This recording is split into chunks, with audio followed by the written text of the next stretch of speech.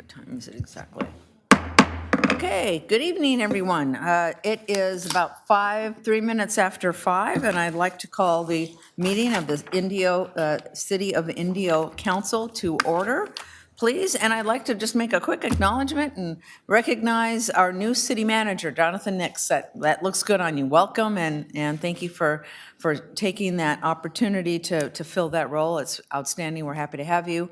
And then we're going to go into roll call, please. Councilmember Miller? Present.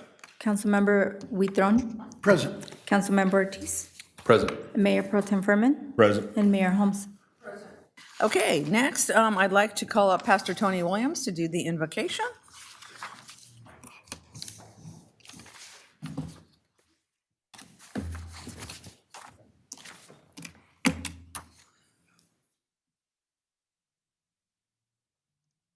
I want to say welcome to our new city manager as well. We'll be praying for you. Let us pray. Dear gracious Lord, we just come before you this warm afternoon, just thanking you, Lord.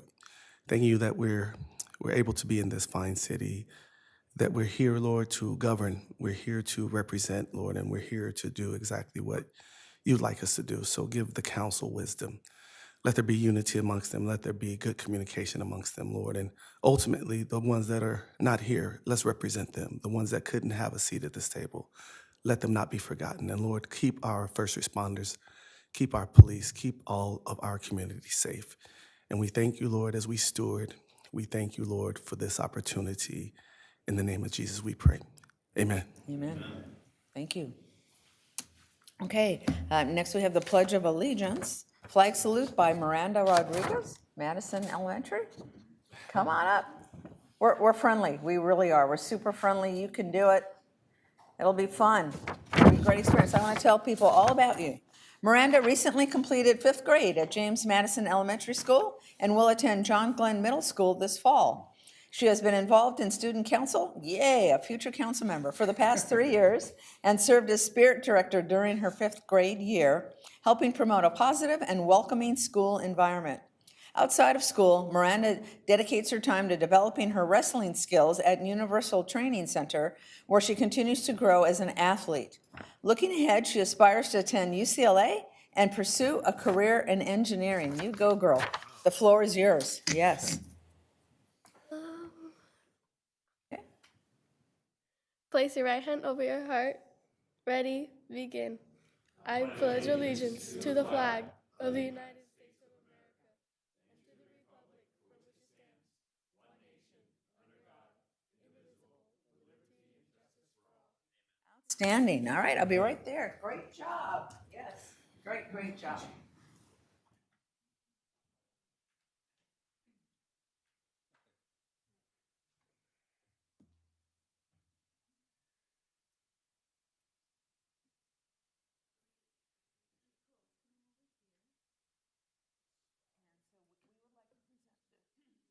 Swag bag to you and backpack, right? Because you're going to need it next year or throughout the summer, depending upon what you're doing.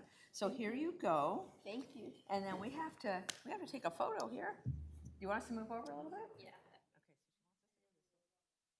Yeah. Okay. Just flip them. I gotcha. Okay.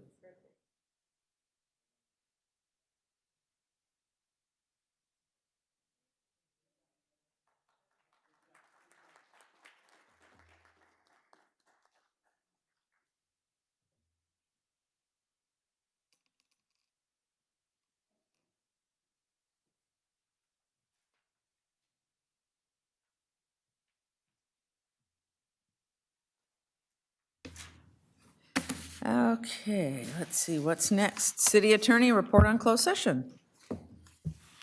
Thank you, Mayor. On the Zenda v. Polo Club Maintenance Association case, the City Council gave direction by consensus.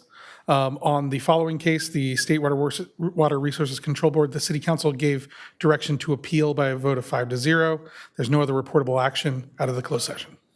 Thank you very much for your report. And the next item looks very interesting. A presentation by Jean Guy Dubé regarding the Southern Pacific Railroad.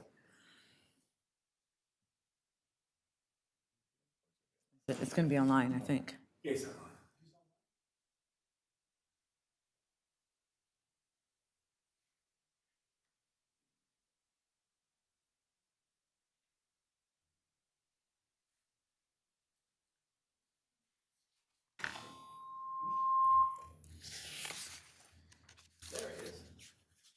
Welcome, hello.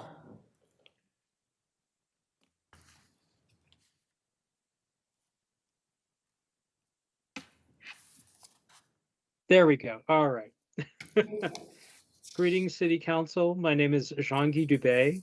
I am a long-term architectural historian, draftsman, and author. I grew up in Indio, California. I moved there with my parents in 1972, and I went through until 1990 when I graduated from Indio High School, went on to UCSB, got degrees in history and the history of art and architecture.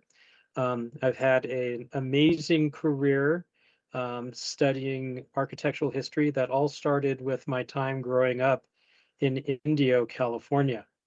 If the IT person can bring up my presentation, I'm pleased to present a kind of like a brief 150-year history of the Southern Pacific Railroad's time in Indio, California. So Indio, as you just know, celebrated 150 years of continuous rail service.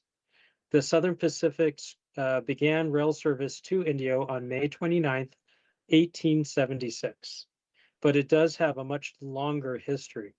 Next slide, please. So advocating for a transcontinental route began as early as 1847. And by 1853, the U.S. War Department was considering a southern transcontinental route that would pass through Southern California, Arizona, New Mexico, Texas. And that was advocated by Secretary of War Davis. There were two early surveys that were conducted through the Coachella Valley. There was the one in 1853, and then there was a second one in 1855. Next slide, please. So the Southern Pacific Railroad was established in around 1871, and it established its railroad yards in Los Angeles, California in 1874. And by that time, it had started construction on its route going towards Yuma, Arizona. Here you see an early station plat map. It's the very first map of what was then Indian Wells, later to be renamed Indio. And these were the existing facilities. It was simply a way station on the Southern Pacific Railroad's main line between Los Angeles and Yuma. You can see here there was a windmill with a water tank, a section house, a Chinese section house, and a cookhouse as well. So there was not a lot of facilities here in Indio at the very beginning. And that was from when the railroad tracks first reached here in 1876. And that continued to be true up until about March of 1881. Next slide, please. So this gives you a really good view of the very first depot that was in Indio, California. It was a temporary station, and as the railroad progressed, it went over and moved this temporary building along with the advancing railroad tracks. It later became the station for Dos Palmas, California, which is down near the Salton Sea. And eventually that building later became the permanent depot for Salton. It was actually moved two different times after that as the Salton sea level rose in 1906. But this is a look at Indio's very first railroad depot. Next slide, please. So by 1881, the Southern Pacific was already starting to expand the railroad yards in Indio. Here you can see an early station map, again from the Southern Pacific Railroad, and the additional track and yards that were being built in Indio. You can still see the original section house, the windmill, the water tank, and the other section station facilities. Section houses were established about every 20 miles, and section gangs that maintained the road in 10-mile increments in each direction. Next slide, please. By 1882, things were happening in Indio. The Southern Pacific was getting very close to completing its transcontinental route through the southern United States. And they decided that Indio was going to be an important station point between Yuma and Los Angeles. They built an engine servicing facility there, or what's called a roundhouse. There was also a coal bin for fuel for the steam locomotives of the era. And as you can see on this map, here is the very first Indio Depot Hotel, which would be considered to be Indio's first permanent structure. By far not the very first, but it was the most prominent building in India. Next slide, please. So here's a look at what those early typical Colorado desert stations looked like. As you can see, this is probably whitewater up on the upper photo. And down below, you actually see the very first rendering of the Indio Depot Hotel in a tourist guide that was published in 1883. Next slide, please. By 1890, the Southern Pacific greatly expanded the railroad yards and facilities at Indio. They were adding more tracks, and they were expanding facilities for servicing the locomotives and housing the railroad workers that were stationed at Indio.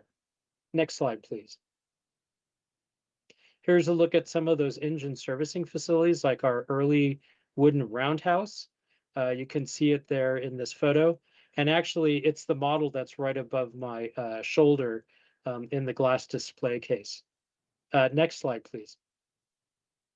And by 1916 or so, the railroad yards had substantially increased, as you can see from these station maps. There was now the employee cottages. There was additional section housing for the workers, and lots of additional buildings for servicing the locomotives and other related facilities.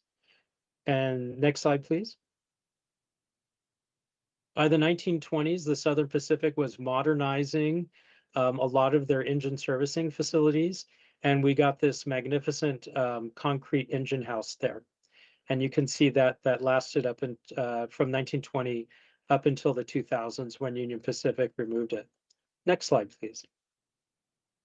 And coinciding with that time date of the 1920s, railroading was the predominant industry in the Coachella Valley until the advent of the automobile and highways.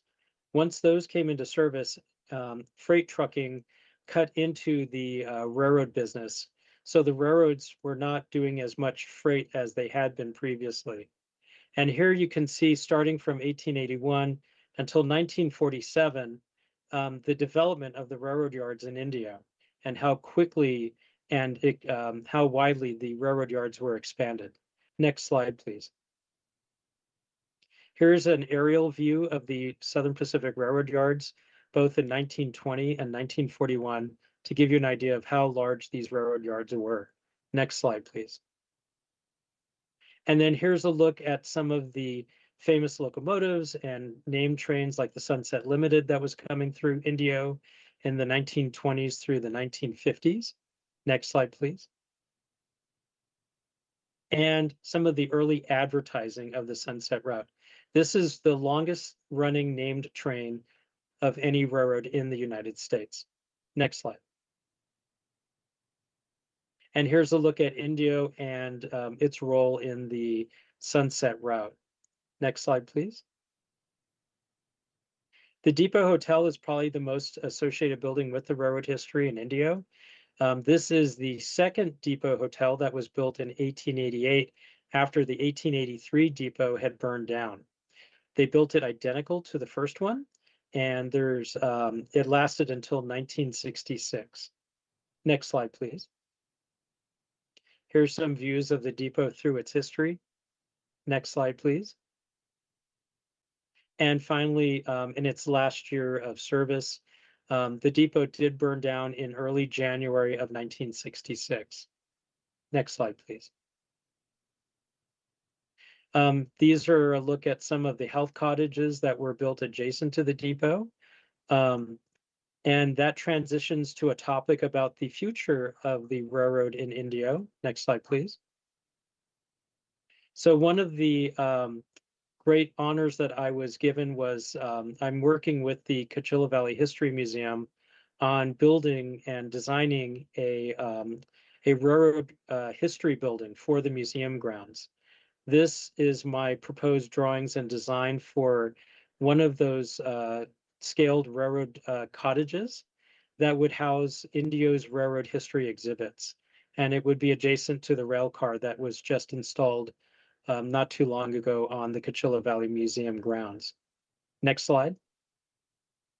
Also, I am a proponent of building a transportation center for Indio. Of course, I felt it should be designed to look like the old Indio depot, but greatly expanded so that it could meet modern transportation needs as well as office space and commercial purposes. So with that, that concludes my presentation on a real brief survey of the railroad history in Indio. And I would be happy to answer any questions that the City Council might have. Thank you. This is absolutely wonderful. I always enjoy seeing the history, our history of rail here in Indio and in the Coachella Valley, but Indio was such a driver. I'm sure everyone has comments. Councilmember Goutron? Hi, Gene. We've met a couple Hey, of Ben, times how's and it talked going? over the years since. Yes. And I appreciate all the good work, and members of council were bragging about you and thought this was important, and it is. A couple of things.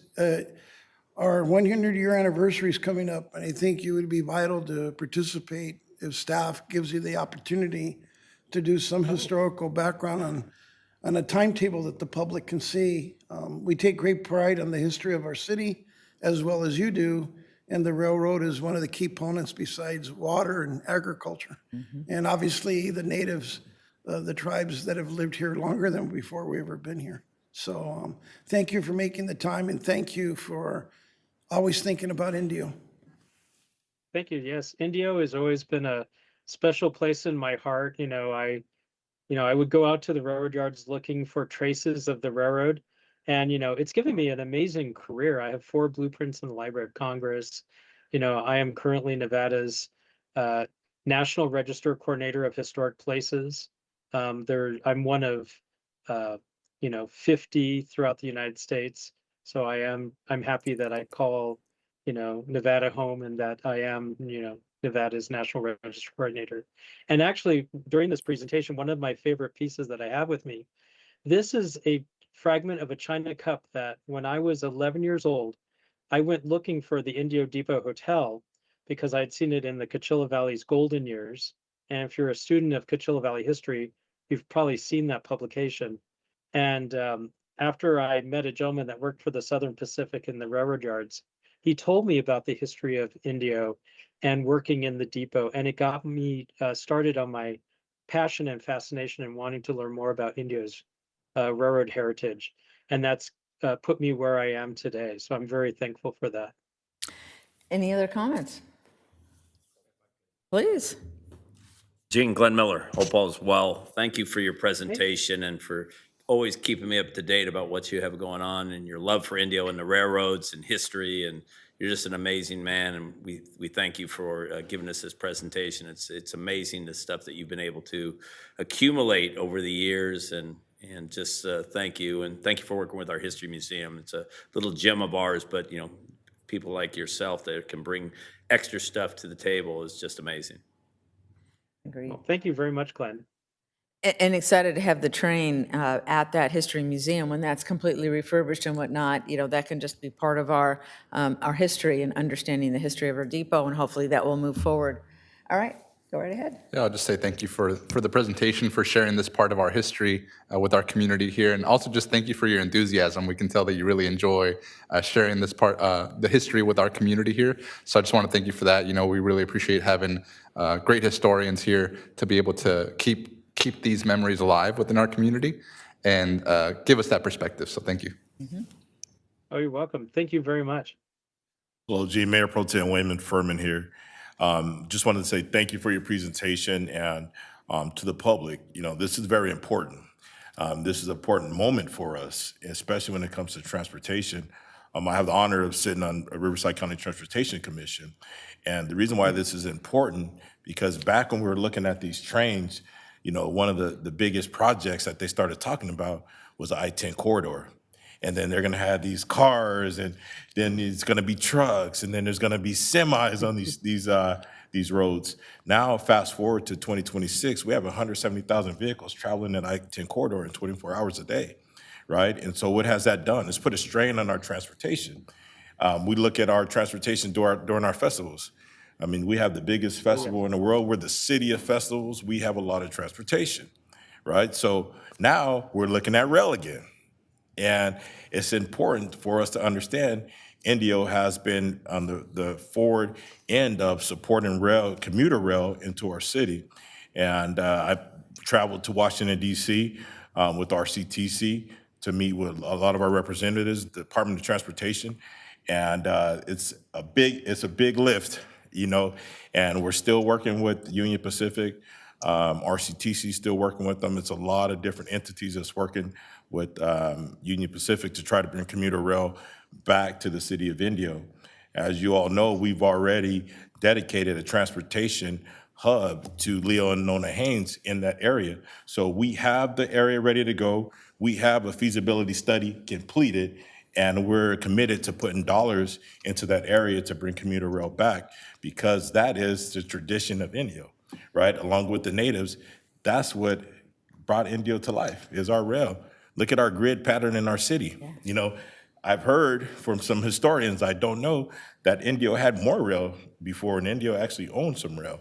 I don't know how true that is, but getting this historical perspective is important so we can look at the future. This kind of reminds me of technology with cell phones, right? We used to have the huge cell phone with the backpack. It's a little bit before my time because I'm younger than some of you. But then we went to the small pocket flip cell phone. Now, we're back to the big smart cell phone, right? And that's the same thing that's happening in transportation. So to get this historical perspective is very important. So thank you for this presentation.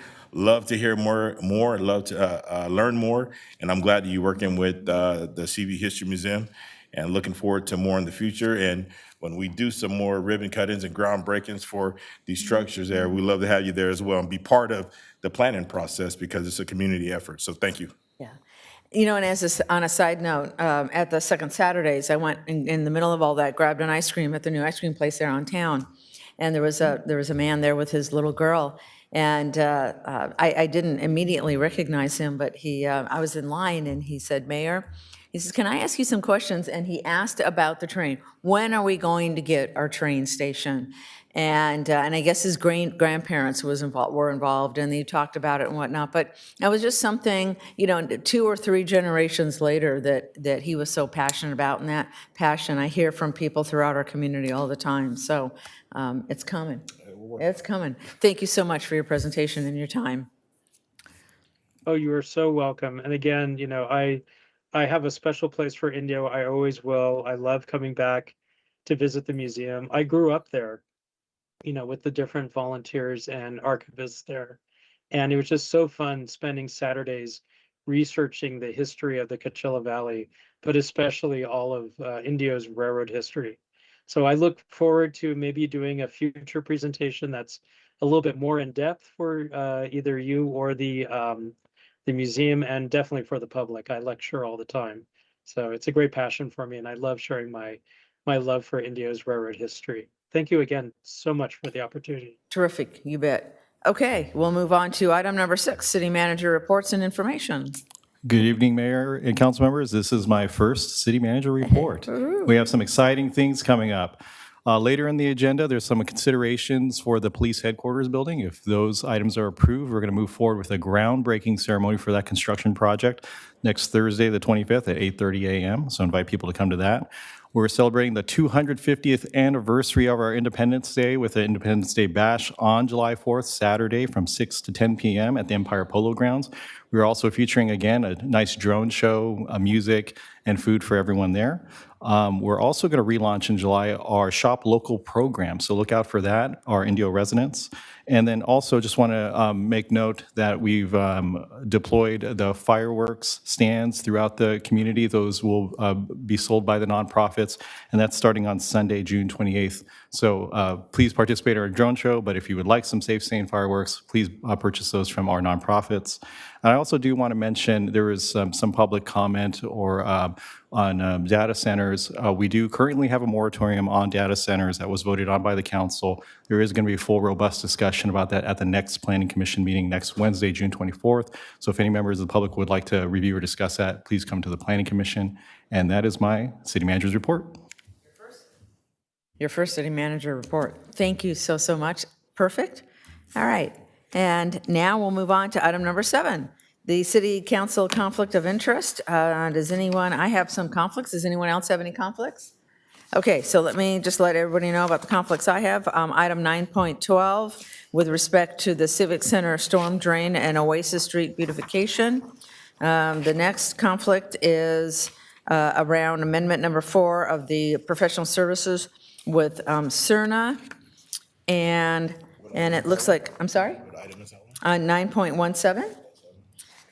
And then lastly, item 9.14, which has to do with the landscape and lighting, specifically the downtown area. And I have these conflicts because I own property in the downtown area and therefore have a financial conflict. And I'm going to defer now to the city attorney to explain when I would need to recuse myself in case of these versus not.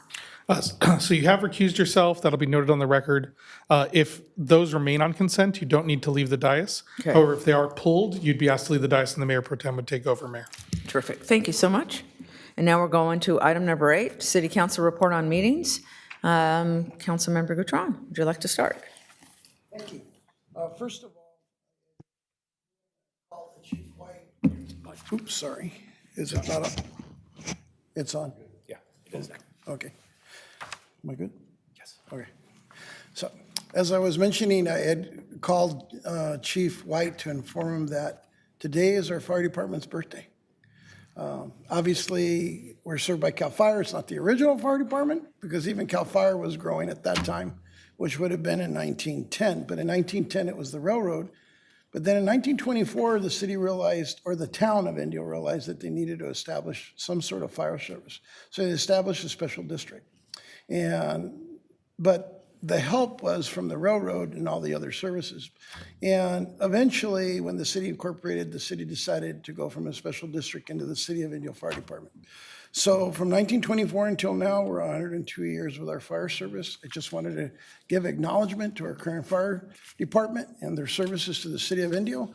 I see that Chief Fish is here joining us, so it's even more important, and he takes the word back to the firefighters of the City of Indio and all the staff and the professional staff and the fire marshal's office and inspectors that we appreciate you, we honor our department. And that was my message for that.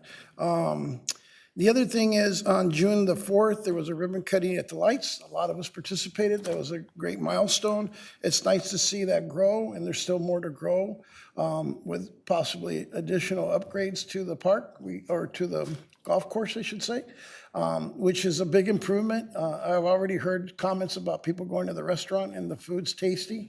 So that was nice to know. They didn't wait for the grill to get greasy. So. But it's nice to know that because it's been a long-awaited opportunity.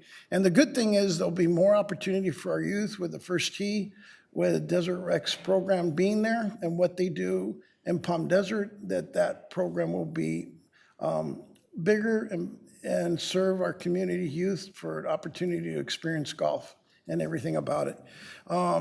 Monday, June 8th, we're at Victoria's 3-year anniversary with the mayor. It's nice to continue to celebrating our downtown businesses and their achievements.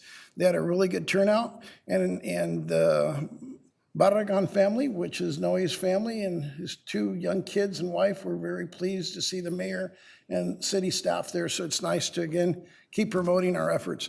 On Thursday, June 11th, our Coachella Valley Community Trust, I was honored that The mayor was there, Mayor Elaine Holmes, and Councilmember Ortiz were able to make it. We obviously still spoke about the Mayor Pro Tem, Mayor Furman, and Councilman Miller, but it was nice because 9 of our youth, specifically all 3 of our high schools, received scholarships. So scholarships are going left and right, and we have many that we are also very thankful. On the 12th, the American Legion, our American Legion Hall in Indio, specifically American Legion Riders, recognized 29 veteran women from Indio and surrounding areas of their service to our country and what efforts that they've made to make a difference. Being soldiers or airmen or the whole 9 yards, their involvement in our military is great, and they make it a point to recognize that. And Councilman Miller was there, and so was Councilman Ortiz. So it's really nice to see those recognitions. Again, it comes from Indio. Sunday, June 14th, the Dr. Carrion Foundation had their scholarship awards. They gave out $365,000 in awards.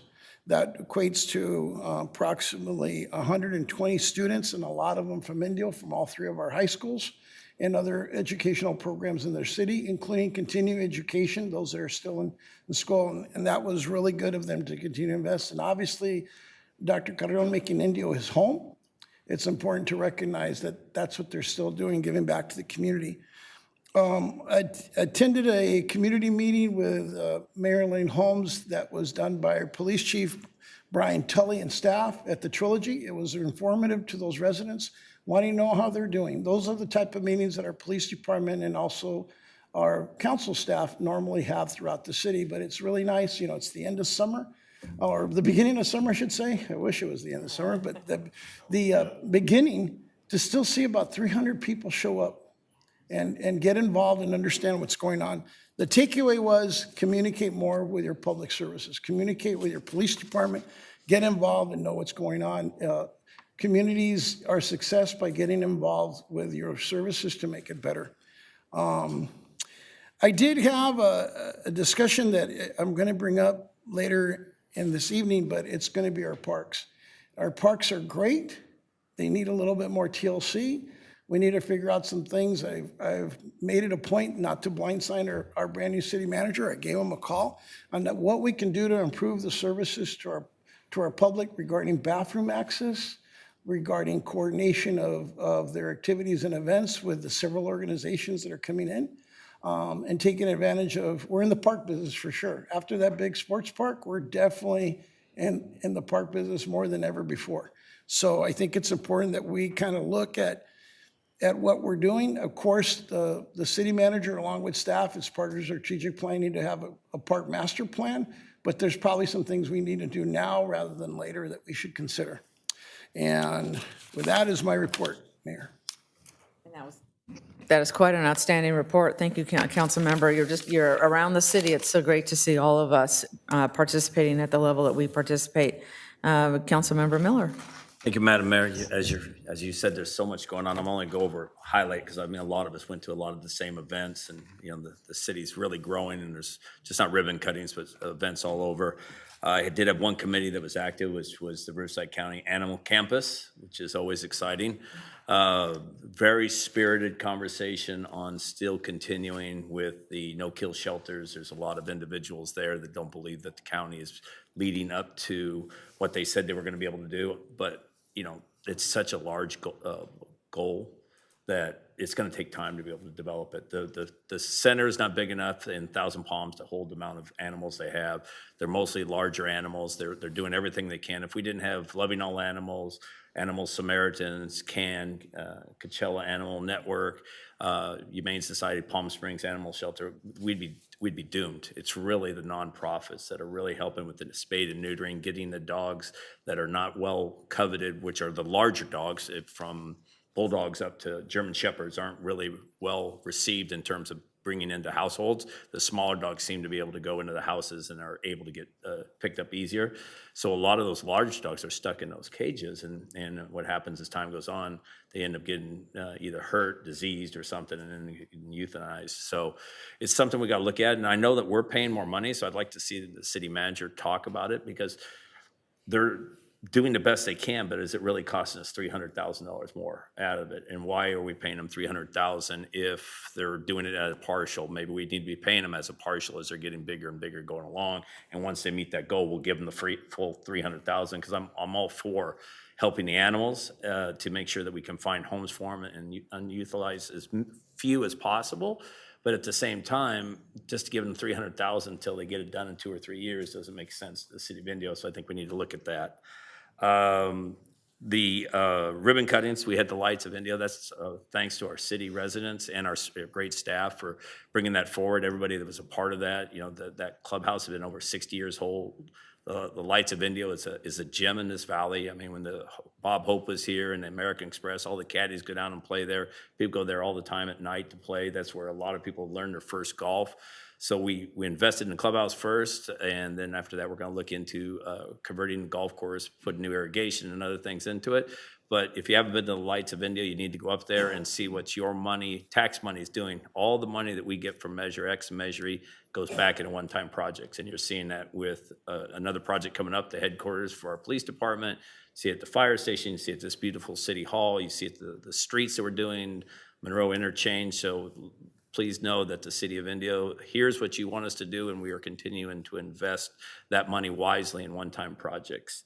And then the ribbon cutting also for the ABC Recovery Center. The state of California granted the ABC Recovery Center $27 million to build a state-of-the-art facility, another 120 beds to be able to bring people off the street, help the city of Indio with its goal of helping people that are in need, either from dependency, from drugs and alcohol, mental health, and part of that is to help get people off the streets, get them in support. Along with the ABC Recovery Center, we always have our support for the Coachella Bay Rescue Mission, Martha's Village, and obviously our great quality of life team that works for our police department that works with them tirelessly to get people to get the help they need. So my hat's off to ABC Recovery Center and the state of California for their investment in Indio. And then the Greater Coachella Valley Chamber of Commerce did their business installation dinner, installation of their board members for the city of Indio. Councilmember Ortiz and I were there. He was able to read the names of our board members. A couple of our residents here, Dr. Frank Curry, the legendary doctor of ours, was named for the Lifetime Achievement Award for his continued work for the city of Indio, many years at JFK and helping on nonprofits and everything, does great work. East Valley Small Business of the Year was The Place, which is in right on Oasis, a beautiful little store if you haven't been into, of multiple different kinds of stores inside of it. And then the large business was the Coachella Valley Behavioral Health, our new behavioral health over by JFK. So they were honored along with the board coming in. And then as Mr. Gutron said, and Mr. Ortiz were with us, honoring our women veterans on National Women's Veterans Day, honoring their service. We had 29 members of different branches, including Marines, of women soldiers that were starting from 1963, and they had served 32 to 35 years. To today, a lot of our residents that we don't hear about very much that are in this military service started in about 2020 to present. So quite a few, about 19 of them. So that's great to see. And then lastly, some good news from Indio High School. I got word from Desert Sand Unified School District that they are going to hire a teacher that has the skill set for FFA and also agriculture to keep the Indio program at Indio High School moving.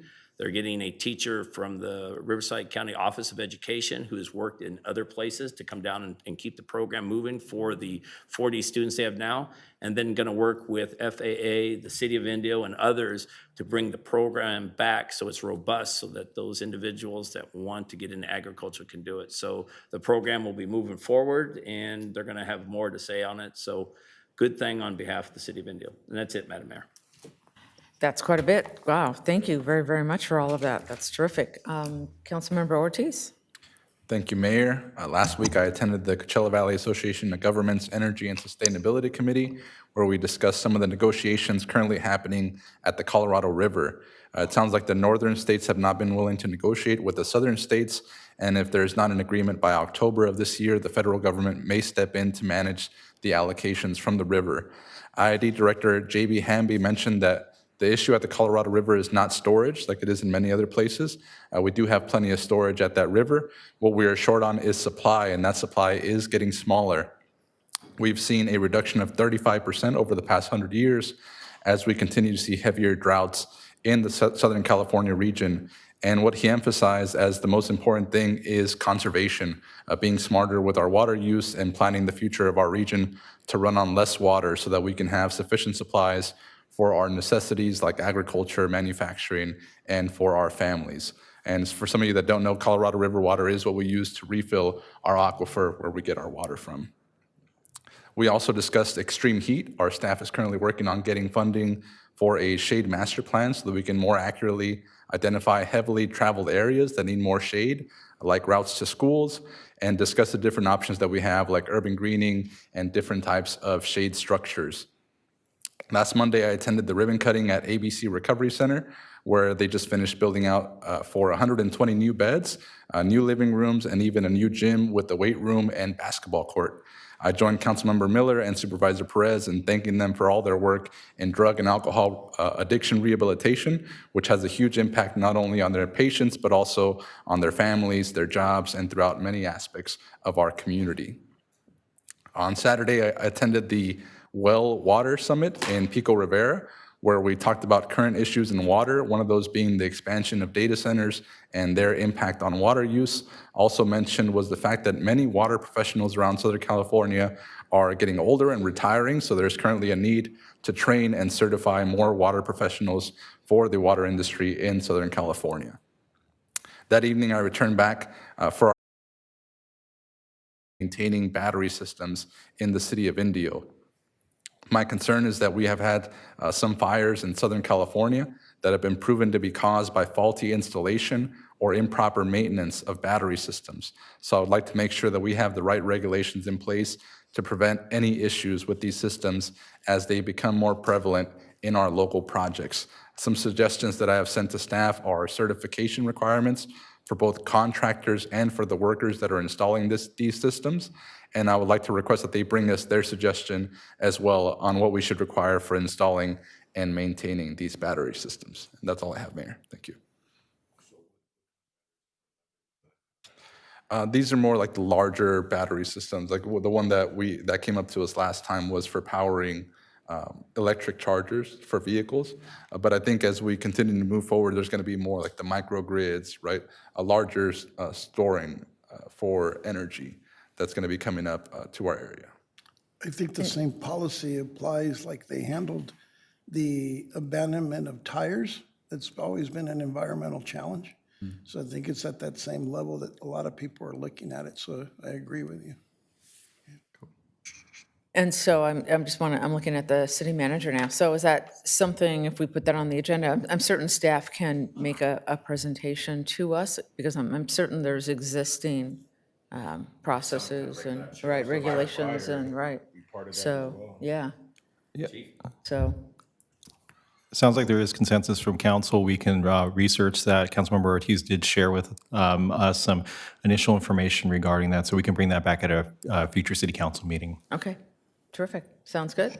Any comments from the chief? Yeah. Yeah, so on that, we do have some technical recommendations. Fire Marshal Matthew Griffith is in the audience tonight as well.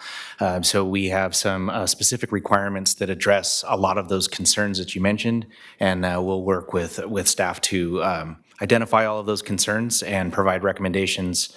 Some are already, again, within the code, and then others will be specific to that planning case. We're already working with the building official, and I'm happy to bring that back. Thank you. Excellent, thank you. All right. Thank you, Councilmember. Mayor Pro Tem. Thank you, Mayor. Good evening.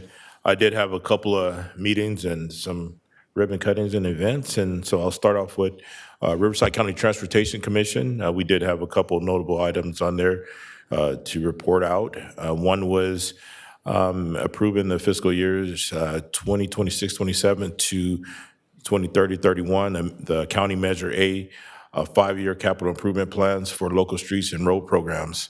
And this is important to the city because we all know that we work with CVAG when it comes to a lot of our big projects. And so part of this measure is you have to have a 5-year capital improvement plan to apply. So CVAG has already met their requirements with capital improvement plans, allowing streets and cities, cities, including Indio, to continue receiving Measure A funding for local street maintenance, repairs, and transportation infrastructure improvements.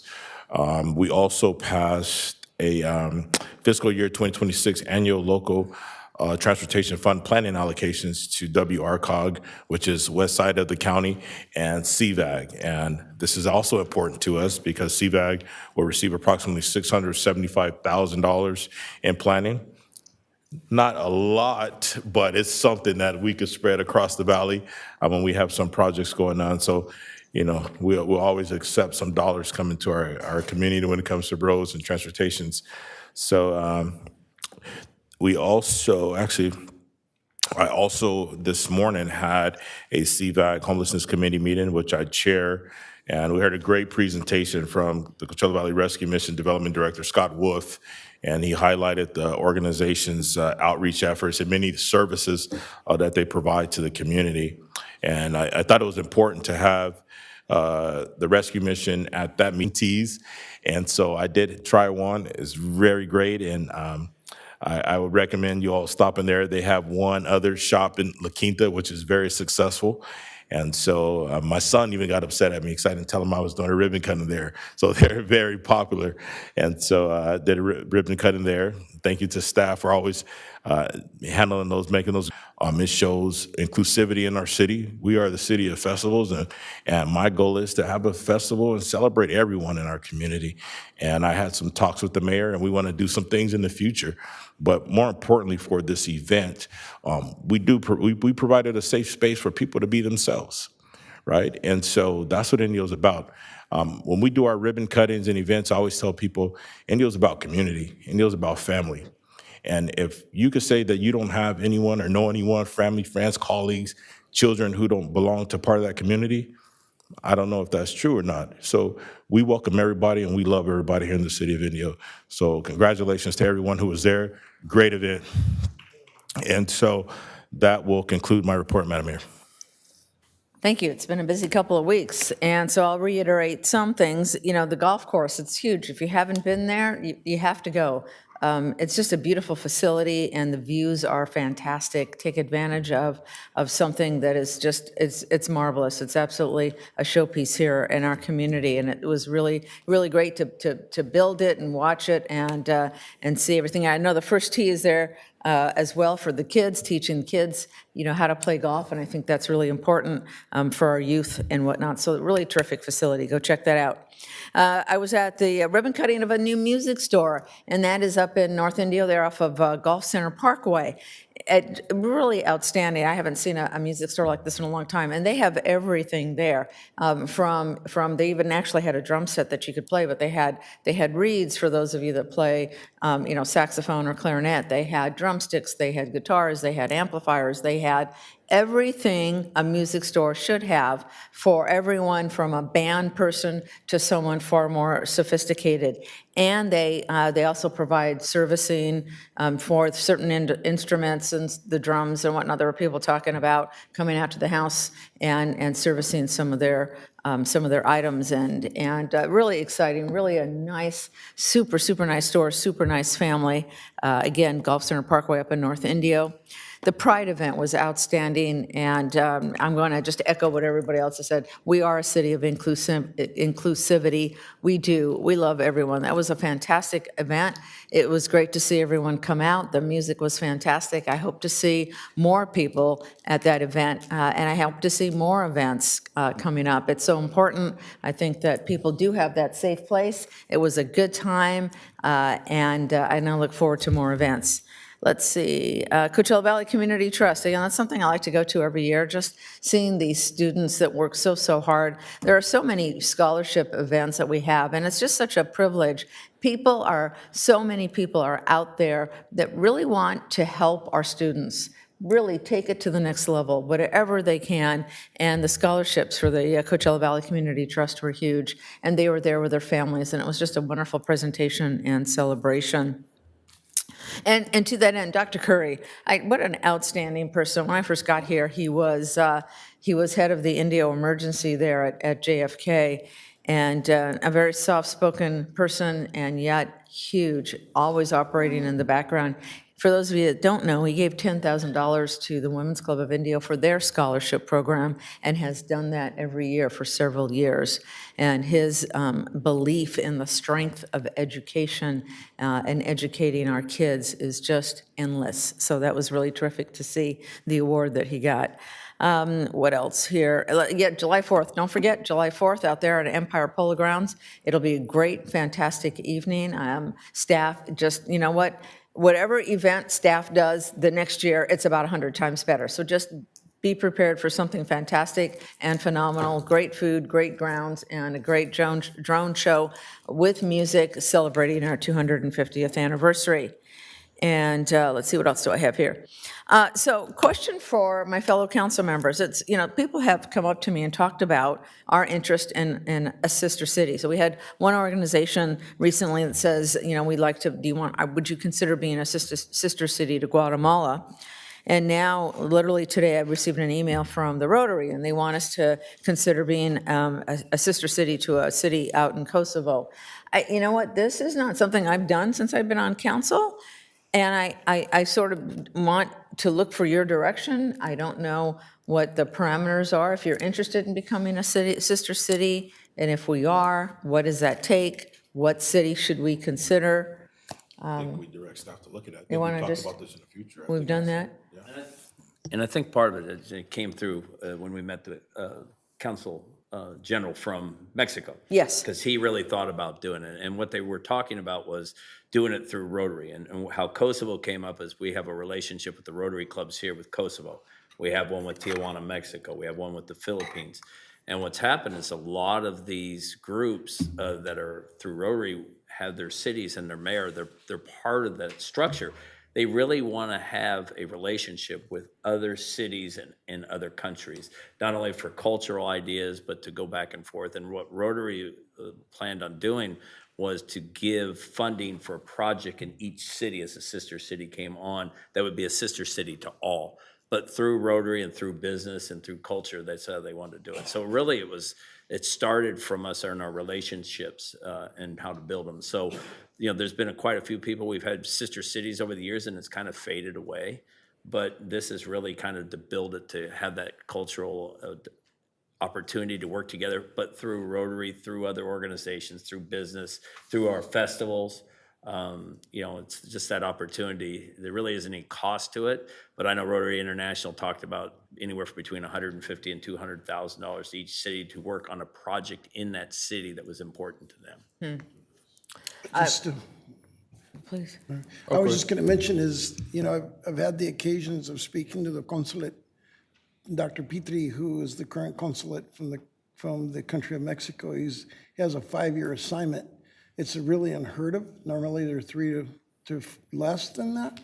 So in his 2 visits, I have had the opportunity to talk to him. It's come up.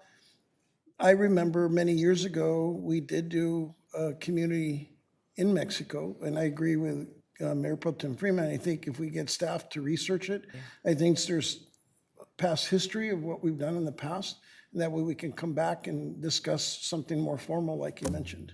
I think so. So it sounds like I have consensus. If we could look at that for a future meeting, yes. I just wanted to add, you know, I think because do we only get to pick one?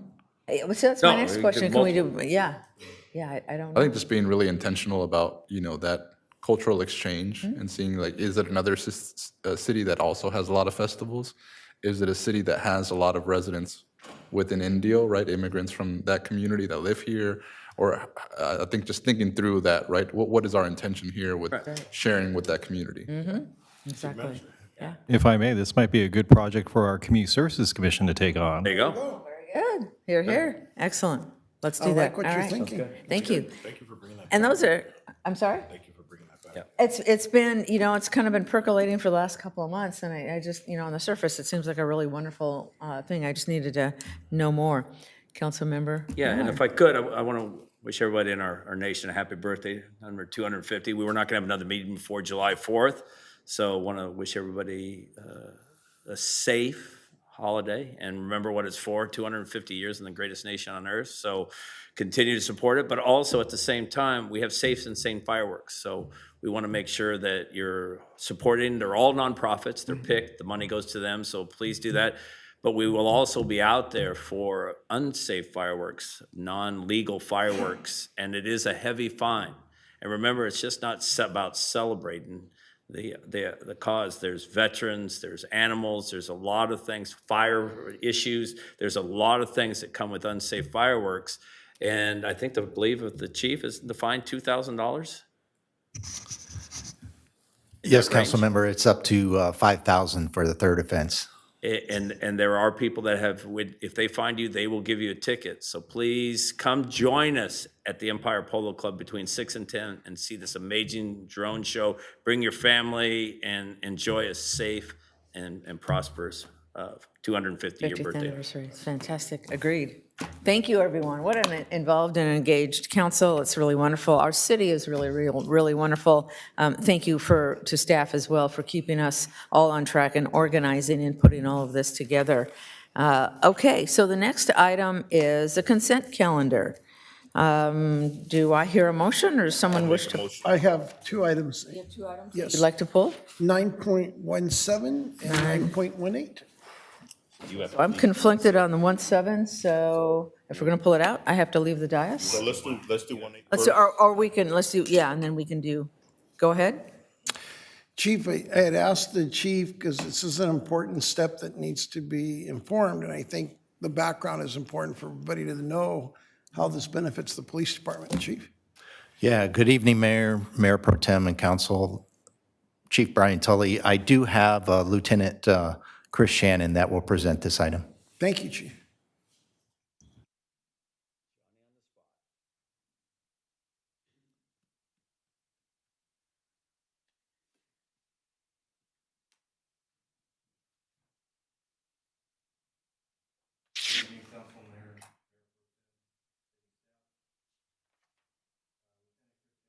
Police Department. So a quick summary, there's a proposed Fourth Amendment to the current contract with Cerna Security. This is 9.18. Nope, 9.17, sir. I'm sorry. We talked about 9.18. You said we're doing 1.8? Yes, sir. Yeah. Okay. Sorry, I heard 1.7. Sorry, That was part of the move. a little confusing.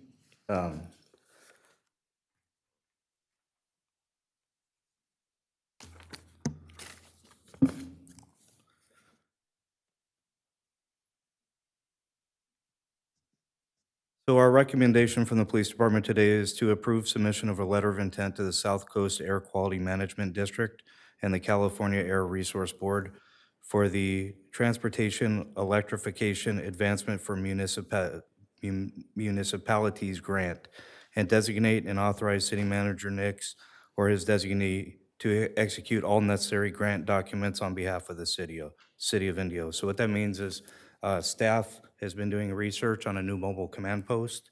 Our current mobile command post was purchased in 1997.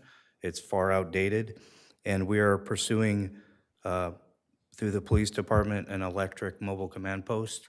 It would be the second from this company in the United States. First one's in Chicago, and what this will do is use electric vehicles for a mobile command post, 250-mile radius. As you guys know, it gets hot, it gets cold, it's never 65 degrees and beautiful when something bad happens. So this will enhance our service delivery to the community. And also when we have functions like National Night Out, the community come and enjoy it as well. I'm open to any questions. The purpose I wanted to point out, because I did the grant when we got the Fleetwood in 1997. At that time, we thought it was the most glorious thing to help us, and it was really to do an outreach because of our community policing efforts, and it served its purpose. It was 16 feet with bathroom set up for a mobile dispatch center, and then meetings when critical things would come up, or just outreach as an office that was mobile. And I think it's important to see that with the grant writing opportunities that all our staff does, this is a piece of equipment that hopefully the residents of Indio get in a way their taxes are invested in the country, in the state, and in the city, that this is going to come back and serve our community. But it also keeps us in mind that when we receive it, and the fire department and everybody's in public safety, we're going to need a place to shelter it. The one bad experience I had with the one that we were fortunate to get on a $190,000 grant from the state in 1997, the biggest challenge is we have to keep it sheltered. And we have to, if we're fortunate to get it, then that would be one of our commitments. And there's just things that we need to be aware of, that we're fortunate to get these things that will benefit the city. And I know we could have just approved it and moved on, but I think it's important that we educate that we're really trying to offset our cost and help our community with any grant that's out there. And this is a big ticket item that is really needed, especially with all the festivals and the events that we have. If we have to temporarily set up something to better serve our community, we'll have it.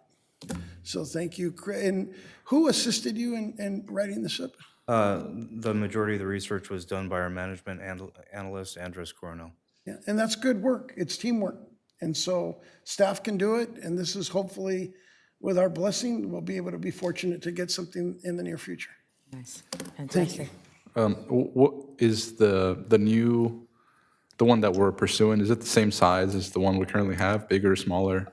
I don't have the measurement, but if you think about a bread truck, it's completely outfitted. The engine's pulled out. It's all electric.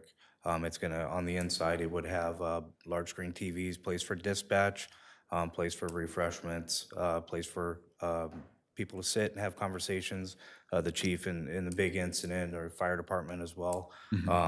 So your typical bread truck, UPS type truck, is about the same size.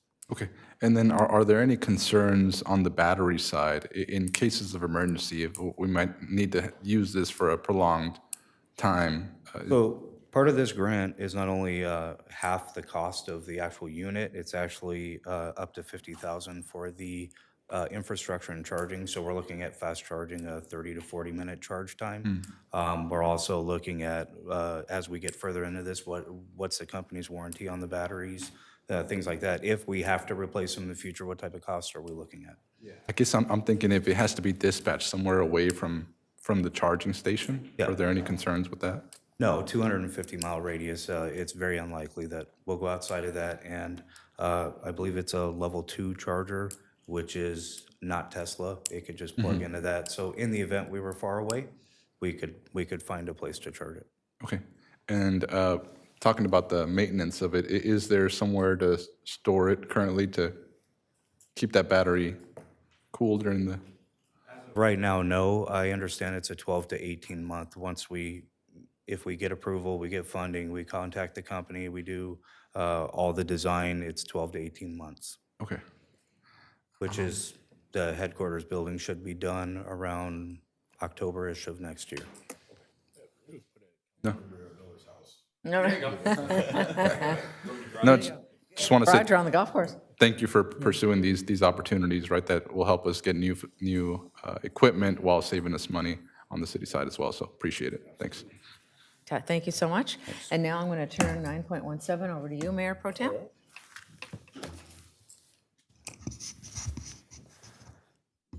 Mayor Pro Tem, Council, I would like to bring Lieutenant Shannon back up for that item as well. Absolutely.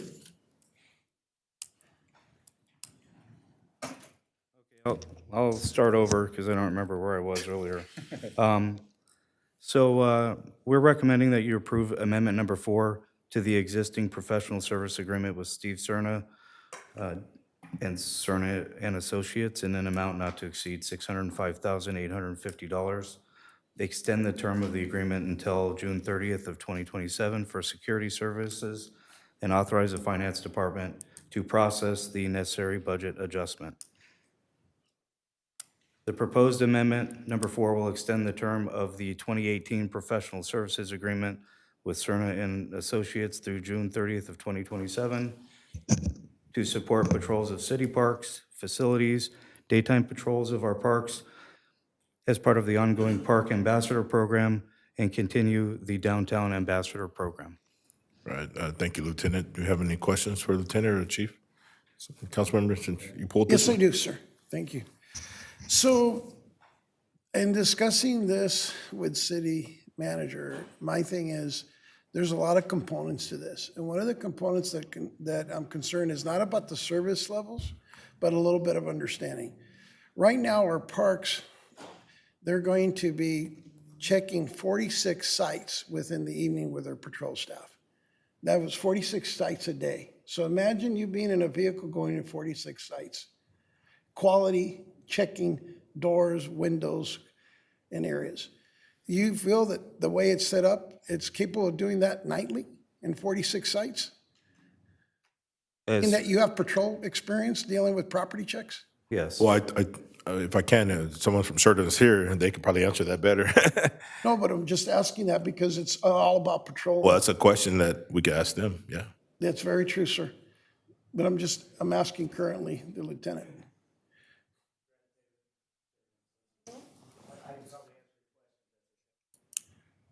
Absolutely.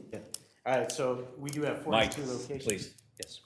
Brad Taylor, Cerner and Associates. So we do have 42 locations on the list, and it's been that way. We've had that from the beginning, and we are able to get to 42 locations. If you consider locations in the geographical clusters of those locations, they're not. You have one stop that has, what, five different places within that one stop. Miles Park being one of those. You have the dog park, you have the preschool, the old schoolhouse, CV Historical Museum. Here at the City Hall, you have the City Hall Library and other components there within that general vicinity. So it's not really 42 stops. It works out to maybe about 20. And then even then, most of your next stops are within a half mile from where you just left. So we have a route design that you're able to get through it in maybe 2 to 3 hours, hitting all stops. But we change the focus based on what timing is needed when. For instance, 10 o'clock, parks close. Where are we at? At the parks, right? We're locking up Davis Field. 6 a.m., we're opening up Davis Field at the parks. During the day, our primary focus is actually the parks to make sure that we're providing safe parks for the community to visit. Okay. And quite frankly, if you've seen what we've done since we've been in the Park Ambassador program, you'd probably see a significant difference. And I guess my question was the adding. So we don't anticipate adding any more after the first year? Are we talking about the Water Authority? Or Well, are no, we that's talking? what I guess that would be one, if that would be added. So what I did was I proposed for the Water Authority. I thought it was pretty much off the table, so I wasn't going to really speak to it today. But I did incorporate a method that would work to where we have a dedicated officer overnight, 10 p.m. to 6 a.m., that would be dedicated to the water facilities. Gotcha. Additionally, with the water facilities infrastructure, many of those components are within the existing parks that we're patrolling. So it's just an extra gate to check, extra area to check. And adjacent to those parks are a lot of the water, I believe, what is the water tank? Right there, same stop, eyes on the entire facility. So once we get the full water facility list, then I can devise timing of such within route to hit all those, but dedicate one officer to the additional, probably 10 p.m. to 6 a.m. being at a slightly lower cost than was initially proposed. And then outside of those hours, so at 2:30 p.m., when we do want the water facilities to be observed, we would add those too. But again, our route goes based on timing and focus, where our timing needs to be directed. So, and then of course, depending on what brings us outside of that. If we have an issue at one property, we're there more so. So yeah, absolutely, I understand the thinking that it's pretty heavy, because it is, but it's not. And when you break it down into clusters of locations within one general stop. So for clarification, because you mentioned the water, Yeah. that was only pertaining to this. Oh, my City manager, that's something that would be looked at later down the road? Yes, Councilmember Gutron, one of the reasons why we're proposing this amendment is we had like 3 separate contracts with Cerner. They do provide good service. They're here locally. But we have those 3 different components of the Downtown Ambassador General Patrol Services and the Park Ambassador, which we implemented about a year ago. So we wanted to do this amendment to kind of consolidate it into one contractor under the police department, so there's that consistent service, but also give us some time. That's why it's only a one-year amendment to really evaluate how it's going with the Park Service now that they've done it for a year, and also look at some of your concerns about how's that patrol going, what are they doing, what are we asking them to do as far as checking the facilities and checking the parks. And we're also looking at doing a new request for proposal now that we're consolidating them all together. And based on that request, getting a new proposal from CERNA, maybe a few others, and then bringing a new contract to the council before the end of the calendar year. So let me ask you this, when's the last time we've done how long have you been doing the service? I think we're referencing current agreement of 2018. It may have been prior to that they were doing. Yeah, I started in 2021, sir. We've been doing it since then. So. Well, to answer your question, it was 2018. Yeah. Prior to that, it was a different service. It was for a trial period, and then we went dry. Right. The police department needed for the assistance. It's not that I'm questioning you can or cannot, but those are the comments that have been coming to me. Right. And it needs to be Understood, flushed sir. out. Yeah. Because it's a pretty big ticket item. Yeah. And obviously going out to bid is another big ticket item. I feel that it should be done within 6 months, not a year. Because you have to realize, people are constantly calling, and they have, and that's been the tip. People feel that nothing together gets done. I know better because there has to be that communication. So that's the whole reason I said, well, I'm gonna have to bring it out. That's why I'm doing it. And that there's no other agenda. We have many other vendors that provide your service in the city. Everybody has their full amount. But after 2018, there's been a lot of change. So I feel that if you're acknowledging, the city manager acknowledging we need to go out to bid, I don't think it should be a year. I think it should be within the next 6 months because of the circumstances. And you're adding, there's also needs to be more clarity for the public to know why do we have an ambassador program? Because they're more focused into the downtown area. Right. The other part of that component is the third item, which you mentioned, that eventually it could be the water authority. The chief is to manage this, or he did not manage all of this before. The police department came forward to coming up with the idea of policing areas that we didn't have the staffing to cover it. Right. That's why it was done for a three-month trial period before under city manager Dan Martinez.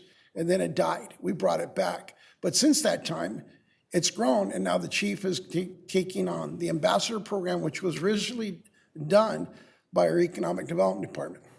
That's right. And then from there, it grew because we needed a need at the parks. It's a big animal.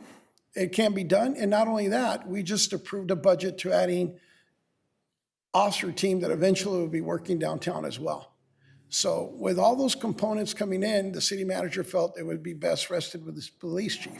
The chief is coming to clean house on it. So I want people to understand that because those are the things that are getting questioned. I just feel that we should not wait for 12 months.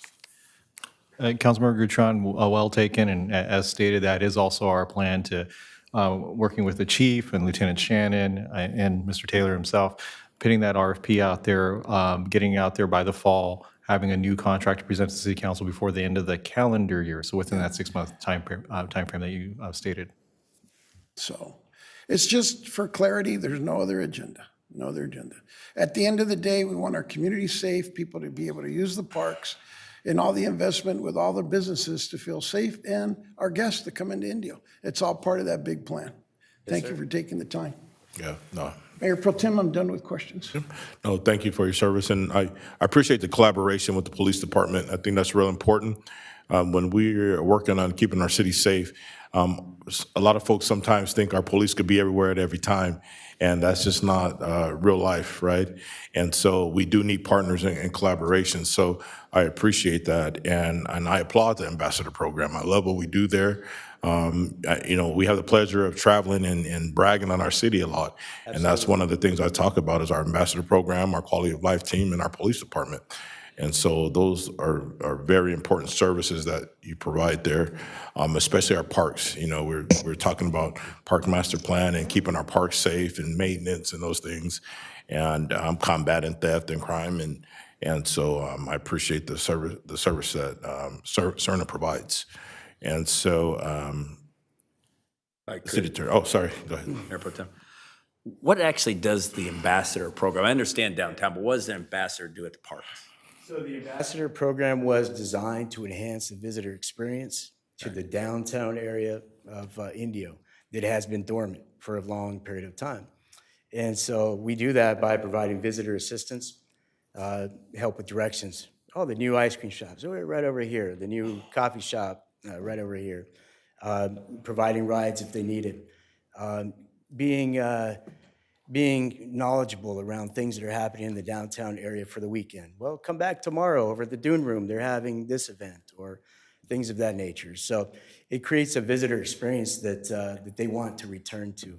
And the that's parks, what we're doing. You're doing an ambassador program. What would the parks ambassador be, considering you're not going to be out there on a continual basis? Really, and I agree with Mr. Gatron on 46 sites. It might be one area, but there's still 46 buildings. And if you're doing your job, you got to go around, check the doors, make sure everything else. As you know, we've had an intruder in here one time. Right. We've had other issues. Yes, So sir. it's not just, one site. You still have to go around and check the building. One stop. Yeah, Right. 5 different So you got times. that part of it. So what does the ambassador in a park do, parks. considering you're not there on a continual basis? And what time do you go So- there? What time do you stop? And that's important. So the time frame is what is the big difference. So you have the same 42 locations in geographical clusters, though, of 5 Right. each, 2 each, 4 each, whatnot. The 6 a.m. to 6 p.m. program is the Park Ambassador Program. We're making sure that the parks are, and that was the added time frame. The original, by the way, was 6 p.m. to 6 a.m. And so we added the day part to ensure that the parks are safe for regular park goers. So we ensure that park-like activities are happening in the parks. If there's not park-like activities, then we will inquire about the nature of their visit to the park. Also, there's a set of rules at every park right up front. No smoking, no this, no that. So we'll make sure that those things are being followed. If the rules aren't followed, we'll take care of them best we can. We'll involve the police department, whatever we need to escalate. So, I mean, I can say that we've gone as far as, removing people that are, living there and or sleeping there. I can say that, unfortunately, overdose and drug use is a big thing in the parks there with the transient community. And we help with that as well. In fact, have, unfortunately, as it may be, saved lives. Okay. And then what's your obligation once you're in the park? Do you have any other responsibilities? Do you open, close things? Yes, we do lockups and unlocks, restrooms, if they are not locked by the cleaning company that is there. And we do come across them where we need to. We also open up certain gates. Davis Field, we want it open to the public and community regularly, around the clock, so we'll make sure it's open in the morning, locked at night. Okay, thank you. And at the same time, walk the park and make sure that it's clear. Appreciate it. Yeah. See, Manager, I think where Mr. Gatron's going, I think is actually right. I mean, it seems like this, I know we're going to do a master park program and that. It seems like a lot of the stuff they're doing really needs to be done by a different organization, in my personal opinion. The restrooms should be open past 6 o'clock. I mean, it'd be like if we hosted at our center stage and we had people there past 6 o'clock, would we lock the restrooms if they were there? The answer is no. The same with the parks. I think we really need to have somebody that's there and cleaning them and go back and forth. But the programs that he has is expanding. I think it's beyond the scope of what it was originally for, and I think it needs to go out to bid. I think it's pertinent, and it's, I think, Cal City's thoughts too, every 3 to 5 years that we go out for a contract bid. And when it changes this much, I think it behooves us to make sure that we're spending our money right and that we're getting the best deal, because maybe somebody didn't want to put in for it because before maybe it was too small, wasn't their expertise. But now that this thing's growing and growing, just to keep giving it to the other individuals, and not that you're not doing a good job, sir. Please don't take it the wrong way. I really do think as we continue to do this, we really need to start thinking at these, if we're going to go in these changes. Temporarily, yes. After that, I think we really need to go into doing a bid on what they are to be able to go out. At least if it's 3 to 5 years. In the first couple of years, I see that. But I mean, the scope of open bathrooms, closing bathrooms, do stuff, part of our security, but really should be part of an organization that has to do with the parks, and they should be doing the stuff that has to do with public safety in the area. So I agree with that, Council Member Miller. And again, that's why we're doing just a 1-year extension, consolidating the agreement to make it maybe more of economies of scale for other purposes of proposals. And once we get those, we'll bring those back in a few months. And as you finish up that contract and you take things away, then we will be looking to address that with either our staff or another staff to be doing stuff. I mean, That is definitely one thing we're going to explore. As mentioned, we're about 1 year into this Park Ambassador program. We were using Desert Recreation District. They did it for a year. We tried this route. So that's another thing that why we want to do this amendment, to give us time to look at that component as well. If it does belong within a security contract, or if there's another way that we can do it. okay, thank you. And we'll talk later on the restroom part of it, because, you know, I just don't think it's appropriate to have restrooms closed when there's people in parks. Yeah, and actually, I wanted to touch on that part. I think, you know, before we go into the RFP, I know that's going to be a little while, but in the meantime, I think we need to figure that issue out of keeping the restrooms open past 6 o'clock, maybe towards 9 o'clock. If they close at 10, they should close at 10. Yeah, and, you know, maybe providing some adjustments to this contract in the near future to be able to schedule that out here. Right. Mr. Withron? Yeah, Mark. Waiting for acknowledgement. Thank you, Mayor Pro Tem. I think that's where I was kind of heading. I wanted to know what they're doing officially, because there seems to be a lot of confusion with some of our residents. So I've been at the sports park, I've been at South Jackson Park at Davis Field, because I had a granddaughter playing. Then I was over there at Miles Park, and the bathrooms are closed at 6 p.m. So at the sports park at 6 p.m., we had adults playing baseball, people walking their dogs, kids out there playing. And I mentioned it to the city manager. So the city manager is aware of this. He's working on it. But I think that our public, we're doing a great job. I think it was an oversight. I think we really need to open them. If security's opening them, that's one thing. But the ambassador part that the public had a year ago that we did away with is they were looking at that nice person with a nice shirt, with a baseball cap saying, I'm so-and-so, and how can I help you? It's all public relations and people wanting to show up and having that TLC. That image could either be in-house, or if we go back to DRD, whatever it is we need those ambassadors, or we need really those park attendees like they have in Palm Desert, like they have in La Quinta, like they have in Coachella. They're building relationships and building community to come up to, hey, they're playing baseball today. We all know that at 5 o'clock in Indio, people are rushing home to pick up their kids to be there by 5:30 or 6. And then the bathrooms are closed, or certain fences are not open. Security might not know that, but those other staff, if they live and breathe that, you know, Patton Park, North Jackson Park, Miles Park, and now the sports park and Davis Field, those are the 5 most active, interactive activities by traveling teams that live in the city, or our organizations like Indio Baseball or AYSO. They need to see that person. And I know the city manager knows that because he has that background, but we're funneling funds right now that maybe we should be either looking at a way to take care of that now, because right now people are playing out there right now and the bathrooms are closed. Yeah. Yes, sir. Go ahead. And I was going to add to that. We just changed the signs. We can lock up at 10. We're here at 10. I mean, we're there at those parks, you know, the 6 p.m. to 6 a.m. and 6 a.m. to 6 p.m. We'll do the same.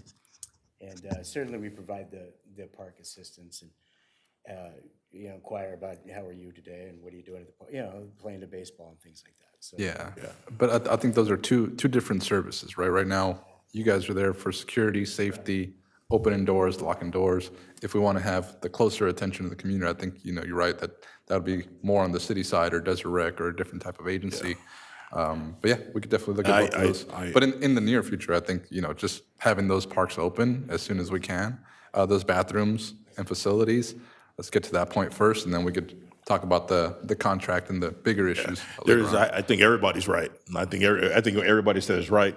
And what I think the challenge has been is the communication with the leagues, the parents, and the services that are needed, and when those restrooms need to be open. We might have restrooms open at Patton Park, or may not need to be open at Patton Park, but may need to be open somewhere else. Or certain times, there are certain challenges in certain areas where they may need to be locked up sometimes. But if you could we have a point of contact of, hey, we got a tournament Saturday at 6 o'clock. We make sure those restrooms are open. That's a internal issue. That's not a service issue. So in the meantime, what this allows us to do is work with Desert Rec on programming the parks. We were with Desert Rec before an ambassador program. We went to CERNA. So what this allows us to do this time is to work inside with our master parks program we're working on to figure out what these challenges are and the solutions for how we can get them fixed. So I think, you know, thank you for coming up. I think we all made some good points. I think we have some good items to look at. And so, City Attorney, do we want to pass this item first and then bring the mayor? How do we want to do that? Yes, Mayor Pro Tem, since the mayor had declared a conflict on 9/12, 9/14, and 9/17, my recommendation would be to take a vote on those three together and then ask the mayor to come back out for the vote on the full rest of the consent calendar. Yes, so I will do that. I'll entertain a motion on 9.12, 9.14, and 9.17. So Make that motion. That on 9, on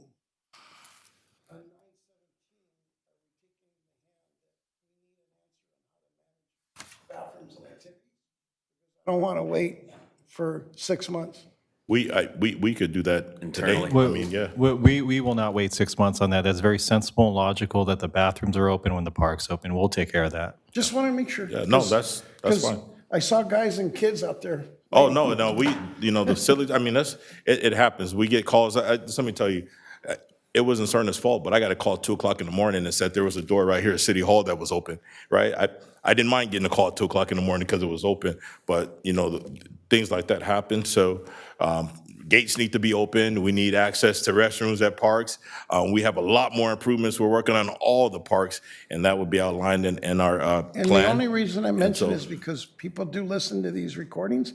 They know that we made it a concern. Yeah, and we Okay. all have children that play in them and family and friends, so we all want the best, and I think we're working towards that. So we do have a motion by Councilmember Miller. I have a second by Councilmember Ortiz. Could I get a roll call vote, please? Or actually, are we doing a vote here? Or we just do all in favor? Yes. Yes. Any abstentions? Any nays? Motion carries. All right, so Thank you, let's Mayor call Pro the Tem. mayor back in. She's got good ears.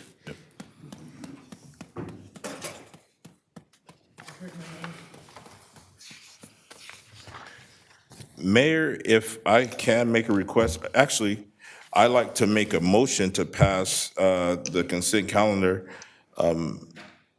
as is, except for 9/12, 9/14, 9/17. Second that. Okay, I have a motion by Mayor Pro Tem, a second by Councilmember Miller. Let's go ahead and vote. If I can get there. All right.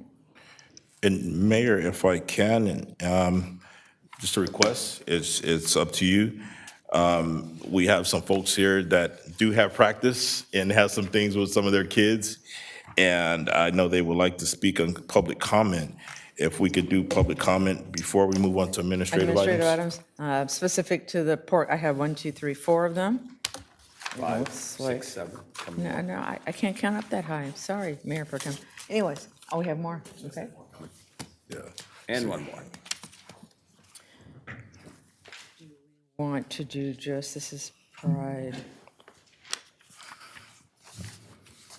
Oh, we got more. Well,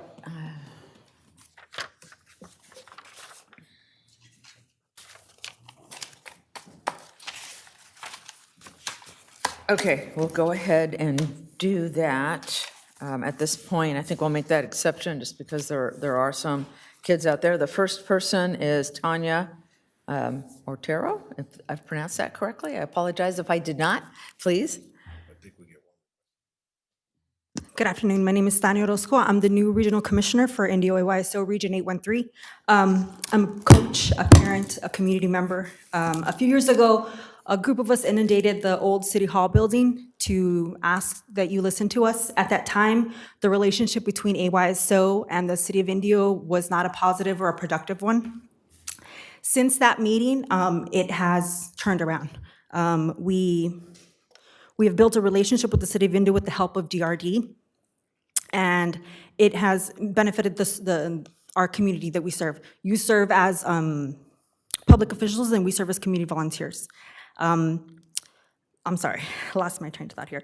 What brings us here today is not only to take this opportunity to formally thank you for your support over these past years. More recently, our competitive soccer program received a grant from the City Community Grants Program. Today, we'd like to share some information that you're likely unaware of. Because of our relationship with the city, our recreational program has grown beyond what was originally intended. We have expanded and now offer a playground division for preschool-age children where little ones learn foundational skills. Our EPIC program that stands for Everyone Plays in Our Community serves individuals with disabilities ages 5 to 9. That program's especially important to me because I founded it for my daughter. We started with 3 players, we now have over 30, and it runs at zero cost to our parents. There is also our competitive divisions program that's Indio Alliance Football Academy. When our 2009 girls club team won state cup, the only thing that everyone talked about was that a bunch of AYSO girls from India won state cup. We've done that twice now.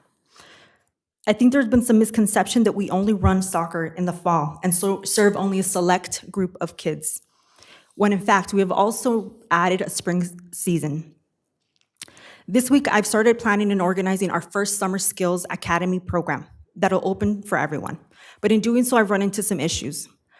Field reservations are not yet open, uncertainty about how authorization for that will run, and who's given priority over what, and rumors of outside club teams being given use of South Jackson over the summer. Now listen, I'm here to talk about facts and numbers, not rumors. The facts are that big name club teams are moving forward and building their pyramid scheme soccer clubs on the backs of innocent and hardworking families, charging $2,000, $4,000 per year per player, where we charge $375 for our competitive teams. We're able to afford to provide that because of our relationship with the city. The more important point is that the costs are kept down for all of our programs because of this relationship. The last fact that I'd like to share with you is that the goals at South Jackson are property of AYSO. Yes, the city split some costs with us, but we own about 90% of those. We also own the goals at Miles Park. I do have a few invoices for that. Our volunteers have provided their own transportation and volunteered hours to assemble goals at both parks. If the city plans to rent out South Jackson, let it be clear that use of the equipment is 100% off limits. I think it would tarnish the relationship we have built if we are kept out of important conversations when it comes to any soccer fields that we have volunteered our time to. It would be a coward slap on the face to allow clubs and other teams that are from Palm Desert or Coachella or anywhere else to come and use the fields that we've worked so diligently with you to create and look like they do now.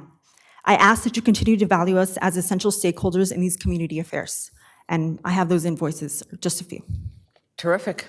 Thank you. Thank you. And phenomenal. I appreciate that very, very much. And City Manager, I guess we'll look into some of that and get some of that information. Thank you for your time. Thank you for speaking. The next person is Felipe Cano.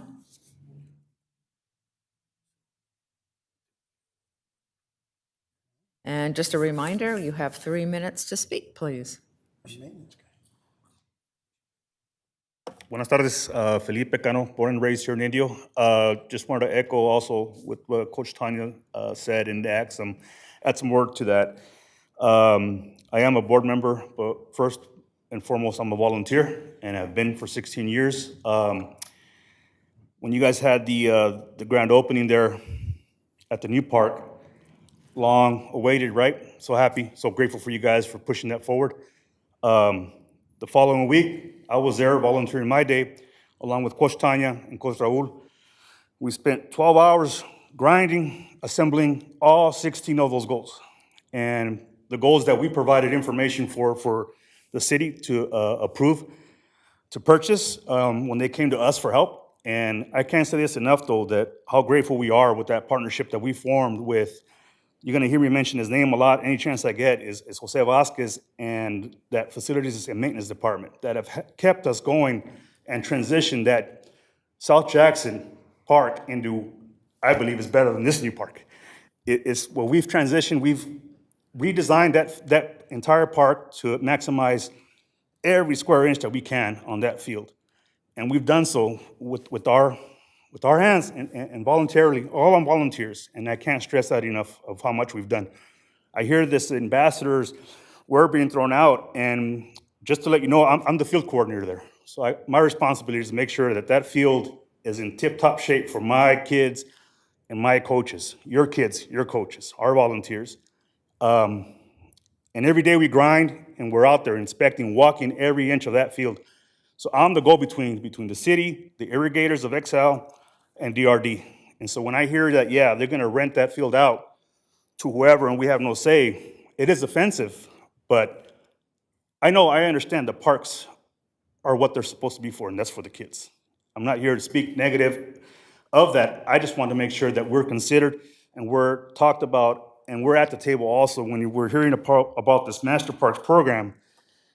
Is who better than the ones that have been servicing these parks ourselves? We're running this league. This is your league. This is the AYSO League of Indio, who are representing out there when we come out in our select seasons and during tournaments. Is we're sought after. Other areas look and come to us and ask if we want to participate in their tournaments because they know what we bring. City of Indio and our kids have always represented. The level of soccer has always been great here. And now that we see these parks and the availability and the growing, we're anticipating our biggest numbers because of what we have now with the World Cup in our state, right? And so soccer is going to be exciting, and it is exciting now. So we anticipate our biggest turnout coming up in the fall, and we want to make sure we're ready for it and prepared for it. We thank you for your help, and we appreciate the partnership you guys have given us. Thank you. Thank you very, very much for speaking. Next one, Jose Serrano.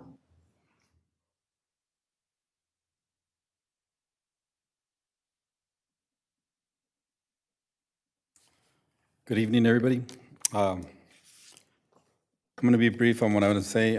First, I wanted to, thank you again, echo what they were saying, for all the partnership. Really, those grants that, you guys have available for the community have really played a major role in helping our needy families get access to these programs. So we appreciate it. And we recently did, for our league, we did a needs assessment for our league. And we got a lot of information out of all the stakeholders, including community, coaches, parents, and all the stakeholders that are involved in our league.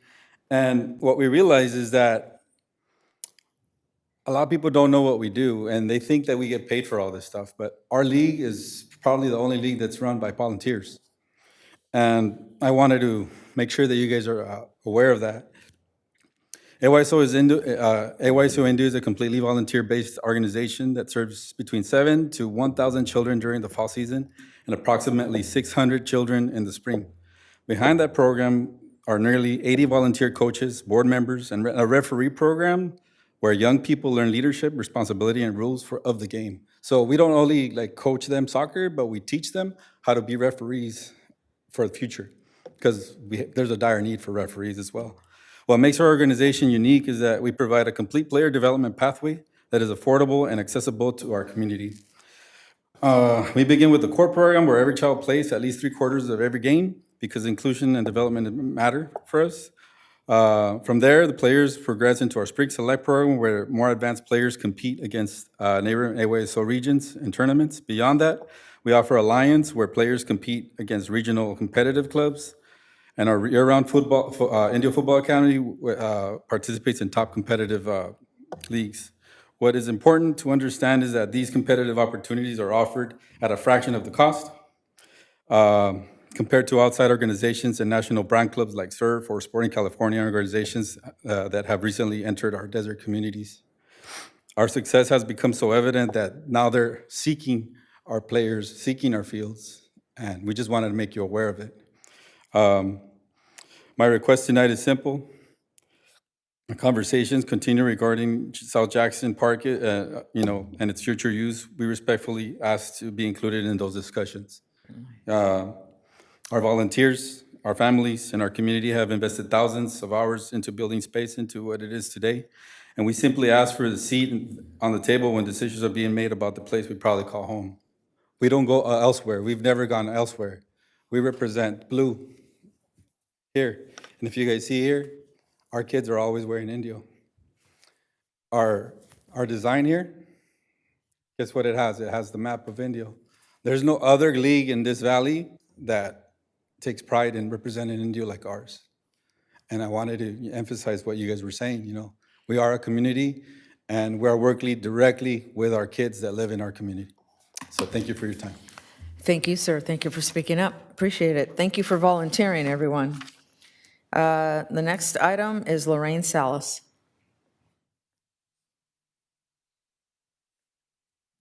Actually, I skipped one. Good afternoon, council members and residents of the city of Indio. I just wanted to take the time to congratulate all of you for the first inaugural Pride event in the city of Indio. It was such an historic and memorable event. And it happened because all of the inclusive mindset, organizers and city council members have in ensuring that there is a safe space for the LGBTQ community.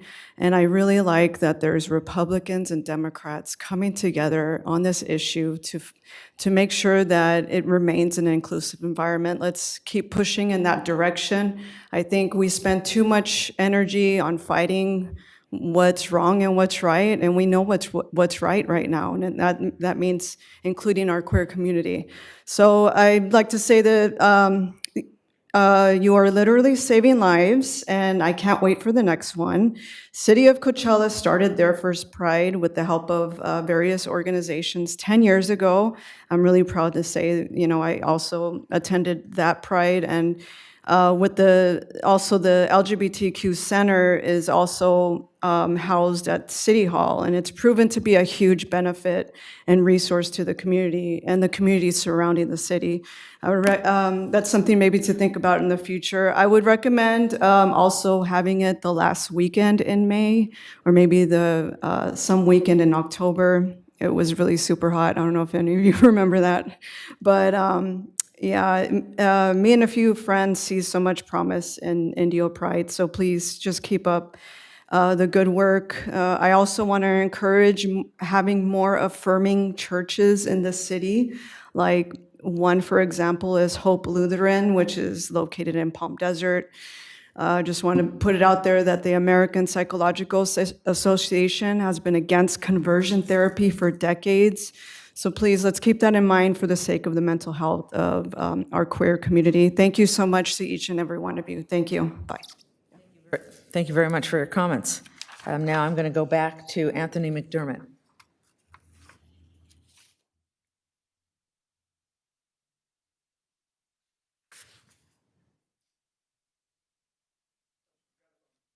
No, I'm so sorry. My pages got mixed up. Never forget about you. No worries. There might be a little overlap with what I'm going to say, but we're all just trying to give our own personal point of view. So when you care so deeply about a community, it's easy to hear rumors and want to follow every possible trail to the source, but that's not why we're here tonight. We're not here to accuse anyone. We're not here to point fingers. We're here because those rumors, whether true or not, expose a real weakness in the field allocation process. If taxpayer-funded parks can even appear to be allocated through private conversations or unclear agreements, then we have a crack in the armor that is supposed to protect public park access for local affordable sports and local families. Our concern is simple. Public parks should not drift towards whoever has the most money, the most connections, or the loudest outside influence. They should first serve the community that built them, funds them through tax dollars, maintains them, and depends on them. Our AYSO 813 has been one of those leaders in this community at South Jackson Park specifically for over 25 years. We are one of the most affordable soccer pathways in this valley and throughout the nation, from fall rec to spring development to spring select into our competitive club program.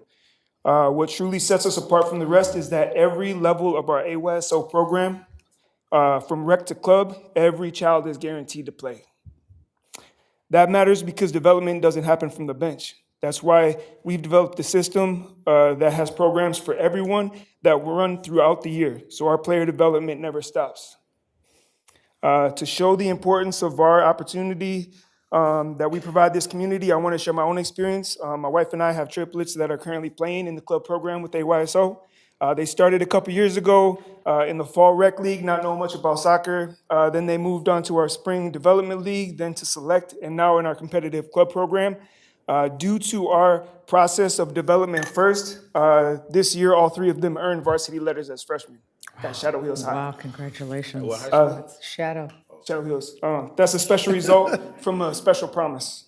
Everyone plays. The only thing that these private clubs can guarantee is that everyone pays. So that means families can spend thousands of dollars a year just to register, plus much more with travel and hotels expenses, while after all that, their child might never see any meaningful playing time. As a completely volunteer-run organization, we're able to create an environment that puts development over dollar signs. We just need the help. We just need your help to help secure our community, to help secure what our community has already paid for, so our AYSO, 813, and General Public can continue using the parks that we've used and help maintain since they were built.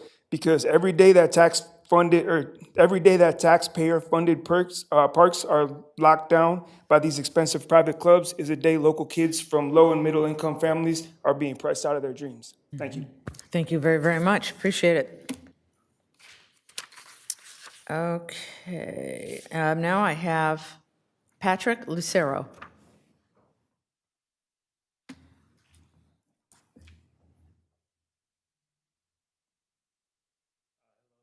Hello, council members. My name is Patrick Lucero. I'm a resident of Indio since I was 7 years old. It's really great to hear and echo all about the greatest things to my first city council meeting. Interrupt you 1 minute. I just realized as I put this together, so this is item 12. Well, I think it's like the Is public this a comment. That's what I non-public meant. comments? Yeah, Gotcha. yeah. Okay, threw me for a loop there for a second. Please. First time apologize. feeling Go that, ahead. like in a way, but just like reviewing everything about like the animal control, about being the spade and neuter. I personally did that once in my backyard. I took a kitty that was in distress, went over to Indian Wells to have them sprayed and neutered, and they came back to the backyard. So it's more of like that animal control that if we could have it here in Indio, I believe that it would honestly help out so much of the community because of how much unhoused animals there are.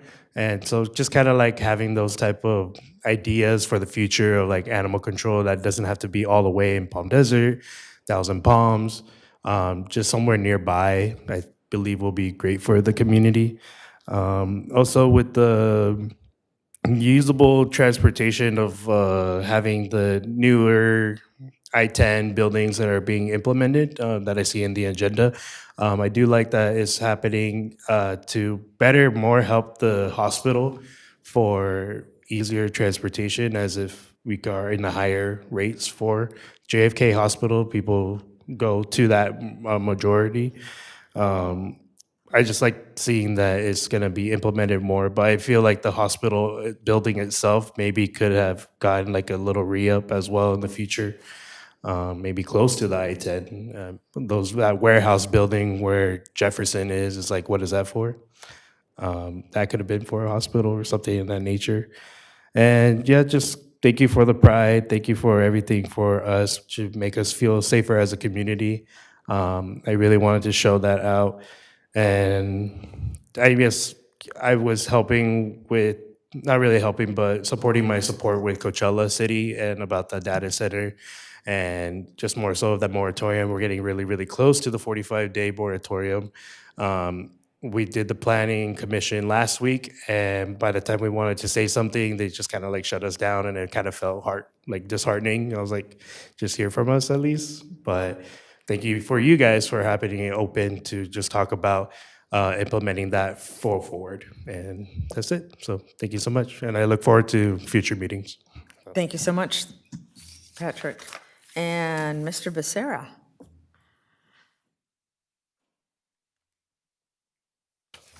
Before we can, City Manager, I know we can't respond to comments, but can we connect with this league? I keep hearing that there's some rumors out there. We don't know what they are. We don't know, but I'd like if staff could work with them and try to address what's happening. Yes, absolutely, we will. No, that was very important. Really quickly to touch on, last week I was here at the Planning Commission meeting. I do feel that there was a Brown Act violation regarding the chairperson's actions and not being able to comment on the particular issue. Either I sent an email today or it will be sent in the morning just regarding that. I really just think it's just a processing education issue. The Planning Commission before the city attorney or the deputy city attorney at that time had to kind of correct and say, we're not allowed to tell the public what to say. So it just seems just there's an opportunity for education here. I don't think anyone's evil in this situation. I just think, we want to be ahead on this process. I was in the city of Coachella, and hearing a lot of praises in the way the city of Indio is handling the data center issue. So I just really want to keep that good energy going to just make sure we're just doing everything properly. I'll skip that because I really want to talk about Pride. I'm so very proud of you guys and this community for just a very successful Pride. Thank you to the city staff. You guys really undertook it, from the chief to Miguel, everybody involved. I'm gonna be honest, I was very nervous the entire week of until the night before, and then kind of getting there and just waiting there an hour before, just like watching people fill up and seeing queer couples, queer friend groups, people who just kind of were also just staring around in Indio and just being like, holy shit, I have a space here. Excuse my language. But just that level of just aha is what we want kind of in Indio. We want them to feel just included, but also that inclusion helps them take in the energy of how wonderful Indio is. People were just walking around, listening to music, listening to local music. All like a majority of the planned programming on Center Stage and at the Dune Room were all from this city. And we're all just like really just gushing over how I grew up here. I got to just play in my city at the first Pride. I think in terms of just energy-wise, it's the best way to start. We are the city of festivals, so I wouldn't expect anything less from this. But the one thing I can compare it to is when I was young, we worked on the Indio Teen Center, and it became something that was just turned into something very Indio's version of what a teen center it is, and it's grown into something that's just adapted and just maintained well. I think that's what we did with Pride. It was a very Indio version of Pride. I give a lot of kudos to our mayor for just really just putting energy towards it being a very Indio version of Pride. Focused on arts and music, and I think as it grows, we're just going to see this as our next Tamale Festival, I think. So thank you guys all so much for a job well done. I appreciate it. Thank you very much for your time and the comments. Okay, and I have no more requests to speak at this point, so I'm going to move on to item number 10, 10.1, administrative items.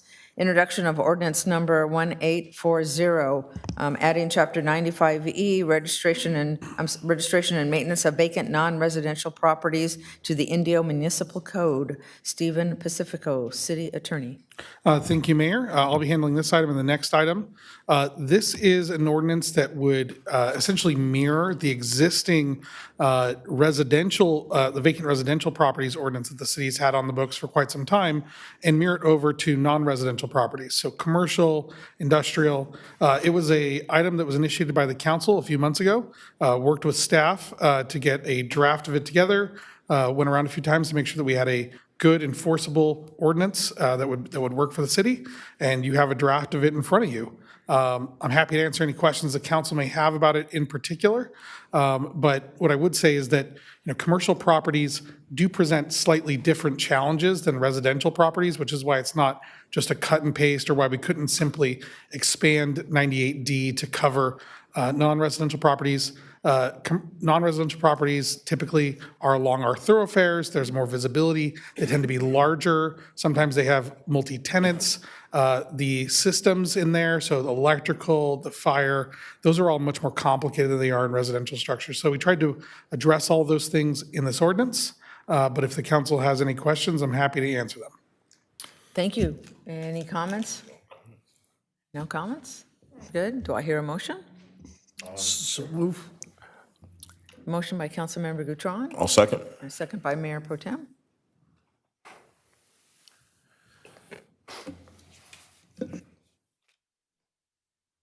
Okay, motion passes. And the next item is 10.2, City Attorney. Yeah, this is also me. So this is a follow-up item to an action the council actually took back in 2024. Back in 2024, we saw the closure of a significant number of neighborhood pharmacy-type uses and the attempted conversion of those into substance abuse treatment facilities.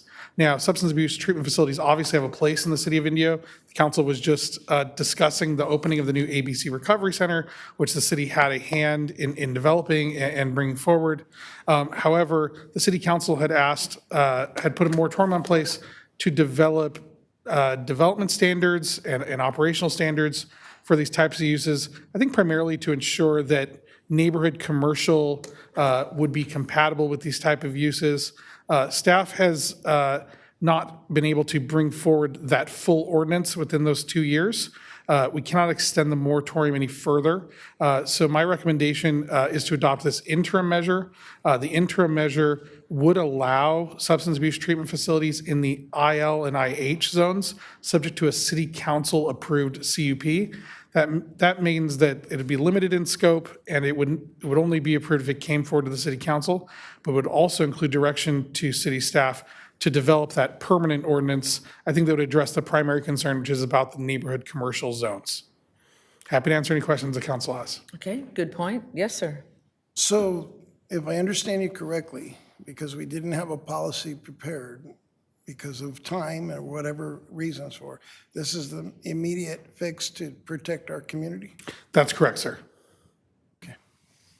So they wasn't done. Councilmember Good, Whitman. good. Can you give us some more details on the IL and IH? So those are the two industrial zones. So they are in the area where the ABC Recovery Center generally is. Along the railroad corridor is the primary area for those types of uses. When we're looking at neighborhood compatibility, it is the zone where we have the least amount of neighborhood compatibility concerns at this time.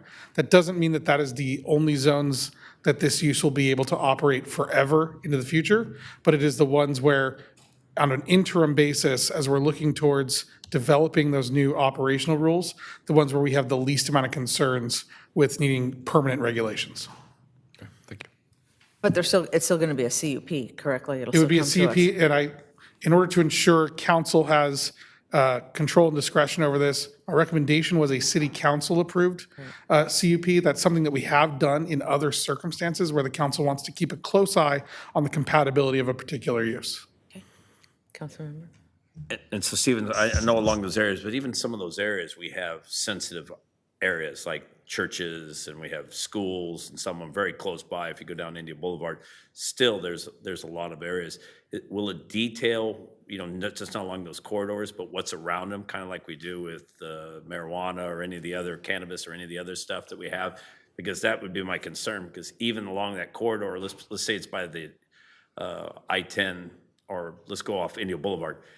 If you put it by the areas around us here, right by where the park is, I mean, you're only a step away from the History Museum, a step away from the park. I mean, there's a lot of stuff that's within 500 feet or 1,000 feet of Indio Boulevard in some areas. So that's a great point, Councilmember. So if the council, if I could direct your attention to page 445 of your backup, it's section 4, subsection C, it defines sensitive uses.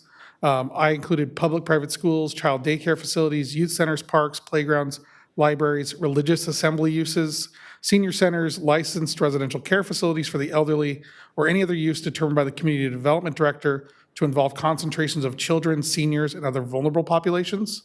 And then if you look at page 446, section 6, subsection G, every application would be required to have a proximity analysis, identifying the distance of the proposed facility to those sensitive uses, as well as other substance abuse treatment facilities, so that when it did come to the council, you would have that information in front of you. Yeah, I did see that. I just want to make sure it goes out there, because I think a lot of it is, you look back in the days, and Hemet was it's a beautiful city now, don't get me wrong, but I mean, when they put in those first methadone areas, it really sent that neighborhood into a spiral, because they actually put it along that corridor, but they bled out into the other areas, which then discouraged a lot of growth that they had already in the books. And they went from being places that were going to be built to vacant land for a long time.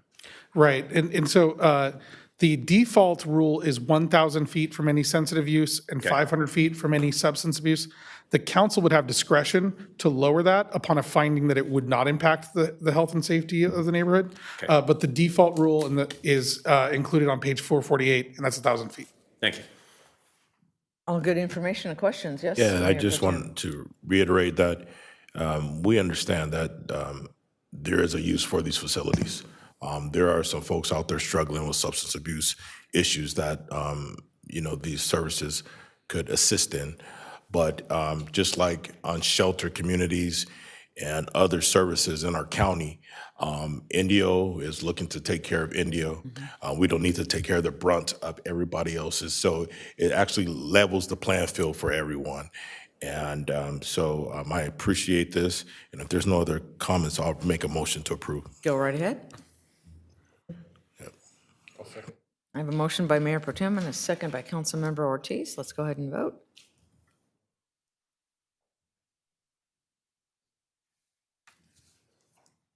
Motion passes unanimously. Item number 10.3, cooperative agreement with the County of Riverside to provide fire protection, fire prevention, rescue, and emergency medical services. Chief White. Good evening, Mayor and Council. Brian White, Fire Chief for the City of Indio. If it's okay, I'd like to invite up a couple of my colleagues. So the Fire Chief of Riverside County Fire Department, Robert Fish, and Deputy Director of Administration, Diane Sinclair. Up here, sir. I got a spare seat right next to me. And then also with me is the Deputy Chief of Eastern Operations, Mike Beverlin, and then your very own Indio Fire Marshal, Matthew Griffith.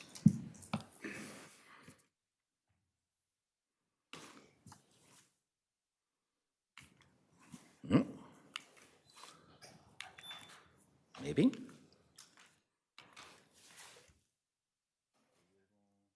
Oh, got it. Perfect. So the item before you tonight is the renewal of the cooperative agreement with the Riverside County Fire Department. Like Councilmember Gautran had mentioned, prior to 1997, Indio had its own fire department. In 1997, it entered into a cooperative agreement with Riverside County Fire Department and that regional model. So the item before you tonight is a 5-year renewal of that contract for fire protection, rescue and emergency medical services, and fire prevention. So the screen here is just kind of breaking those down into each one of those categories. So in your fire protection, the contract still continues to staff 4 fire stations, 4 Type 1 fire engines, and then there's, within the fire engines, there's 35 full-time equivalents assigned to those, and then 1 shared ladder truck. So Indio pays for 3 full-time equivalents on the ladder truck, and the remaining 9 are split with a cost-share agreement between the County of Riverside, the City of Coachella, and the City of La Quinta. Under the rescue and emergency medical services, the City of Indio has 3 fire department rescue ambulances with 16 full-time equivalent positions, and then our Fire Prevention Bureau, which has 1 deputy fire marshal, the supervising fire marshal, 2 fire safety specialists, 2 fire systems inspectors, and then our office assistant, which coordinates all of the billing, the scheduling, and assists me as well in some of the daily administrative tasks. The contract renewal before you does not add any new positions. This maintains the same level of service that was from the previous contract. It is important to note that in the cost estimate that is attached to it still has the paramedic ambulances with the dual paramedics. We've had some conversations in previous meetings where we've been going through some retention and some struggles with our paramedic classification. Happy to report that those numbers are improving, and it is our goal to return to dual paramedics on our ambulances, and the contract before you is indicative of that. Next slide, please. So kind of a cost breakdown of what the next 5 years looks like within the contract.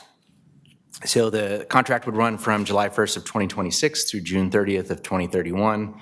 The total contract estimate at this point is $122,285,606. And then the fiscal years are kind of broken down below in each section. It is important to note that while these are the estimates, we have had some previous conversations on the standards of cover that we're currently undergoing with our partner through Citygate. And so part of that standard of cover is really looking at the fire department allocations. So in our previous presentation that we did in January, we talked a lot about the different schedules and the administrative pieces that are included in our cooperative agreement. So our partner from Citygate is going to be looking into those methodologies, those cost share agreements, and making sure that we're providing the appropriate and the best service for the City of Indio under the contract. A couple of notes. I know that when we were here in January, we had talked that our estimates at that time were looking that the new contract was supposed to be relatively flat. There were some changes between that January timeline and where we're at today that led to these estimate increases. I'll talk a little bit specifically about the state side of the house, which was that state administrative rate that is included in the contract. It did increase roughly 1.84%, and that's just due to higher than anticipated operating costs within the state side of the house. And so if you remember from that earlier presentation, that covers the state personnel specialists that handle all of the transactions. It covers our labor relations office. It covers some of the Cal Legal when we do either discipline or hiring MOU contract negotiations. And then it also addresses some of, on the state side of the house, those higher operating costs when we look at fuel, tires, those types of things for the service that is included. There are some additional increases as well, very small compared to previous years when we look at the overall contract. And so just kind of highlight some of those numbers. Your previous fiscal year 25-26 was at $22,167,590 on the estimate.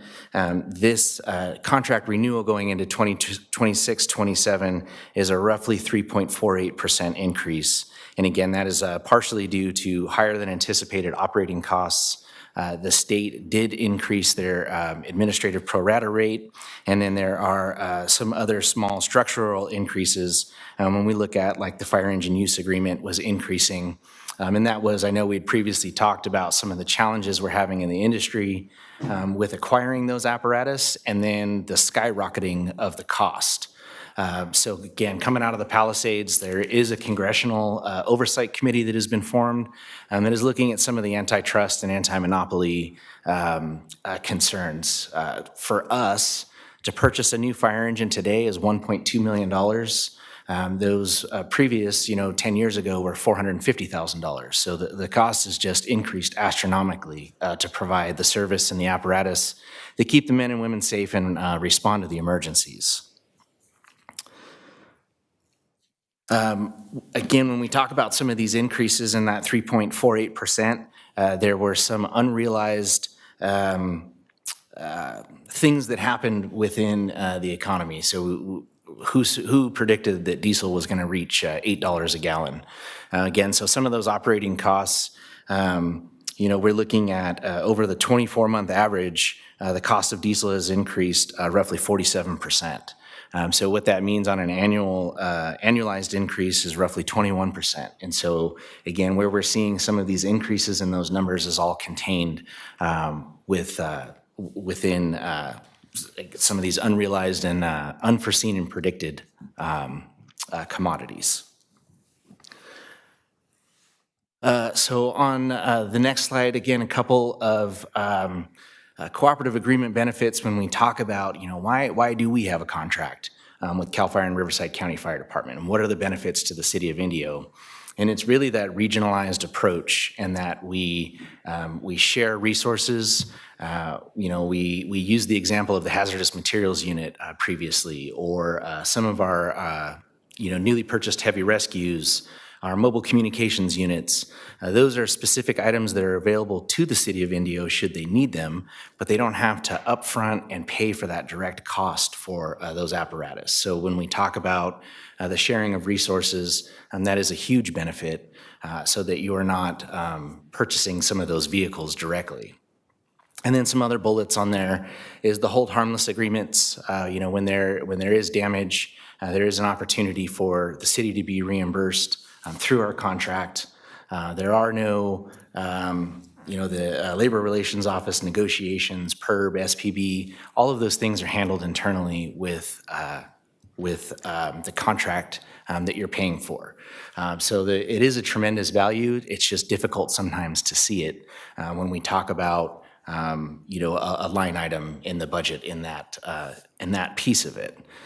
So with that, that kind of concludes my presentation as far as the slides. And I do know that the council may have some questions specifically about reporting and some of the metrics that we had talked about in our earlier presentation in, I believe it was January. Thank you very, very much. Excellent, great presentation. Does anybody have any questions? Just a quick question, Chief. You said there was just minor assessments to those estimates. What were the amounts? The specific dollar amounts?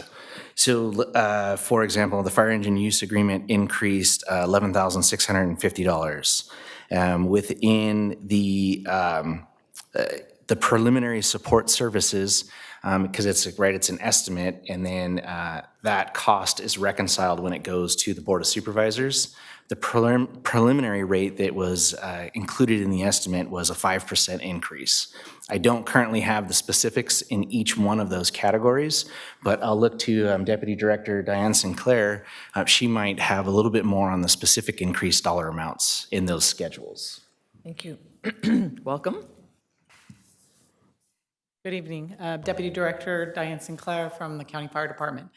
The items specifically related to the cost allocation plan, which is a section of the Exhibit A in the contract, is strictly at this point in time a complete estimate. We've just completed our entire budget. It goes to our Board of Supervisors and finalized actually this Tuesday. Once that's completed, we're going to go back and all those numbers will be refined. So that's why it's just a generic 5% at this point in time. We anticipate it either staying flat or it may even go down based on what the Board of Supervisors has approved for us. So unfortunately, I don't have any exact specifics. I do know that in one of the line items we have, it is Battalion Chief Support. That one will be going down. We were anticipating having the ability to add 5 additional battalion chiefs in the entire system. We were unsuccessful in getting all of the funding associated with that, so those will be taken out. And so that section I know will be specifically going down. The other ones, it'll just be a variable. We don't know the exact numbers yet. Of course. So when you say flat, you mean flat from the 5% or flat from what it is now? From the 5%. I don't see it going above the 5%. It could come down, but it will be 5%, but it could come down. It'll probably come, it will for sure come down a little because of the battalion chief support piece. Okay, but that's up to the Board of Supervisors, I take it? It will ultimately go to the board, but the battalion, we will not be submitting that to them for approval with those in there. Okay. So that part will go down. Thank you. Okay. Yeah. And just for clarification, Chief, on those fiscal years, I believe it was 28, 29 and down, those were all the same. And I just want to clarify, you made the comment earlier, we can't forecast what's going to happen in those years. So just for the public, if they see that, we just don't know what's going to happen back then. So, yeah. Yes, sir, that is correct. There's a lot of fluctuation in the contract itself. It is complex, and there are a lot of pieces and a lot of benefits, and forecasting that far out could potentially lead to a misrepresented number. Appreciate that. Thank you. Did you have a question, Councilman? Mayor.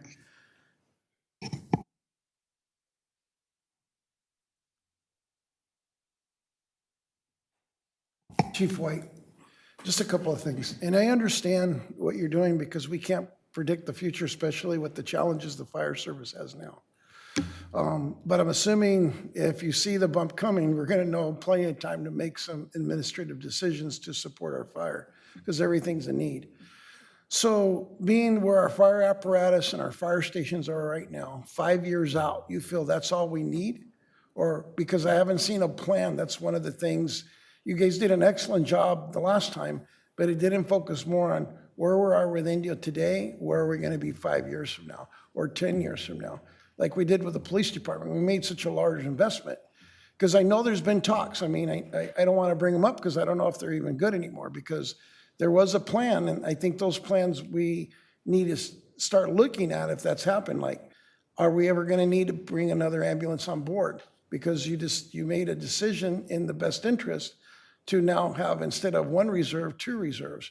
So that's telling me, does that mean that we're going to have to grow in the next 5 years? Because I think those are the things you need to educate us on or be prepared if it happens so we know about it? So I'll take the first piece of that, and then I'll kick some of that over to the fire chief as well, because he can speak about how we've integrated that fire planning piece from the regional model. So right now, the city of Indio is covered very well with your 4 fire stations, your 3 ambulances. We know that there is a need. There is a section of time where the ambulance call volume and service for delivery, we're kind of tiptoeing on the line of adding an additional ambulance. But it's a small amount of time during the year. So we don't want to implement that or recommend that until we've crossed those thresholds. That's one of the things that the standard of cover is looking at, is time on task, task utilization, and figuring out where that sweet spot is. I think that for really, if we're going to add service or fire stations or additional apparatus, it's really going to be tied to development. We know that there is a lot of interest in the city of Indio. The council has done an amazing job attracting not only businesses. My calendar is full of all of the grand openings and the wonderful things that are happening here in the city of Indio. But I also know that developers are knocking on the door, not only within the city, but in the adjacent areas. That development, some of these projects are quite large. You know, we're talking 3,000 to 9,000 rooftops. Those will definitely trigger the need for additional services.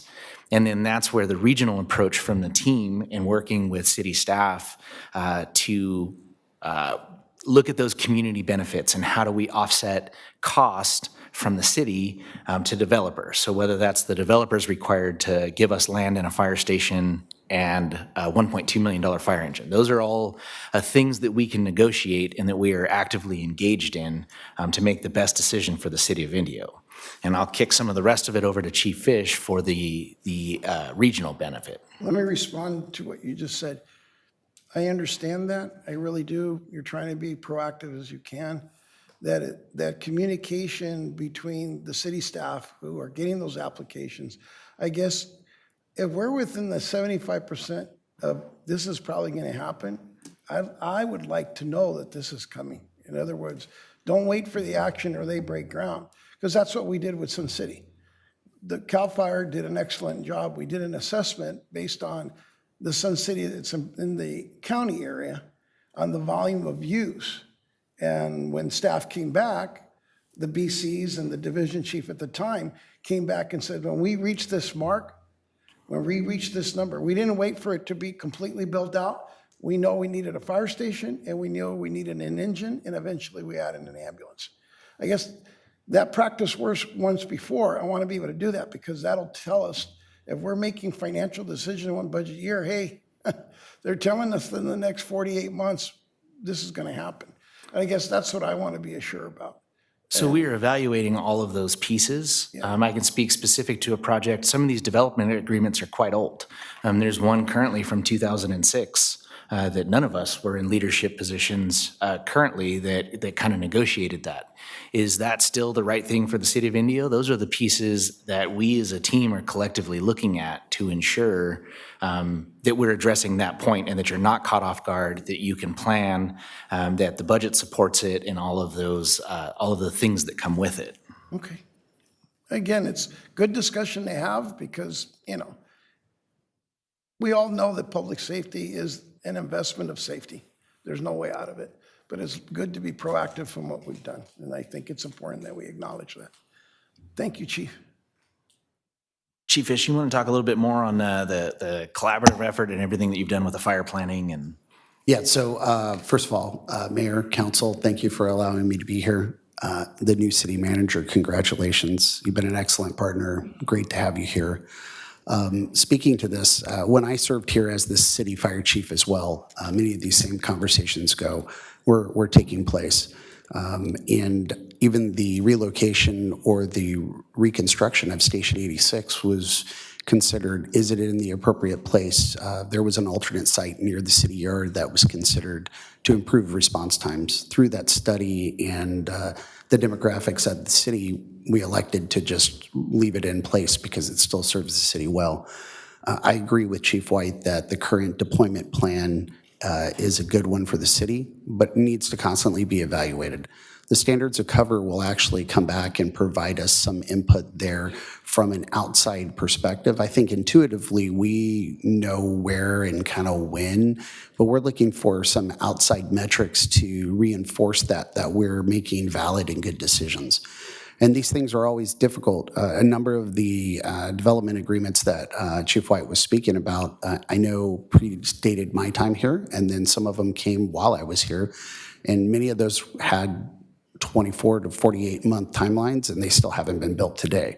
So our job is to have that dialogue with the city manager about the right timing. And so far, while we're certainly creeping closer, I don't know that we're there where we can justify a full ambulance all the time, year-round, with all of the other competing issues. When we feel that that's something we need to push for, we definitely will. And I think that the standards of cover will assist. Now, Chief White was asking me to talk about our fire planning. So one of the things that we've stood up over the last 3 years is actually a part of the county fire department, is an actual integrated fire planning division where when the cities start to work on bringing in developments, they go through our fire marshal offices, which your fire marshal is integrated with us. They get elevated into the department so that instead of looking at things as a silo, as an individual city, we're looking at what's going on simultaneously in Coachella, in La Quinta, in Indio, in the county areas, and we're looking at that holistically so that we are not just looking at it from just a perspective of Indio City, but also perspective regionally. And why that's important is because what happens regionally also impacts Indio. It's not just what's happening inside, and what's happening here impacts your regional partners as well. And so we're trying to take a more comprehensive view of that so that we can be better informed as a department and then be better at informing city staff about recommendations moving forward to bring forward to you. Does that answer your question, sir? At least, again, not that you're not, but I think the public needs to understand what we're doing. In other words, we're not just paying a bill, we're actually making a good effort as a team, and I think it's important for everybody to understand that. And the ambulance is a big ticket item. We hear nothing but compliments, but you know, when I hear the chief saying we need 2 reserves, we used to, and then we brought it back, it's a good thing for me because the more we need it because we're using it, especially with all the events. But it's good to make sure that we're proactive, and I appreciate that. Like I said, your presentation was good, but I want to be focused to where our needs are here. It was great to understand you have a brand new C-130. I was hoping that you were going to tell me you were going to store it here, but that's nice. If I could pull that off, I would. Yeah. So, but it's good to know how much service we can really get if something really happens. But again, the day-to-day operations is important. Our ambulance services going to JFK, that hospital's backed up 8 or 9 hours in ER because you're making sure that those that need ambulance transportation and medical care immediately, they're getting it. So we're just growing. I mean, we are just from leaps and bounds. We can't keep up. But you're doing your best to make sure everybody's taken care of. If I may also, sir, I know that the city master plan also contains conceptual vision of what fire services within the city would look like as it builds out. If I remember correctly, it predicts 7 stations at full build out. So some of that stuff is integrated into the city foundational documents. It's our job to ensure that it remains accurate and true. And there's always a balance in adding additional fire stations versus adding resource density in those fire stations to balance that. Is it a response time issue or is it a duplicate call issue?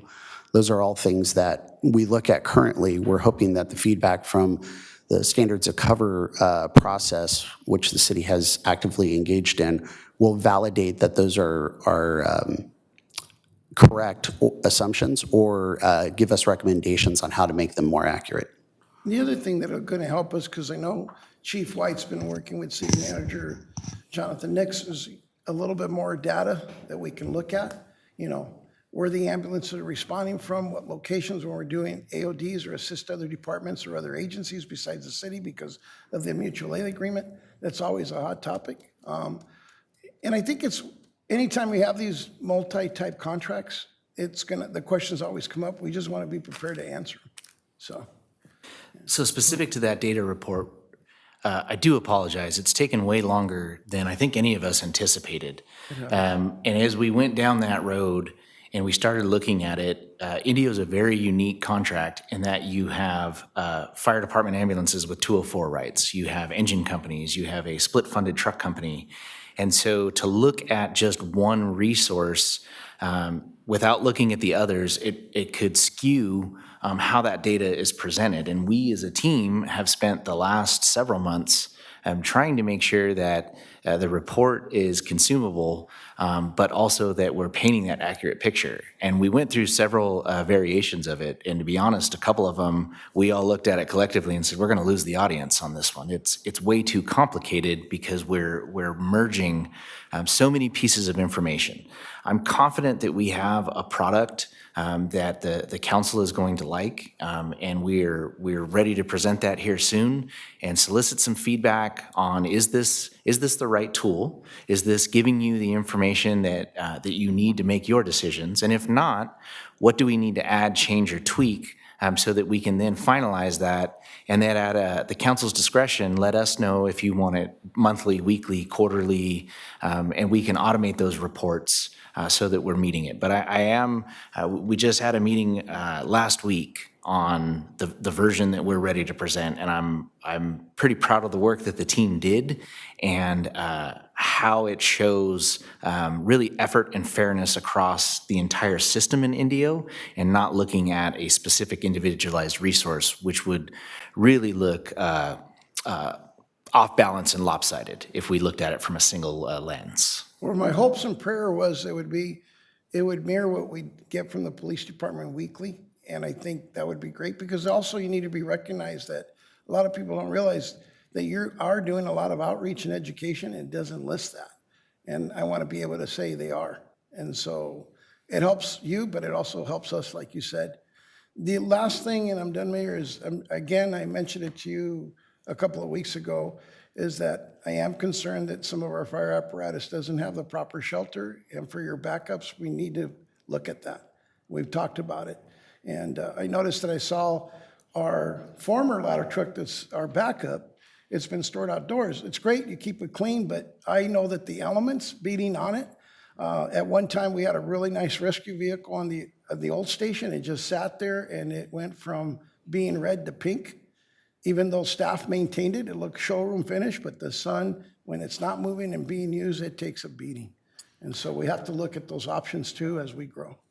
So. And I just want to comment, city staff, we've had those conversations, and we came up with several ideas of looking at, renting airport hangar space, a tenant improvement in the back of Fire Station 88, and timing that with the budget, the flattening of revenues. So those conversations are at the forefront with the city manager's office and the fire department team. But I hear you loud and clear, and we will continue to have those conversations to make sure that we're protecting that asset. Because I know the council has built a budget to start doing some upgrades that doesn't outline, but we did approve it in this last budget to do at least the Madison station that needs it.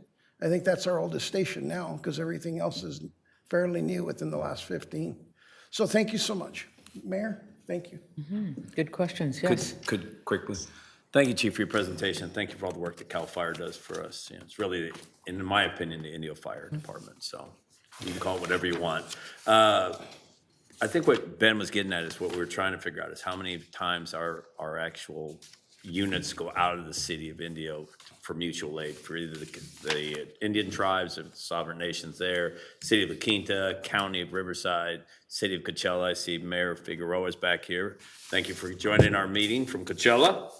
But I think that's really trying to figure out where it is. Fire's gone almost 10 million. And even with the 25 million that you're talking about, is still 15% more when you start looking at what it's going to cost us over that next couple of years. It's difficult for the city to be able to keep up at that spot. Fire is a major part of our support for our residents. But at the same time, you can only bring in so much revenue. We really got to figure out what's going out, how it's going out, and then how we disperse it. maybe the county has to pay us some money. Maybe the tribes will go with us. But if we don't have that information or data, or the city of Coachella, for that fact, if we don't have that data, we can't really go to them and say, you know, a lot of our units are going to your stuff. We have mutual aid. This is beneficial. These are consistently going to there to cover your area. That's something that you might need to look at us, but we can't have that conversation without that information.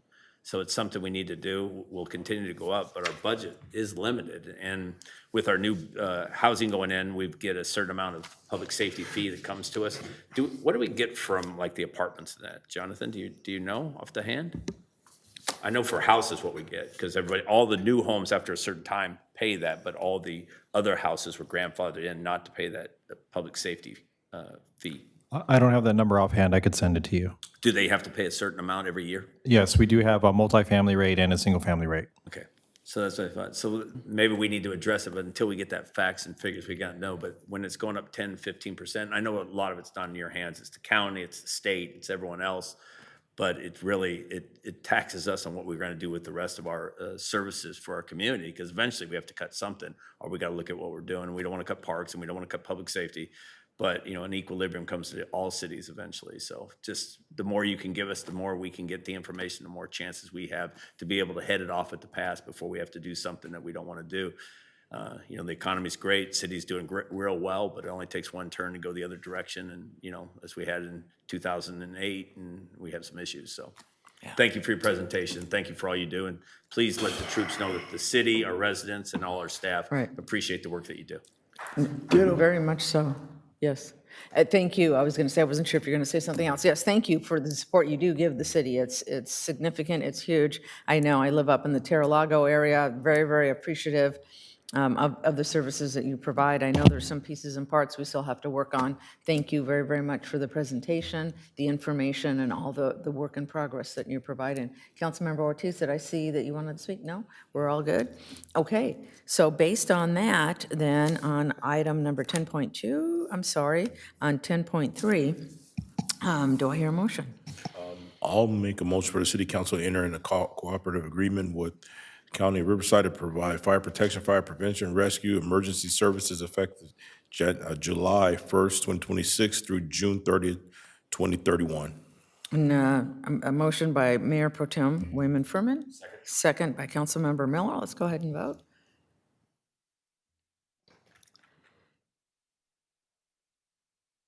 Fantastic, unanimous. Again, thank you very much for your time and your explanation and all the hard work. And now we get to go to item 10.4. We're getting into even more exciting things here happening in our city. That would be our police headquarters building.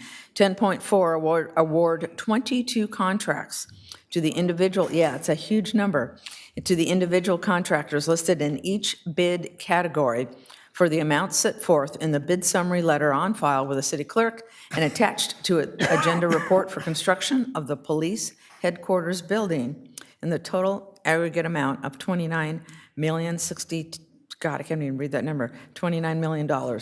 City manager. Thank you, Mayor, council members. I'm going to present both 10.4 and 10.5 together as they're related. Excellent. So these are the award, as you mentioned, construction contracts for the police headquarters. This is a very large milestone for this project.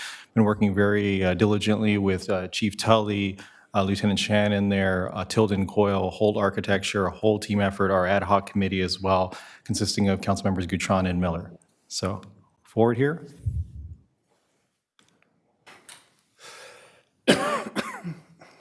Just as an overview for the public, I know the council knows this, but this is our fourth and final building on the public safety campus. We've already done the public safety services building. We've completed dispatch center and fire station 86. So this building will house the majority of our police personnel. It'll include locker rooms for our police officers, our administration folks, and all of our support staff that are not in the other facilities.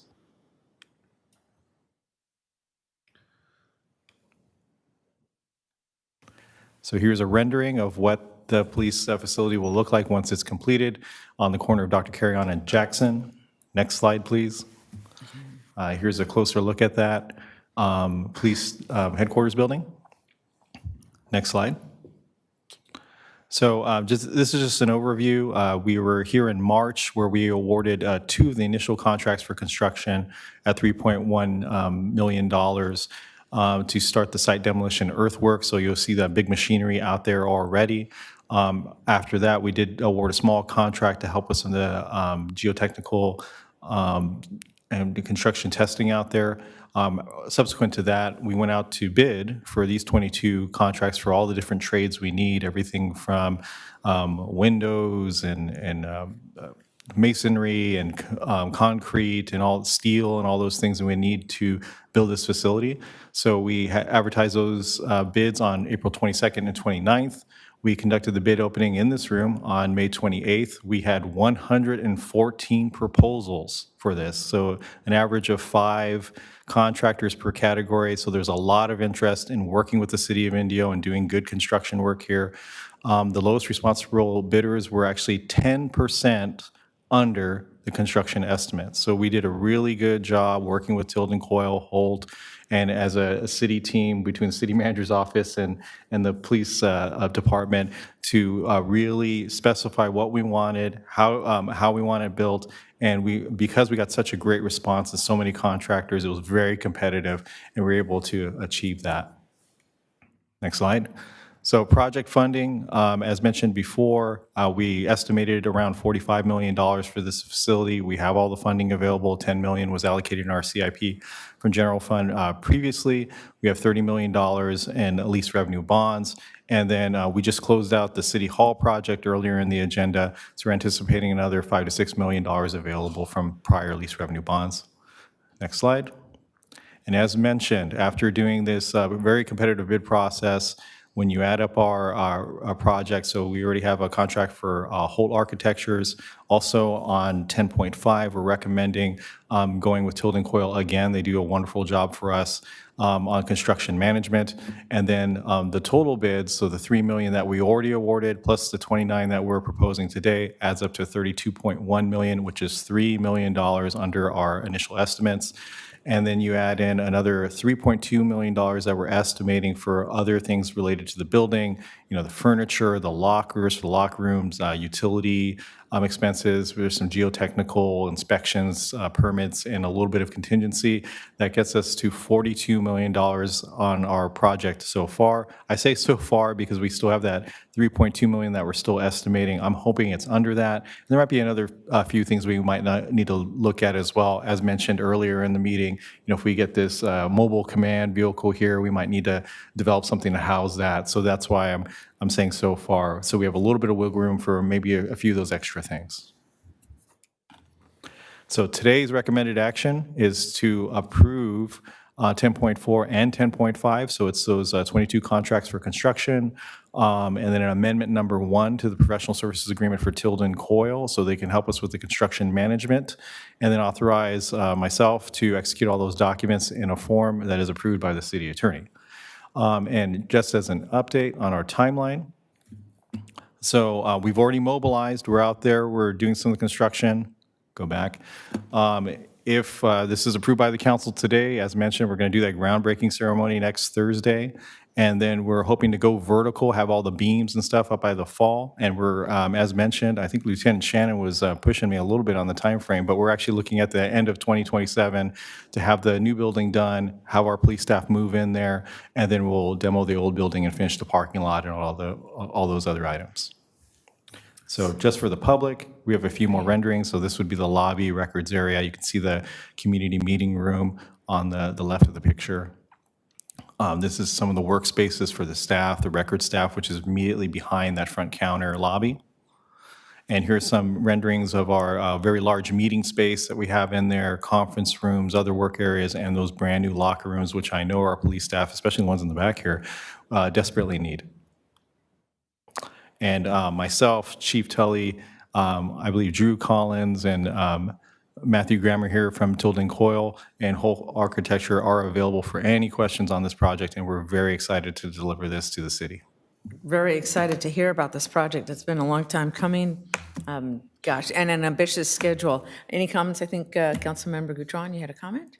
No, I just appreciate your support, Mayor. I appreciate the rest of the council. And I think that the council should be very pleased.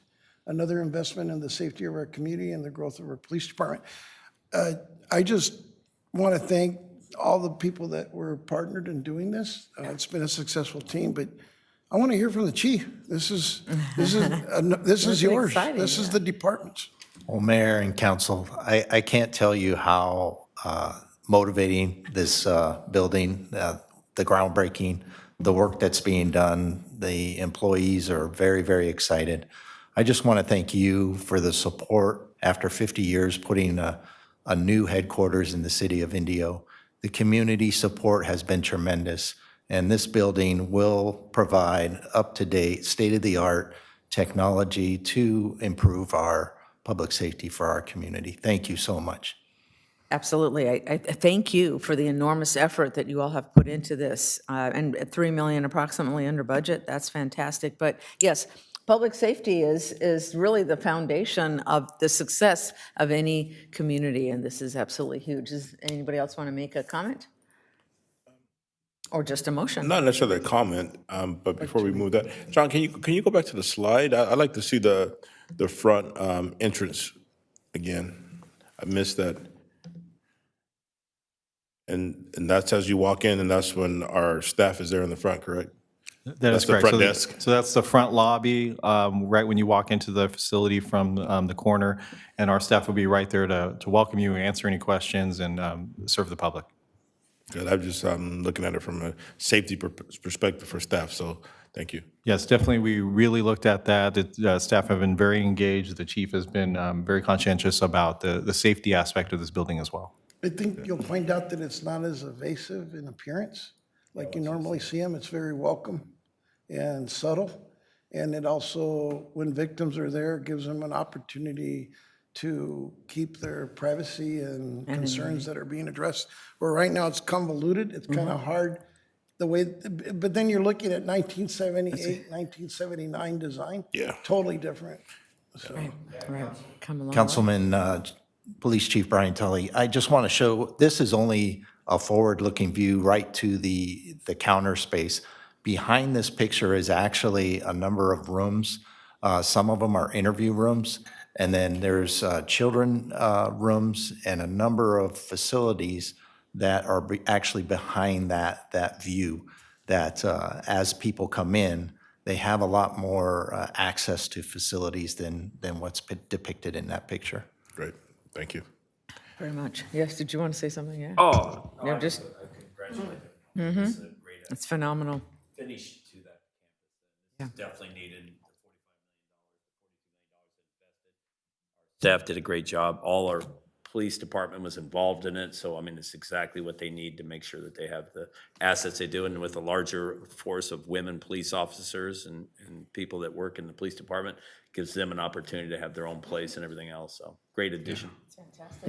Thank you to the chief and our staff for guiding us in this process. We know it was much needed. We're seeing some pretty big issues with the old building in terms of even the plumbing, the evidence rooms, right, reaching our capacity for our staff and for all the procedures that were going on there. And so this is something that it's good timing, right? We know that this is needed, so appreciate you taking the lead on this and guiding us through this process. We had a lot of 60-year-old buildings in this community. It's wonderful now that we're updating for our staff and for the safety. Yes, sir. Mayor, if I may, I just also want to thank our Community Development Department, our building and planning staff.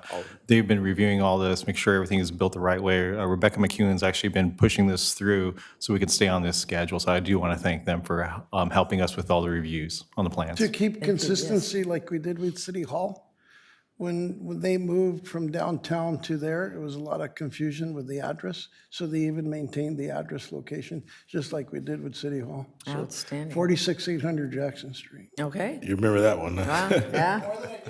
My two own home, homes. yeah. I'd like to make the motion with your permission, Mayor. Fantastic. I would love you to make that We're motion. going to hear both motion of 10.4 and 10.5 Right. together. Yep. Right. I'll second it. And so I have a motion by Councilmember Gutron and a second by Mayor Pro Tem on this milestone effort here. And let's do a vote, please.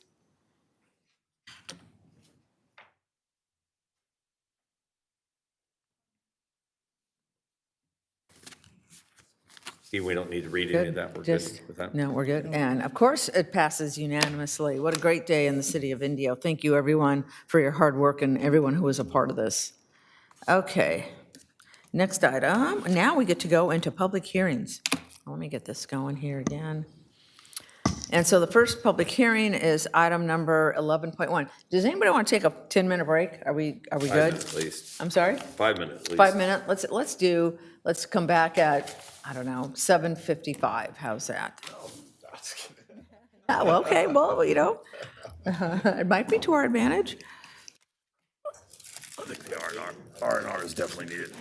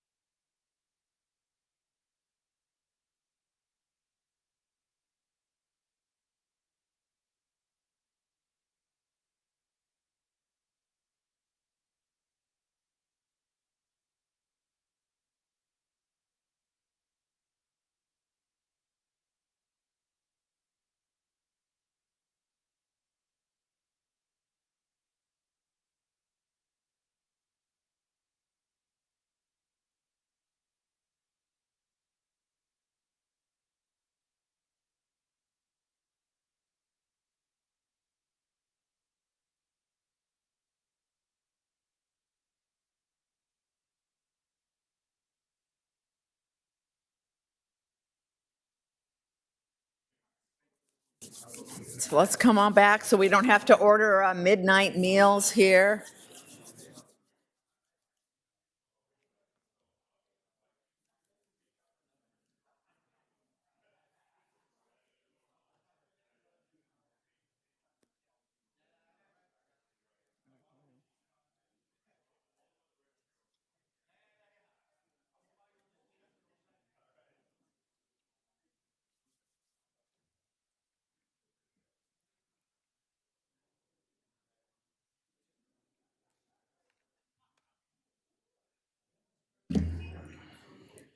All right, you guys.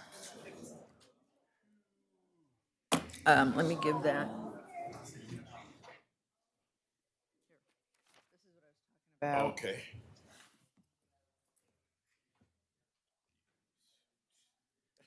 A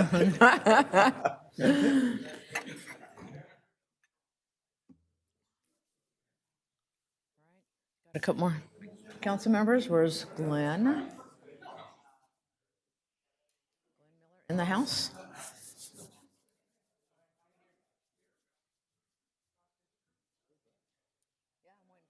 He's around here? I was gonna say, yeah. Just.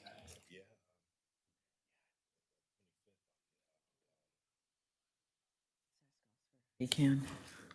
Pass it down. Okay, we're still where? Ah, okay. Well, we'll cut him a little slack and give him one more minute.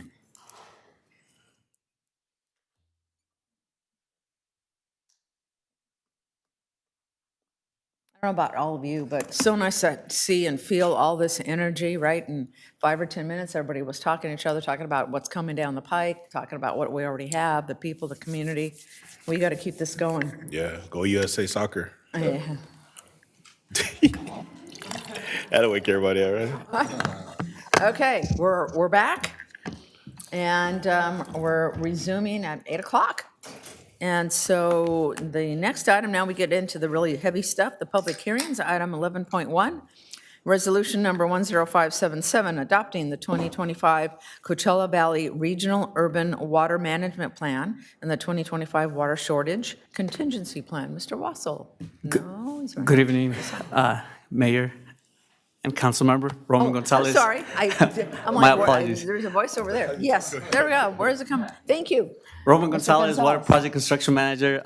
The item before you tonight is a public hearing and adoption resolution number 10577, adopting the 2025 Coachella Valley Regional Urban Water Management Plan and the 2025 City of Indio Water Shortage Contingency Plan. These plans are a regulatory requirement and must be updated every 5 years. The Urban Water Management Plan evaluates projected demands and available water supplies through 2050, while the Water Shortage Contingency Plan establishes procedures for responding to droughts or other supply emergencies. To provide a brief overview of the plans and key findings, I would like to invite our consultant, Emily McCord with Rincon Consultants. Following the presentation, staff recommends that the City Council open the public hearing, receive any public comments, close the public hearing, and adopt resolution number 10577, adopting the 2025 Coachella Valley Regional Urban Water Management Plan and the 2025 City of Indio Water Shortage Contingency Plan. Go ahead, Emily. Thank you so much, Roman. Good evening, Mayor, Mayor Pro Tem, council members, staff, and community members. Thank you so much for having me here today. As Roman said, my name is Emily McCord. I'm with Rincon Consultants. And in the interest of time, I'm just going to give a high-level presentation of the Coachella Valley Regional Urban Water Management Plan, UWMP. And I'll be happy to answer any questions or provide any additional details or clarification at the end of the presentation. Next slide, please. And the first thing I'm going to do is give an overview of the UWMP Act and its requirements. Then I'll give an overview of the Coachella Valley and where Indio is within the region. I'll go over the UWMP's projections for water demand and conservation into the future, both for the region as a whole and for Indio individually. Next, I'll discuss the water supply portfolio of the region, or where the region's water comes from. I'll then discuss the reliability of those water sources.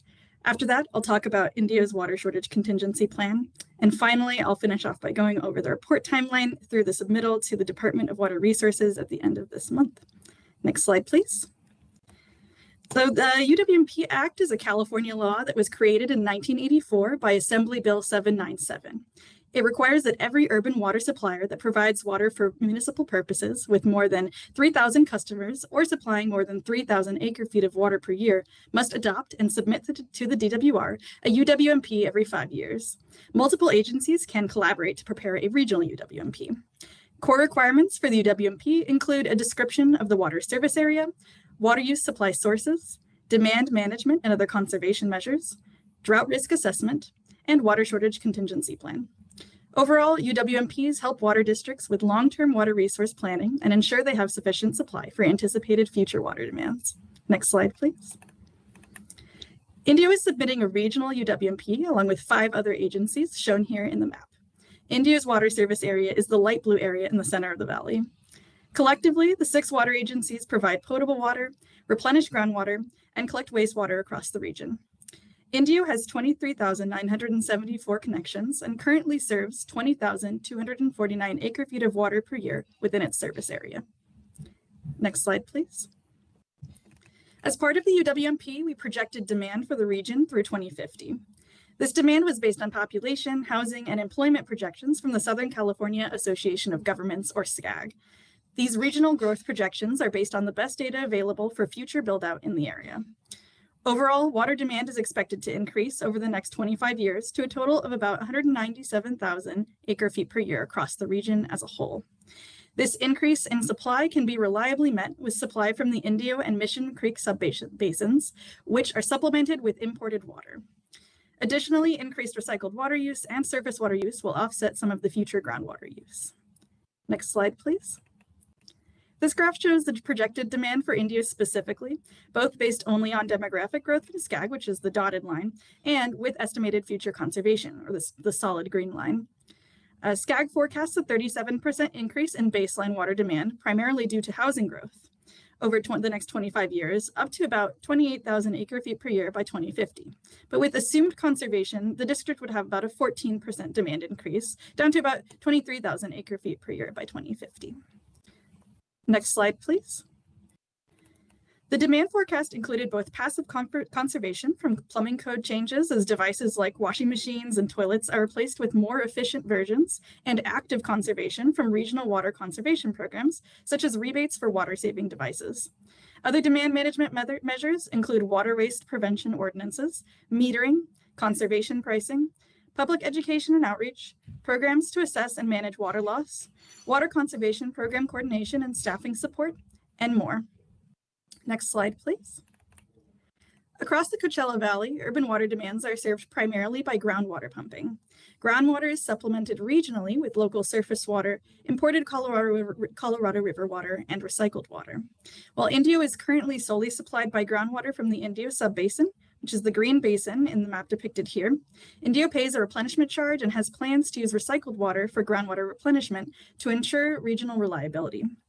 Regionally, imported water from the Colorado River and the State Water Project are used to supplement the groundwater at the 4 groundwater recharge facilities mentioned previously, which you can see on the map here in the Indio subbasin in green and the Mission Creek subbasin in blue. Next slide, please.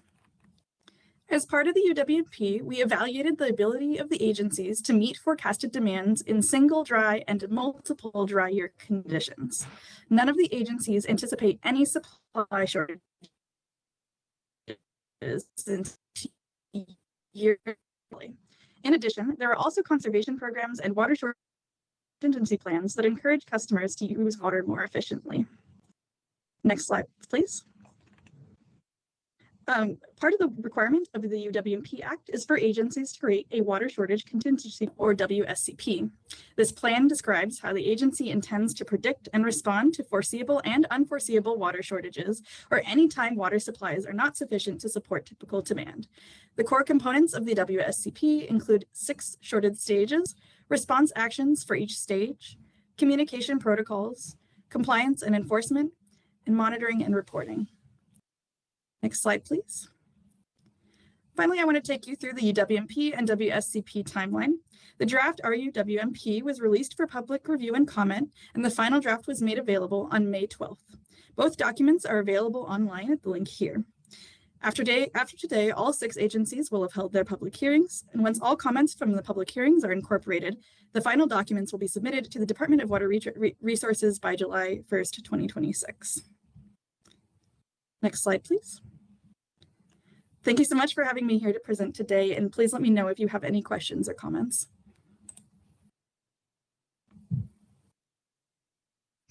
Excellent presentation. Thank you. Thank you. All right, at this point, do we have any questions for staff before I open up the public hearing? I do have a question. I know currently we're going through the negotiations for what's going to happen after 2026 with the Colorado River, and seeing that IID has already proposed, potentially 1.5 million acre feet in cuts to California as part of those negotiations. How are we taking those potential impacts into account in these estimates? Thank you so much for your question. Oh, sorry, Roman, were you going to? No, go ahead. Go ahead. So I know that we are renegotiating that. Generally speaking, the Coachella Valley has higher priority rights than other users of river water.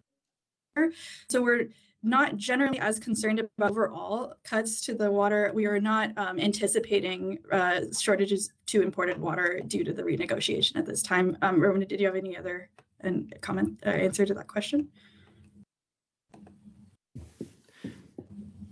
She said if you have anything to add. No, not at this point. Okay. But does that answer your question, or would you like?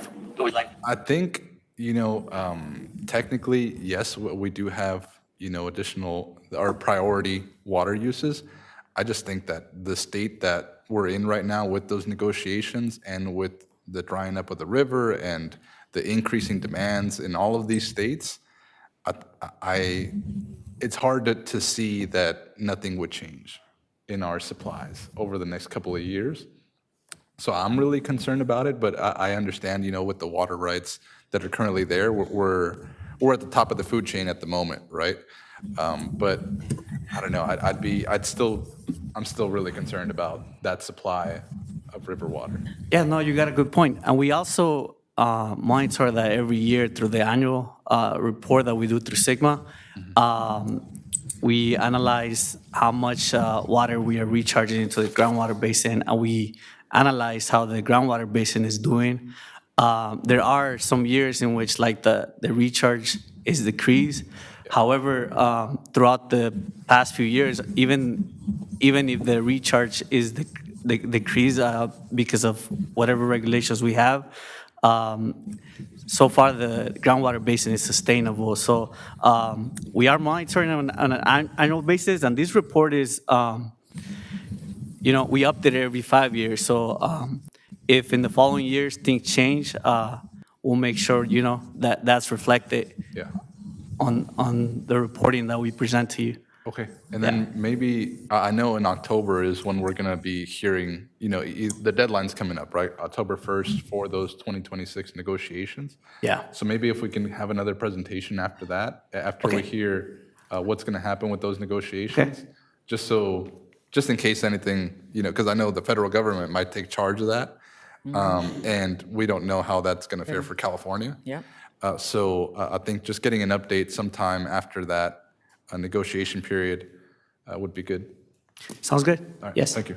Thank you. I ask Oscar a quick question. Oscar, what's your main concern? Just supply as we grow, or just being cut back and not being able to provide in the next 10 or 15 years? What are you?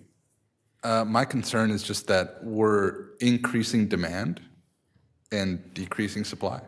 And at some point, we're going to have to start making some decisions, right, on where we're going to prioritize. I think if you look at the Imperial Valley, we've already seen, in 2003, there was that negotiation that sent 250,000 acre feet of water to San Diego, which is already, 250,000 acre feet. In the past 3 years, that doubled. So we saw 500,000 acre feet because Lake Mead was so dry that we had to stop taking so much water for this region. And so we've already fallowed, I don't know how many thousands of acres of land in the region. And so we already don't have enough water for our agriculture. And so what is going to come next? Is it going to be more fallowed land? Is it going to be come to the cities? Is it going to come to the urban areas? I think that's kind of what I'm looking at. The trend is not looking great, right? We've already had to take so much out, and 2026 is projected to be another one of those really heavy drought years, just like 2022 was. I think 2022 or 2023. And yeah, it's just a little unpredictable at this point, both in terms of the water supply, right? Like this year, we're seeing a lot less snow, which means that we're going to have less water during the summer, right, as that snow comes down. So yeah, that's kind of where I'm at right now. Thanks. Be mindful. Before I open the public hearing, any other comments from council? No? Okay, then on that, I will open the public hearing, and I do have a request to speak from Lorraine Salas.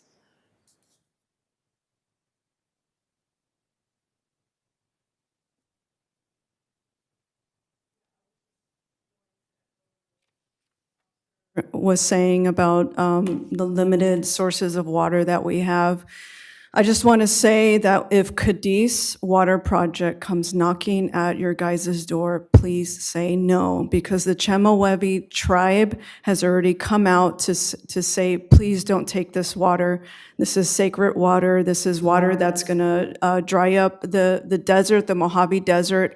That's how low we are, and Mr. Ortiz is right. This is something that was over 20 years in the making. The CEO of Cadiz, the former CEO, Scott Slater, he was the main lawyer that signed away trillions of gallons of water away from the Salton Sea. And I personally work not too far away from the Salton Sea, and I see what impact this has been having on residents. It's drying right now. So we're at a crossroads between how much water is luxury development going to get and how much water are people, the ratepayers, gonna receive. And that's just kind of the process of planning in every city in this region, is what steps are we going to take to conserve. And also I'm looking at the golf courses and how much reclaimed water they use, or how many golf courses use reclaimed water. And I think I was reading 17 out of 120 something golf courses in the Coachella Valley. So yeah, I think it's time we really do conserve for, the working class people and everyone. I know, and also think about it's called desertification that could happen in the Mojave Desert when you're taking that Cadiz water. So that's all I have to say. Thank you. Thank you. Thank you very much. All right. Does anyone else wish to speak? Okay. Well, let's have Mr. Mesa come up. We were talking about development. How much can we develop anymore, especially around here? It's funny. Quite a few years ago, when we threw Marco Lopez and PCB, he told us in the next 25 years, the development going to stop in the desert because the water going to be more expensive than a gallon of gas.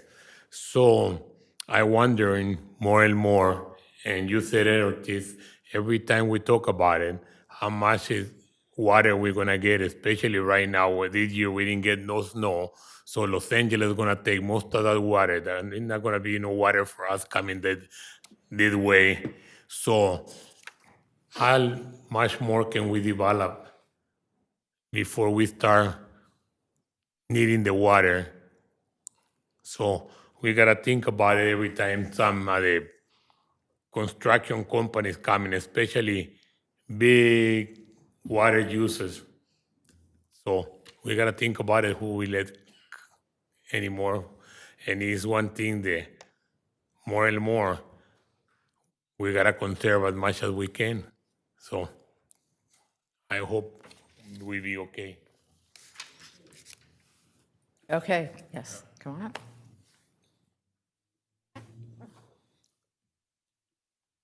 Hello. So I was looking. Name just for the record, For my name is Patrick Lucero. For public hearing of this, the conservation is always in demand, and I think that because of how if you see in the picture on the slideshow, it was showing like the rock, the pebbles, the actual like that type of landscape is what we need in everywhere.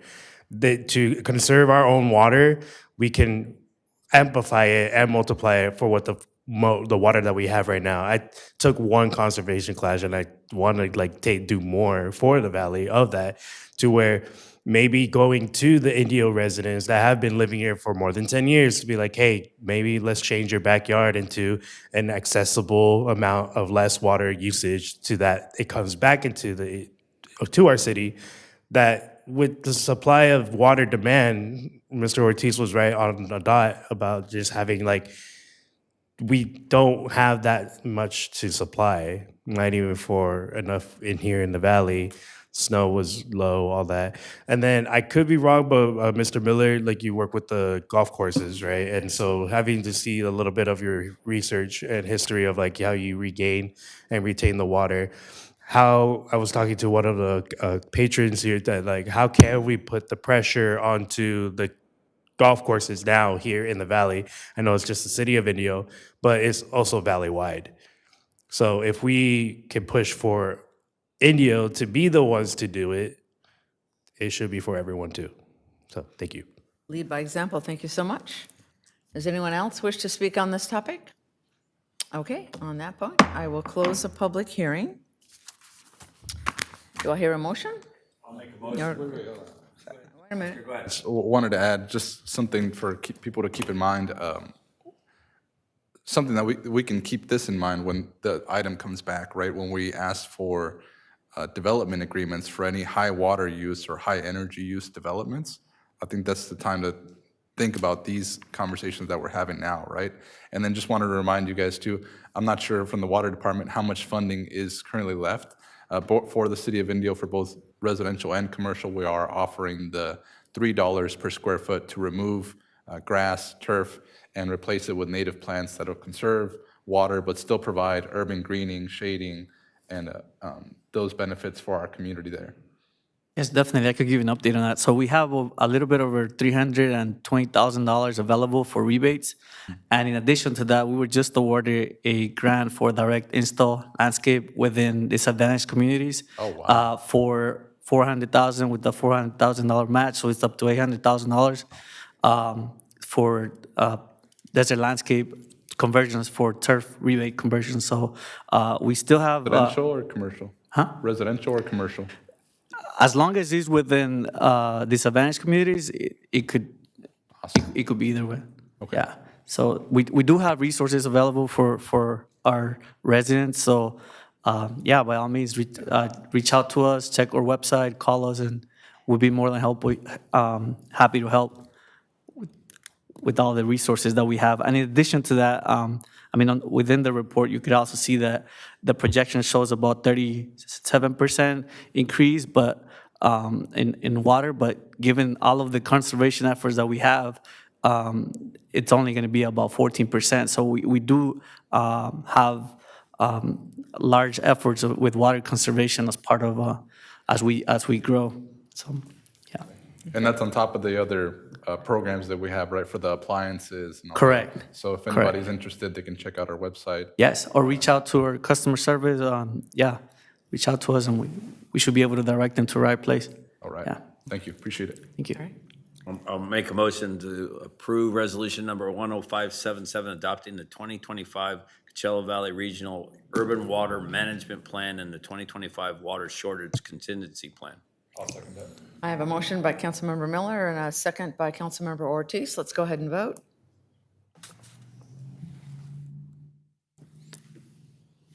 Okay, motion passes unanimously. Terrific. Thank you. Yes. Thank you. You got it. Thank you very much. And the next item, next public hearing is 11.2, resolution numbers 10582 and 10583 regarding the Roadrunner Flats project for the architectural design of 30 detached, single-family, affordable residential units with ADUs within a gated community, including a leasing office, amenities, landscape, and associated improvements. Tentative track map number 39405 to subdivide one existing parcel totaling approximately 10.07 gross acres, APN 691-060-005, into 30 residential lots, private streets, storm water detention basin, and associated improvements located west of Jefferson and north of Avenue 39. Yes. Mr. Halverson. Mayor, our principal planner, Gustavo Gomez, will go ahead and give your presentation this evening. Mr. Gomez. Thank you. Good evening, Mayor, Mayor Pro Tem, members of the council members. My name is Gustavo Gomez, Principal Planner with the Community Development Department. And the item for you this evening is item 11.2, which is the Roadrunner Flats project. Let me get this going. So just a quick overview of the project. The applicant, Tung Tran from A-Tapes Corporation, has submitted 2 applications to the Community Development Department for a Plan PRD 25-0023 and Plan TTM -25-0005 for the Roadrunners residential project. The assessor parcel for the site is 691-060-005, and it has a general plan designation of Desert Estates Transition and a zoning designation of Desert Estates 3. As you mentioned, the site is located north of Avenue 39 and westerly of Jefferson Street. So the project proposal for you this evening is to review the tentative track map to subdivide a 10.7 acre lot into 38 lots, which is 31 number lots and 7 letter lots, and then also a planning review discretionary for the development of an affordable gated residential community. And I'll go over through some of these details throughout the presentation as well. So first, here's a view of the tentative track map. So as you can see, this is the configuration and the layout of how the applicant is proposing to subdivide. So the main access will be taken from Avenue 39, and it will be, the lots will be provided or serviced by private internal streets. There is a secondary access off of Dreams Lane, and that's going to be only for emergency access only. This slide here just kind of shows a breakdown of how the 30 residential lots, the leasing and amenities office, the 2 open space lots that are located towards the on the entry side of for the project, and then also the private streets that are they're around servicing all the other lots for the project. Sorry, Gustavo, what's the open space there? So the open space that they have a dog run, and then they have also just kind of a lawn, and it also serves as a filtration basin. So as you could see, there is no retention on site, but they are working with CBWD to work with the new developed storm channel that's there for the so water would go be diverted to that channel. Okay. Thanks. Good question. Thank you. Here's a proposed site. So the applicant is proposing, as I mentioned, 30 single-family dwelling units, and each one will have an ADU. There is one lot that will have an amenities building and a leasing office, and it will have a manager's unit on the 2nd floor. As part of that, the applicant is providing landscaping, and the gates for the project are located, if you look at the entrance, they're both located on the east and west side of the leasing office. The applicant is conditioned to comply with fire requirements for those gates, and this includes any safety measures for emergency responses. Another thing that I want to note is that the project is proposing, they're only required to provide 62 parking spaces for the residential homes, but they are providing also parking for all of the ADUs, so 2 additional parkings for all the ADUs, and then they're also providing 53 spaces for guest spaces. So overall, they're providing 173 parking spaces for the community. So, Here we go. So these are the proposed elevations that the applicant has submitted for review. They are contemporary in design, and the theme is compatible with the low-density residential patterns of the area. So here are the proposed elevations for the ADUs, and in addition to that, I'm sorry, before I get to that, this is also the elevations for the amenities and leasing office, and then the second story will have the manager's unit. So in addition to that, the applicant is providing 3 different color materials so that there's variation throughout the community. So the landscape that the applicant is proposing will meet the requirements of the UDC, and I wanted to highlight that as part of the amenities that is being proposed, the applicant is including trellises, tables, benches, outdoor barbecues, outdoor fitness stations, and a playground for the community. So the leasing and amenities building will have a lobby, will have offices, an indoor gym, they have restrooms, a laundry room, and also a club room. So this is the different amenities. So on top of the outdoor open space, that they are also providing some indoor amenities. Here are some renderings, some flyovers of the community that the applicant has prepared. And then these are more at the kind of eye level, more pedestrian side. So the first one would be looking at the leasing office, and the next one would be what you would see from one of the residential units. So staff analysis for the project is that the project is compliant with the City of Indio General Plan. The project is also compliant with the City of Indio Unified Development Code and also the Subdivision Map Act. The proposed project is also prepared a consistency checklist with our program EIR, and the EIR analyzed the project it's as proposed, which includes the 30 single-family residents, the 30 ADUs, and the 1 manager's unit. With the application of the relevant conditions of approval, the project is recommended for approval tonight. And I also wanted to note that at the May 27th Planning Commission, the commission did not, they approved the project as presented, and they didn't impose any additional conditions.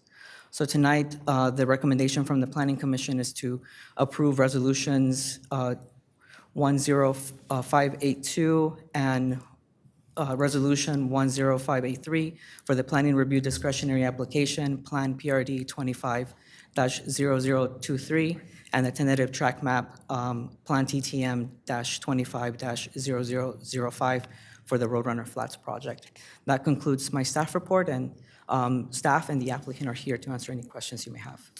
Thank you. Does anybody have any questions of staff first? I would like to hear the applicant, but I would like to be able to ask questions after. Absolutely, and I have some questions as well and some concerns as well. So with the Thank you, Madam applicant would like to come up and speak, that would be terrific. But it's yet, after. Okay, I'm going to open the public hearing. Go right ahead. Hi, good evening, Council, Mayor and Council Member. Thank you. Appreciate the opportunity to be here tonight. My name is T. Tran, Tung Tran, T. Tran. I'm president of ATAP Corporation. With me here is John Okura. We've been working on this project since last summer about, so it's been a while. But we both came from affordable housing background, been doing this for 20 years. This is our 6th project together. In the last 10 years, we worked throughout California. John's been involved in other states as well. We want to thank you, staff, through the last year. It's been a really long process. Well, thank you, Council Member, as well. We met with Council Member Wayman, spoke to Council Miller. We went through and coordinate with different department, the IAD, working with Coachella Valley District, got their approval, their Worcester letter. Working with staff, engineering with Fire Marshal Matt Griffith. So it's been a long process. We're pretty excited about our project. It's a 60 units, 30 unit lot, 60 units project rental. And we're pretty excited because a lot of our other projects are your typical multifamily. So this one is very unique that it's like your single family home. And we're able to make it work in this community and pretty excited to bring forth to this community. With affordable housing, as you know, it's the program that we bring to the project. So it's a rental so that we provide services to components. So we don't just build it. We're long-term property. We have a property manager, professional service company that we hire that manage the property. We provide services to tenants and after-school program for kids and adult wellness classes.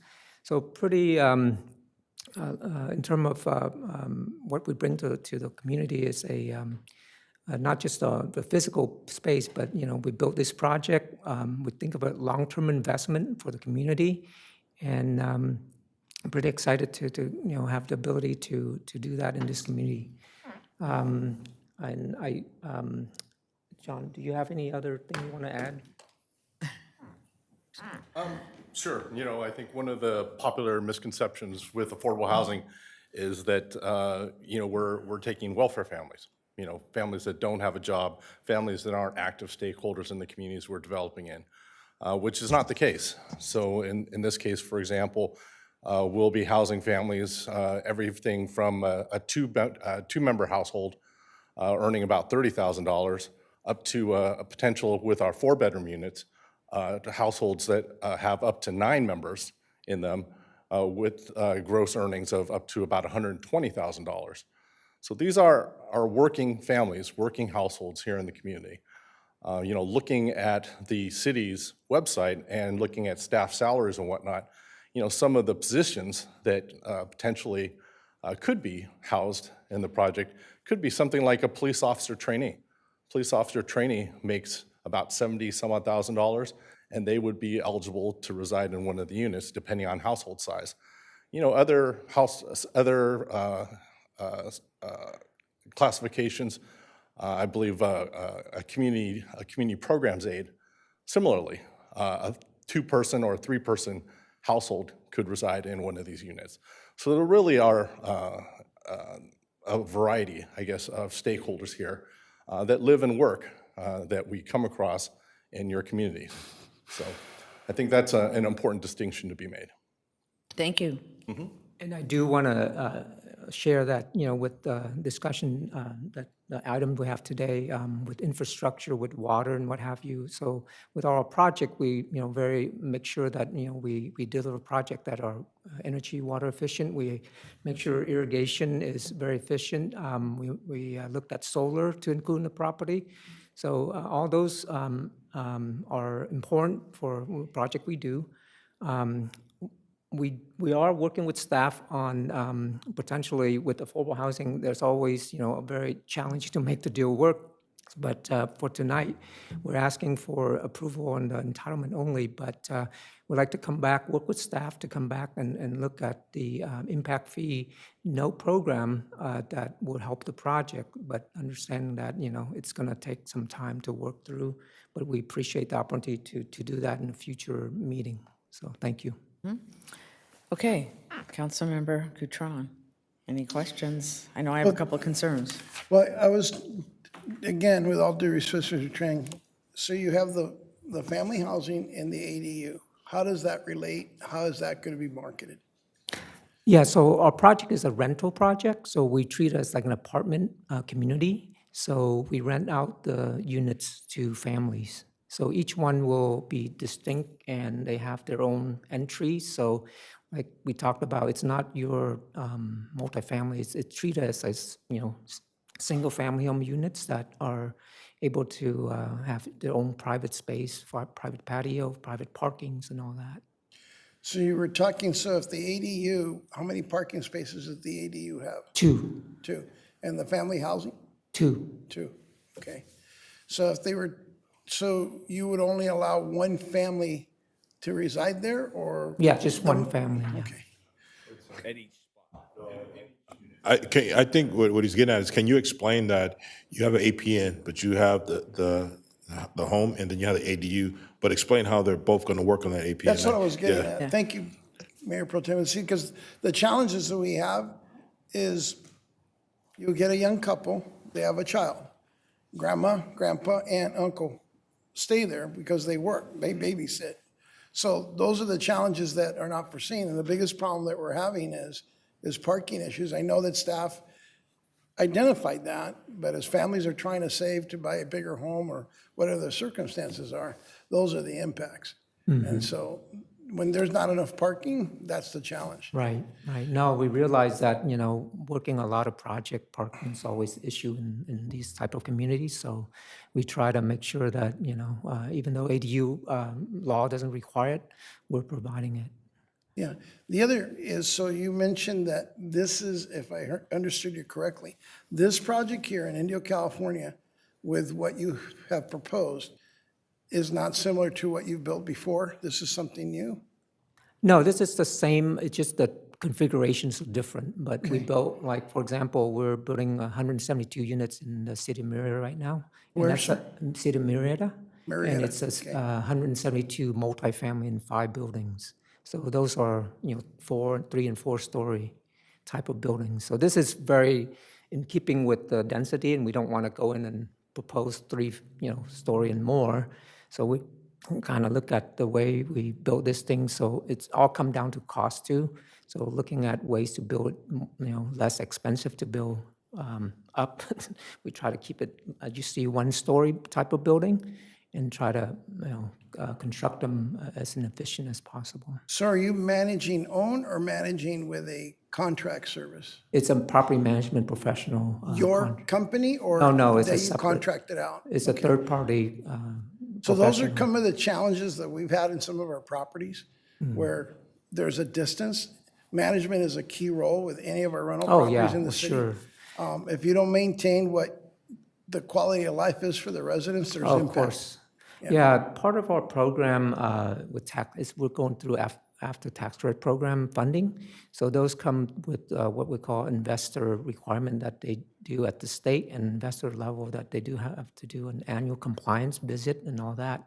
So it's a requirement to make sure you don't have it fall behind. So a lot of our project goes through the same thing. So.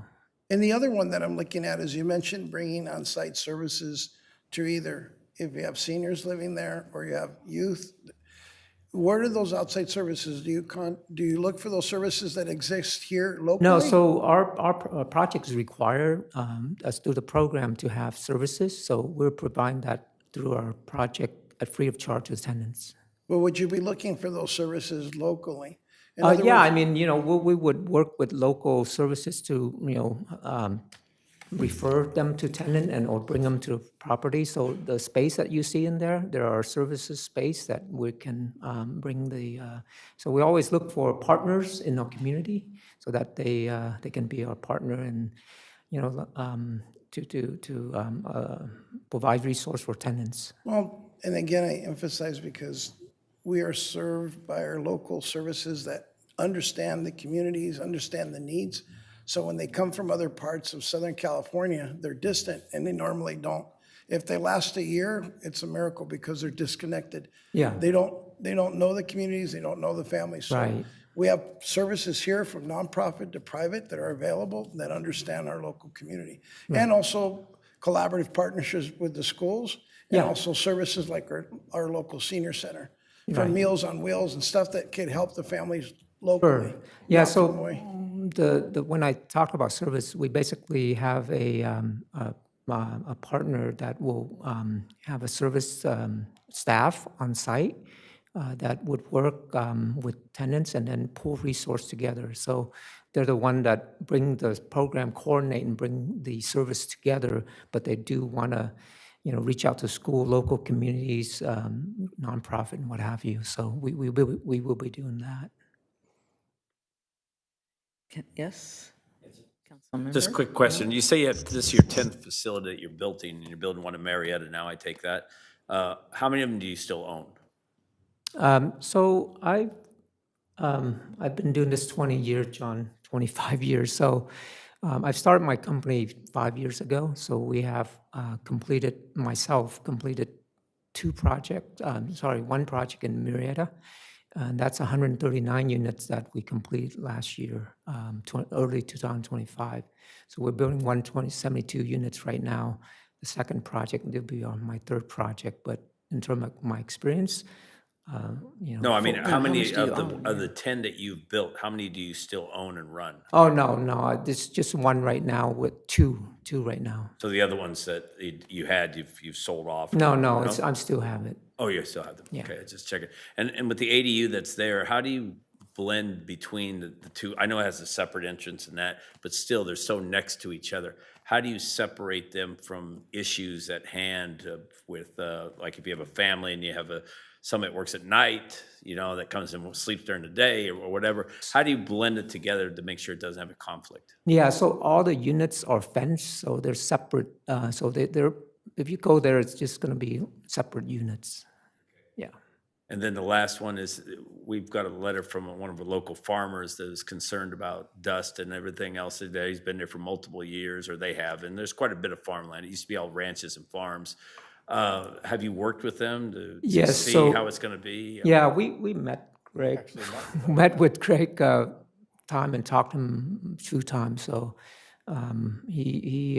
we've been this. Yeah, so we try to meet with him several times after, but our schedule never meshed. But So you did meet with them one time? yeah, Talked on when the we- phone or in person? No, in his property. Okay. So we try to be good neighbor. We're long-term, look at this as long-term investment, so we're not, And then the here last to- thing you said something about coming back to us. Are you asking us to change something later? Is that how No, I take this? it's more has to do with the impact fee program. Deferrals? Yeah, so we're looking at potentially to support these projects.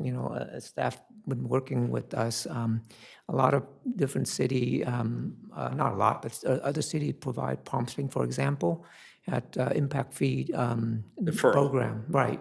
So, John, is this something we've already agreed to, or is this something, he makes it sound like we're going to come back later and look at this? So the item before you is to approve the tentative track map.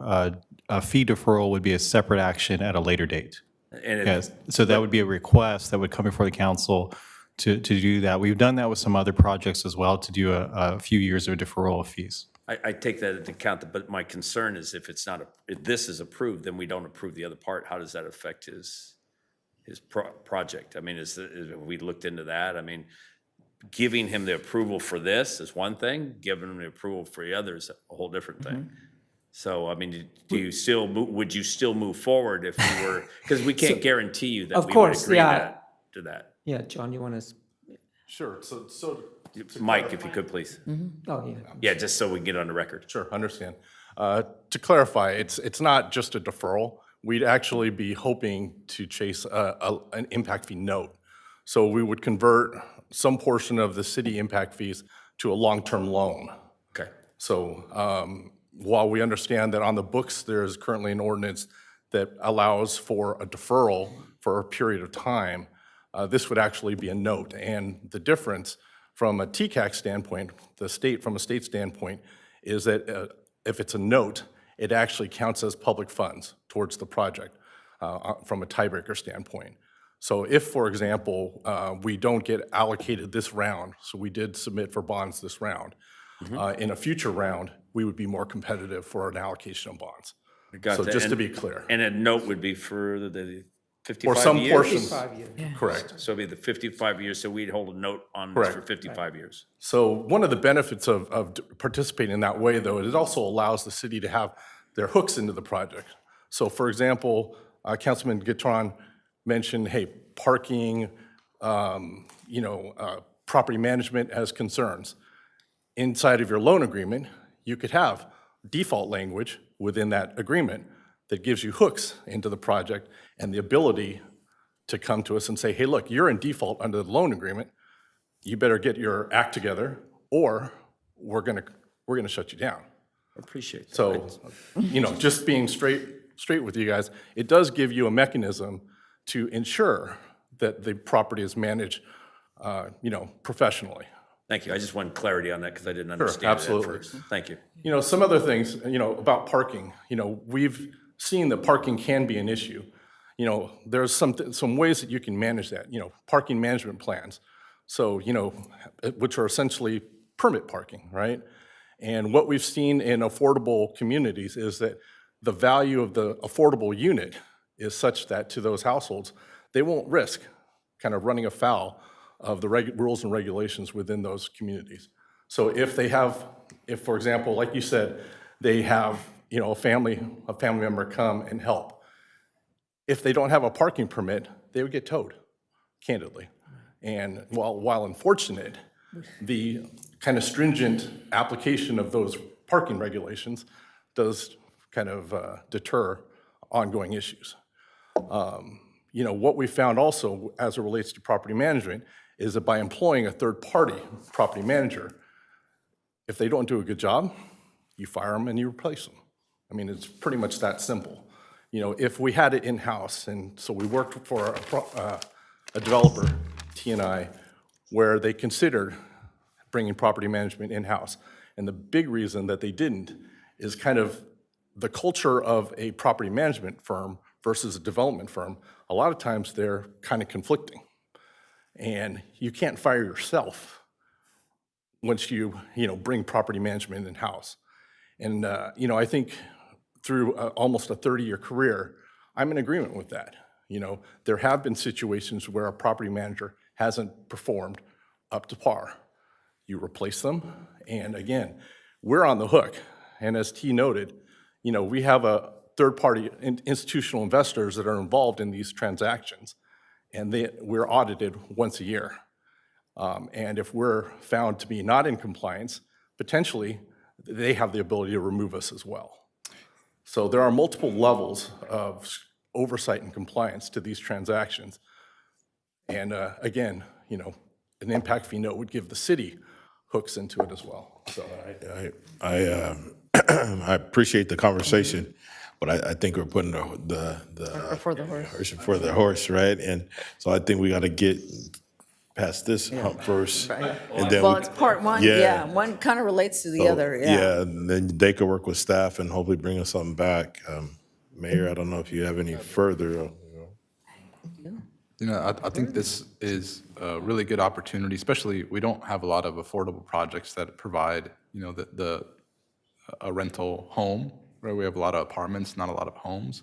I think it also provides a unique opportunity to keep multi-generational families together, right? Having the home with the ADU next to it. But I wanted to see, is there some kind of way that you have to prioritize maybe, if you're renting out to a family, let's say a mom or somebody with kids, is there a way to prioritize maybe the grandparents for the ADU or some family member to provide that extra connection there for those families? Yeah, I think definitely, I think it's come down to with these programs is income qualification. So definitely we'll look at it and, I don't know from a preference standpoint, I think the big thing is that we do have 4-bedroom units. So the occupancy limits for a 4-bedroom unit for TCAC, the state agency, is 2 per bedroom plus 1. So our 4-bedroom units would allow for a 9-person household to reside there, which is fairly large, and potentially does include, caretaker, a grandparent or something like that, Gotcha. So that would be a huge thing in terms of increasing the housing stock for those multi-generational families, I think. So the ADU, so the houses and the ADUs are rented separately, right? You're not renting a house and then automatic as part of that ADU. So you'd have a completely different person, a new neighbor for the ADU. Right. They're separate So I units, wanted to clarify that. essentially. Sure. Understood. I guess the reason I asked this is I spent the better part of my 40 years, 20 years dealing with unfortunate decisions that we made in the past. And the people that are wanting a home and wanting to live in an environment that's safe and clean was challenging to turn them around. And I can name 10 projects in the city Right now, unfortunately, we approved a project that is currently having challenges with parking and other issues, and it's recent. Unfortunately, I feel we didn't get ahead of it. So you come in, we set a standard. If it works successful, then it's great. But if we don't make these efforts, make this time, these are projects that I've always said, whatever we approve today, 20 years from now, we need to be able to say it worked out. And I loved your suggestion, Councilman Ortiz, that ADU could be where grandma and grandpa's at, if that's all they're able to economically sustain their family as a whole and the other part of the home. So I just, sorry, we have to take the time. No, we're not talking about that. Yeah. I think there's just a misconception of the ADU. You have one APN. Yeah. And you have two properties separate. So there's two separate rentals. It would be equivalent to renting a duplex, right? Right. So prioritizing a family member or something like that will be a management decision. But just to clarify, these are separate rental properties, right? So I think that's where the misconception So is. it's likely that the person living in the ADU is going to be unknown, a stranger to the people living in the home. Right, and they're separate units, so you're not, yeah. Technically, it's called an ADU because it's on the same Another apartment. APN. Right, exactly. So It's basically, like it's another two houses on an APN. That's what it is. And I guess Right. Correct. what I'm thinking is if there's a way for a family to maybe rent out both of those for one family where the grandparents could live there and just to have some kind of, because I think that would be just a great benefit for some of our young families, right? To I have think we that can, family you know, member. work with- And some of them might not want the parent inside their home, right? But maybe a couple feet away, right? City Attorney? A comment from Councilmember Gatron got me thinking, and that was in relation to condition of approval 15, which describes the maintenance of the common areas, the streets, the gates. It currently allows that to be done either by a homeowners association or by a property management company. Is there anything in the application submittal so far that requires the project to continue to be held under single ownership? I didn't see that in the backup, and so I may want to suggest that we address condition of approval 15 to give some certainty to that. But I wanted you to have a chance to address it before I started making recommendations on the fly at the council meeting. Yeah, I think definitely we want to, the project needs to have single ownership for the tax credit purposes. So we can't have 30 separate owner. So that's why the language to add, property management in there. Okay. Would the council support a small revision to condition of approval 15 that would require either the CC&Rs or the maintenance agreement come to the city engineer and the city attorney for approval before final map recordation comes back to the council? Wait, I'm sorry, say that again? Either a maintenance agreement or CC&Rs, some form. It doesn't have to be CC&Rs, but some form of recordable enforceable obligation to maintain those common areas, either the property owner under single ownership or some other methodology for making sure that the gate, the roads, the park are being actively maintained. That the city is not on No, the the hook city's for that, not yeah. on the hook. This is all private property, so that's The why. only thing is, I saw a project similar to this that got approved, and the plan was a single property owner, but there was nothing in the project entitlements that required it. And so when, unfortunately, that went under, they started selling them off, and now who's responsible for the streets? And what happened is the residents came to the city and said, please take over these streets.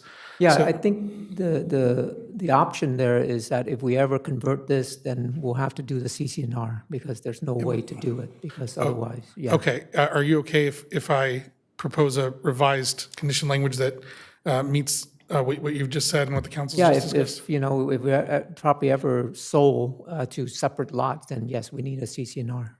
Okay, thank you. Thank you, Councilmember Gatron, for sparking the light. Or just, you just like you can sell a condo, so, okay, then I wanted to say something. Just have one question for fire. Are we including the Opticon? Are we including what? I'm sorry? Yes, sir. Okay, because that was our goal, that every new project is gonna, so we don't have that gate access emergency. Right, right, right. That's it. Absolutely. I didn't want to take it for granted, sorry, but I'd hate to think, hey, nobody forgot, so. No, that- it'll that be helps. included in the gate plan That review. improves access by 3 minutes or more. Everything is, every second is important, so we understand that. And so I think this is a really cool project that we get to work through. I think it's wonderful for our families, those that can come and especially at the beginning, and 2 properties are available, terrific. I like it.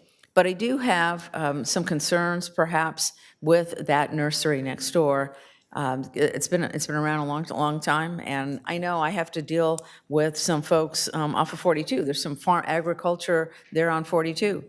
And the homes, that farm was there long before the homes got in, and yet every year I hear from the residents along that, because there's too much dust, there's too much noise, they're parking. And the same thing with the nursery, and they have some very valid concerns, ensure that there's no way for the kids to get over, that there's, because it's an active nursery, there's dust issues. And so then you have people moving into that edge, and then there's dust, and then they come in, and then they have issues, potential issues. I think somewhere along the line, we need to make sure that the residents know, it needs to be written in whatever, that there is an active nursery, and that it is a business, it is a private business, and what's, what could be some of the challenges, and you probably don't want to put that, but people need to be made aware that there needs to be some caution and some care with the active nursery next to it. Yeah, no, for sure, we can put that in our leasing agreement to notify tenants of that. But, So there's typically a tax credit addendum to the leases, and that kind of spells out the requirements under the tax credit program. And one of the things that we could do very easily is just add kind of a disclaimer. Yeah, a disclosure that, you're renting a property that's adjacent to a working farm or Nursery, farm or nursery. right, whatever. And, there are certain challenges that come with that. I will tell you that, again, candidly, because affordability is such an issue for a lot of these families, that pragmatically, they'll accept a lot of inconvenience. Sure. For example, we developed some units where, we had the floor assemblies that were designed and built per code, but vertical noise transmission was an issue. And candidly, we just said, look, it was built per code. It was, designed, built per code. And if you have an issue, you could always move out. And I hate to be kind of cavalier about it, but I'll tell you that there wasn't a single instance where that household decided to move out over that noise issue. People unfortunately will complain, but when confronted with the honest truth, they'll typically take the affordability. Just to let you know, the Myriad project we had on 39 units, we had 1 month lease up, we had over 1,300 people apply. Sure. So it's just a very It's a very competitive, and it's needed, but I think we here in the city of Indio want to make sure, and to Councilmember Goutron's point as well, that our communities and the housing is livable. Not just, not just a structure, take it or leave it, right, exactly. Right. That's why we do this work, because John and I do this work for many years, and we're passionate about, we care. I myself came from a background living in affordable housing, so I understand and appreciate the opportunity to live in these kind of community. And yes, Mayor, we don't have a condition of approval that requires the disclosure of the adjacent nursery or horticultural use. If the council wanted to include that as a condition of approval, and if the applicant agreed to it, it sounds like it's something they could easily do. Yeah, we can add it. I have draft language I can give to the Community Development Department, add that to the resolution as well. Is everybody okay with that? Okay. Yes. Thank you. Thank you. All right. Where do we stand now? Any other further comments? I've got to close the public hearing. Well, let me see if anybody else needs to speak. Thank you. Thank you. Does anyone in the audience or online wish to speak on this particular item? No. Okay, then I'm going to close the public hearing. I'll motion to approve resolution numbers 10582 and 10583 of the City Council approving planning review a discretionary and tentative track map, and certify the CEQA Guidelines Section 15183 consistency determination with the City of Indio General Plan 2040 Program Environmental Impact Report. I'll second. I have a motion by Councilmember Ortiz and a second by Mayor Pro Tem William Furman. Let's go ahead and vote.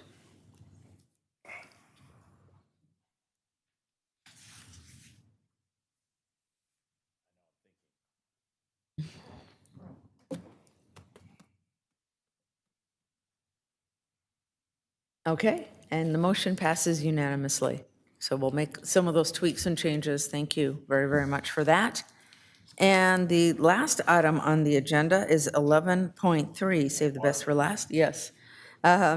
Introduction of Ordinance 1839, City Council review of Planning Commission recommendations relating to amendments, Title 17 of the Unified Development Code, Plan DCA 260001, Article 4, regulations for specific uses, and Chapter 4.05, automotive service and repair fueling stations, to add supplemental regulations pertaining to fueling stations.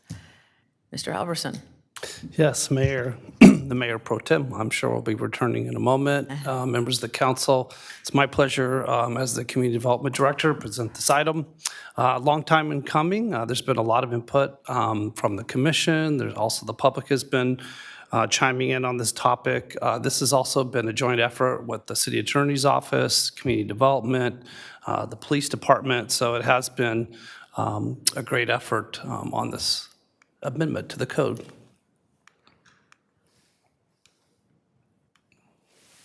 I'll try to get this to go.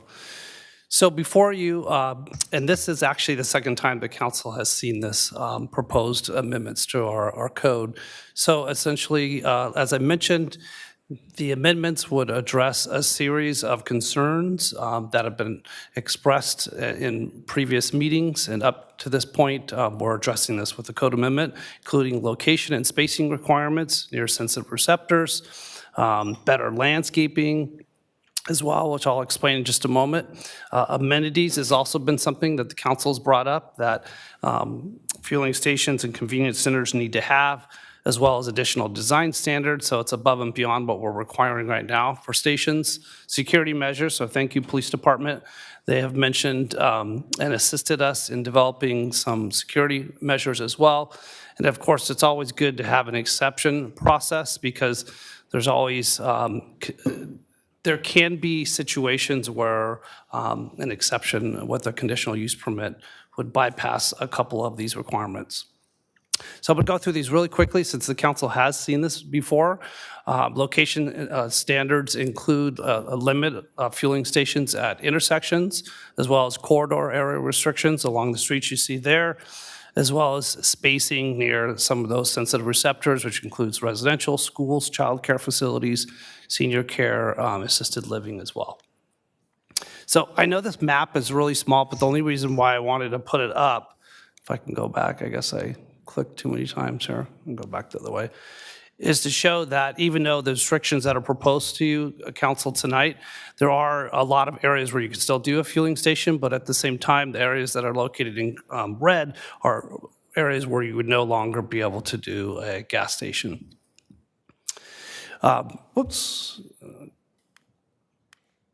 So enhanced landscaping, we want to actually double the amount of landscaping that is typically required for fueling stations from 10 to 20.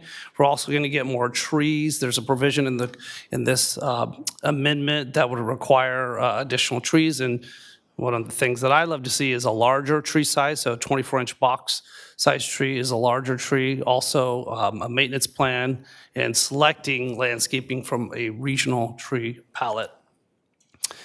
We've already talked about this, but one of the amenities that the council's expressed, which we heard you, was requiring more amenities such as fresh food.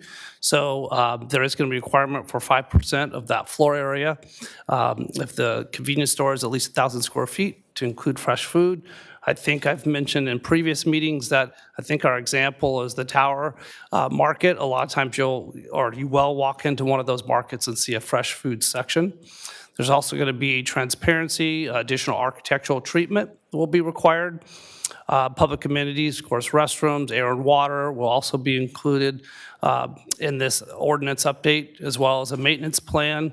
And the EV charger, which when this went to the Planning Commission, I'll be at the end of this presentation including their recommendation to increase the EV charger number. Right now it's at 1. Regardless of what the building code requires, at least 1 would be required. The security measures are part of this code amendment as well, including security plans, motion detectors, emergency access, evacuation plans, security, and even panic buttons.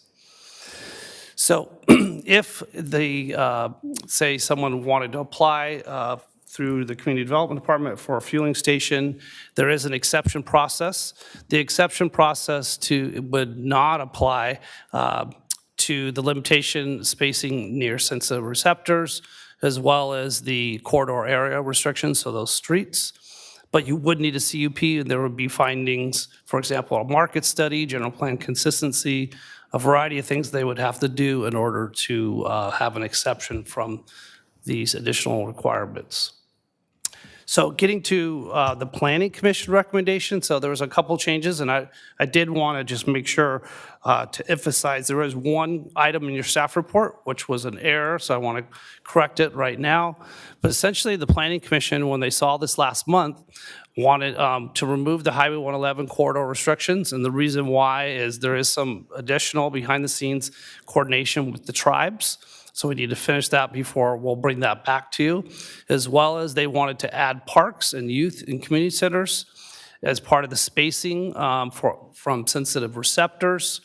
Because right now, as you know, there's sensitive receptors where gas stations cannot be located. And the last one, which was an error in your staff report, so I want to emphasize this was a recommendation from the Planning Commission, was to acquire an additional electrical vehicle charging station through the CU process if they are applying for that exception. So if they want that exception, they go through the series of findings, but in addition, instead of 1 vehicle charger, they would have to do 2. And so that is your Planning Commission recommendation from last month. I put together a map. Of course, the GIS department helped me. This is just another map that's part of your staff report that shows if you did add the additional restriction from sensitive receptors near parks and youth centers, there would be basically 18 different locations where you wouldn't be able to do a service station. And those areas in green are the restrictions, and then, the red is the restrictions, the green is the areas where you would allow a gas station. So, thank you, City Attorney's Office. They reminded us that we also need to do an extension to the moratorium. Even though it's still in effect, it's actually going to expire tomorrow. So if the council does approve this, there's a first reading, there's a second reading, although I think there's a waiving of that. By the time this goes into effect, we will need additional time, so the moratorium extension is part of your review this evening. With that in consideration, really the recommendation is threefold this evening. One is to consider those Planning Commission recommendations on the amendments to Title 12 or Title 17, as well as determine that the project is categorically exempt based on CEQA guidelines section 15061B3, and that if the lastly is extend the moratorium until the permanent regulations can take effect. That does conclude the staff presentation for these code amendments, and I'm available to answer any questions. Okay, gosh, yes, you have a puzzled look, Councilmember. Yeah, because I just want to make sure that I recall the Planning Commission also included churches. They had asked for that. Churches, Councilmember Gutron, churches was not included, but someone came up, a public speaker. It doesn't mean you can't consider it this evening, but a public speaker did come up and mentioned, well, why don't you do churches and why don't you do this? But the final conclusion was youth centers, community centers, and parks. So it did not include churches, but that's on the table if you wanted to discuss that this evening. Yeah, I'm on the table now because I thought it was the Planning Commission. So, Go ahead. Amendment. I agree with you to an extent, but there's so many of these small churches that pop up at these industrial areas and that quickly because they don't have to go through as much process. I mean, it'd be really difficult for us to control that. And if you have a church that's a small one that has 20, 30 people to it, I mean, that's gonna stop development. And I'm not for or against gas stations, but I think when you look at that, it's not the churches that used to be, the big ones on every corner. A lot of the newer ones now are I mean, I think our last big one was Church of the Red Door. All the other ones are small churches that are taking up industrial spaces and other stuff. I think that would storefronts. block a lot, but, I'm so, just- either we wouldn't approve those, which is very difficult, or we wouldn't approve the station. I'm just looking at two that, one, we had to help relocate, and they've been dealing with the traffic with Circle K store. Right. They're dealing with the noise when their children are out there. They have limited space right now as a playground area, and they're listening to all that noise. That's why, I guess, how would we define a church, an established facility that is a church versus they have the church in their home in a residential neighborhood, I guess, but then that would be covered by residential. So we have two of them that way now. And right now, the one that hasn't been completed, there is an opportunity for them, I'm assuming, to build. I don't know, because we'd have to see if it's in that restricted area. I thought when it was mentioned, I figured, yeah, I think they're right. We missed that point. Yeah, we'd have to be very cautious of what we approve then, based on what it would affect everything else too. Because we've done that with certain things where we've made restrictions on it that was good maybe 5, 6, 10 years Right. ago, now that are It coming back to changes. affect us. So Right. I'm not against or for it, so that's a part of it. And if I could, Madam Mayor, Yes. real quick. So Brian, on this, how many more gas stations we have that are approved that have not started? I know we got Walmart, I know we have some other ones. How many we have right now? I believe it's a total of 5, so it's, that are existing, that are basically been grandfathered in. Grandfathered in? And Yeah, I and think ho- it's 5. Okay, and then how long do you anticipate the moratorium will go? If we're entitled until we get this in place, you're saying moratorium until it's done. What are you anticipating? City Attorney, would you? If the council did first reading and introduction today, second reading and adoption at your next meeting on July 15th, then the moratorium would extend until 30 days after July 15th, which would be mid-August. I did put in the moratorium language that it will go until September 30th, 2026, or until this ordinance takes effect, whichever occurs earlier. Okay, and thank you. And then Brian, you said we have tribal behind the scenes. Is there something that we have to know that we can talk in public on, or is it something we can't talk about? It's just because the Highway 111 specific plan requires it. We coordinated with City Attorney's office that was something we missed, quite honestly. And so we want to make sure that that's complete before we come back. And honestly, when we do come back, it sounds like there's also some additional amendments that could potentially be included in the Highway 111. So that being an oversight, what'll take the time to correct it? How long will it take? Yeah. The consultation will end in August. So when we'd would bring it that come back? What was that? When would that come back? Shortly, right after that. So you're saying September? That would be a good goal to have, and I think we can do that, absolutely. So we need to pin that, because that's when we'll be looking forward to it. Yes, absolutely. And in my opinion, That's for the tribal consultation, correct? Yes, sir, because they overlooked it by accident. Okay. and in my opinion, I don't think I think it's too quick. I think we need more time. I think the moratorium needs to stay in there longer until we can figure this out, especially with the amount of gasoline being taken by the tribal, like 29 Palms, and the prices that they have, how it affects on some of these other ones. So, I mean, we've got 5 gas stations we're gonna make. We haven't done enough, I think. Yeah, we don't need to rush into this. Exactly. I think 30, am- 60 days is not enough time for us to really look at what we're doing. I agree. I also, respectfully, I really, I'm challenged with including churches into this. I guess everything's, there's a Where do you a stop? give and take, on everything. And I'm just not I see your point, but I also remember coming out of church and the first thing we did was stop by and get gas. So I mean, there's no perfect science. What we can do is make the best decision that we can possibly make for this moment in time. We have these gas stations. They haven't even been built yet. We have time to consider, to refine, to review, and to look at this. So I would agree with you, Mayor Pro Tem. I understand and appreciate Councilmember Catron's point with the places of worship, because some of these gas stations are becoming massive. They're not mom and pop gas stations. We do have some churches that do pop up in small industrial areas. Therefore, I think a map that will reverse this, instead of a map where they can't go, a map where they can go.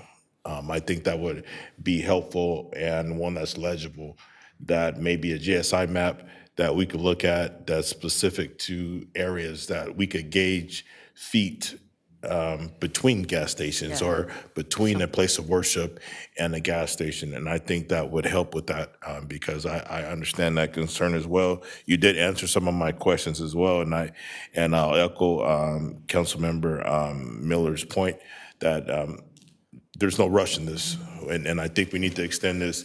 Reason being is, look at our economy right now. Look at our world. We've approved Walmart. Right? I think Walmart has a limited amount of funds. If this was an urgent matter in gas, Walmart would have been started building. They're approved. Walmart could build tomorrow. We approved Maverick. They haven't moved. We have other ones approved. We have others pending. They haven't moved.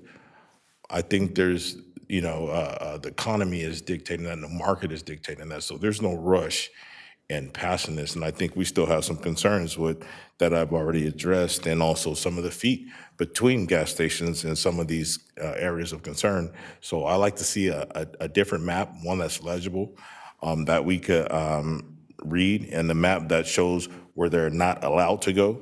Where they're allowed to go. And also, we already talked about the High 111 corridor. And this second item says, determine the project is categorically exempt from CEQA guidelines. It says, speaking of project, what do we mean by that? Am I missing something? No, it's okay. This is considered a project for CEQA purposes, so we do have to review it and find out if it does qualify for an exemption. In this case, it does. I did just real quickly, we worked real closely with GIS on the mapping. And it is difficult because there's so many restrictions and there's so many variables, but those maps that I showed, although I agree, they're really hard to read, does show where they are allowed. Those are those areas in green. So there are still a lot of areas where gas stations would be allowed. Can we go back to that, where they're allowed? Yep. So do you want the one that excludes the parks? I want the GSI map there's where they're two of them, but I'll where show they're you. allowed to go.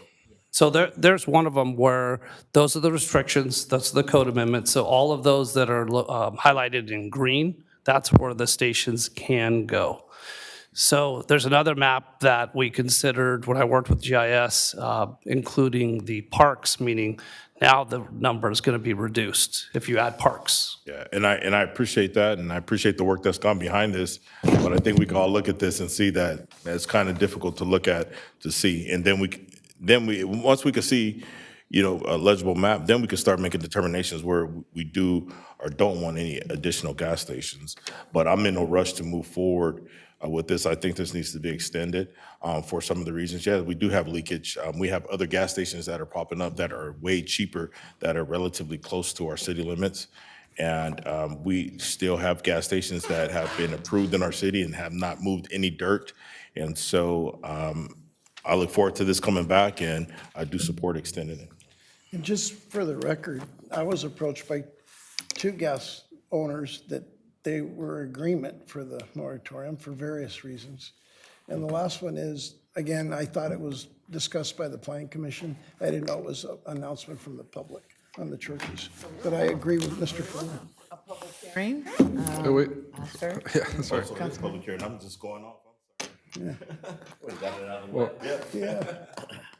Yeah, I think, on the owners, I think, they don't want any competition. So I think we got to take that with a grain of salt there, right?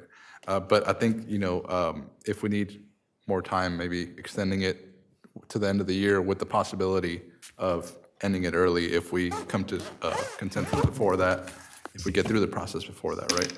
Yeah, so based on the council's discussion, if the council did want to take more time with this, my recommendation would be to adopt the extension of the moratorium and amend section 3, provide us with the date that you want to extend it to.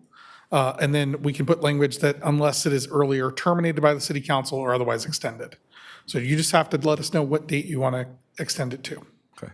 And I think for the map issue, maybe if next time we have a public meeting, maybe splitting this into like maybe 3 or 4 sections so that we can see a little more clear. Certainly, we can do that. Zoomed in. On the car chargers, are we talking about fast chargers or the regular chargers? That would be the regular, so not the superchargers or fast chargers. That would be a regular EV charger, kind of like the ones we have here in our parking lot at City Hall. And I just don't think that's going to be very useful because nobody's going to be waiting at a gas station for 4 hours to charge their car, right? And so I think maybe having an option of potentially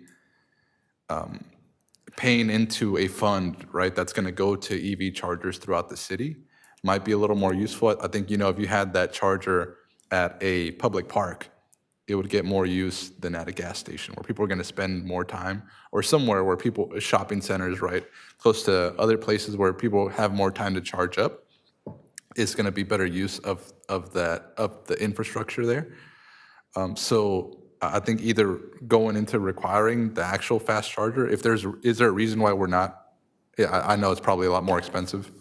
I think there have been concerns a lot that have been expressed to our department that when they want to put in these chargers, sometimes electrical capacity is not there. So we didn't, and that was never, it didn't come up in the discussions with the Planning Commission or past City Council, but now obviously it's on the table, so. Yeah, I think either moving towards the fast chargers or providing that option to put that money into a fund that would fund chargers throughout the city, just because I just don't see that getting a lot of use at gas stations. Okay, yeah. That's true. Exactly. Okay, I'm going to open the public hearing. That's okay with everyone? Yep. I have some requests to speak. Lorraine Salas.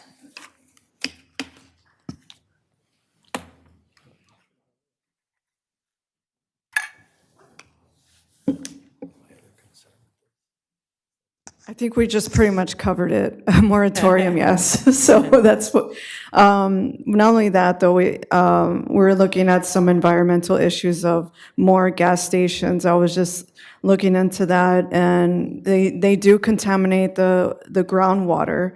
And you can see some of the pollutants, on the internet, and that's a huge issue. I know some of the considerations might be adopting a minimum 1,500 foot separation requirement. And so let me see, another thing. You guys had mentioned 5% fresh produce. I don't think that's enough, in my opinion. I've also observed that in the city of Indio, when I go grocery shopping, I'm really also in food democracy, or in support of food democracy. There's an issue with nutritious organic food being overpriced, and there's a lot of people who have to decide between buying the less expensive pesticide-laden food, and that's an issue. So I've noticed that in the city, there's, I don't know, you guys don't have a Sprouts, right? I wasn't sure, not, but I'm just saying the 5% fresh produce at some of these gas stations, I look at some of them within the city of Indio, and some of them are, the food have expired already.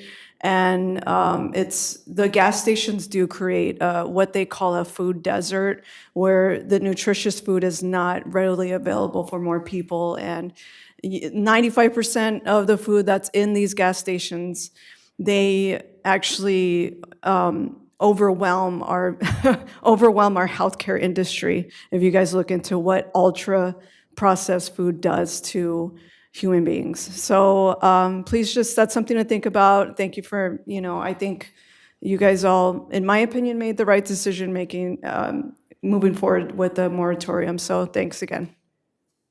Thank you. Let's see, Loretta?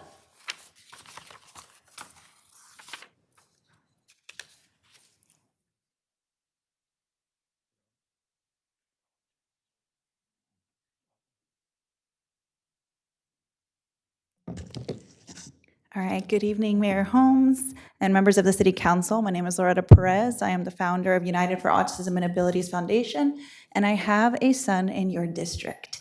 I'm here tonight because the ordinance is not just about gas stations. It's about where the developments are allowed near our homes, schools, parks, and child care centers, youth centers. Specifically where children spend time. With having a child on the spectrum, they do spend time in therapy areas as well. So I was wondering if you can consider that as well as a child care center. The therapy areas, children are there for hours. They're not just there for 20 minutes. They're there for hours, 4 hours at a time sometimes. So we're trying to consider those thoughts as well when you're thinking about these gas stations. Or we should not wait until another application comes forward near a school, park, neighborhood, or a child center to find out.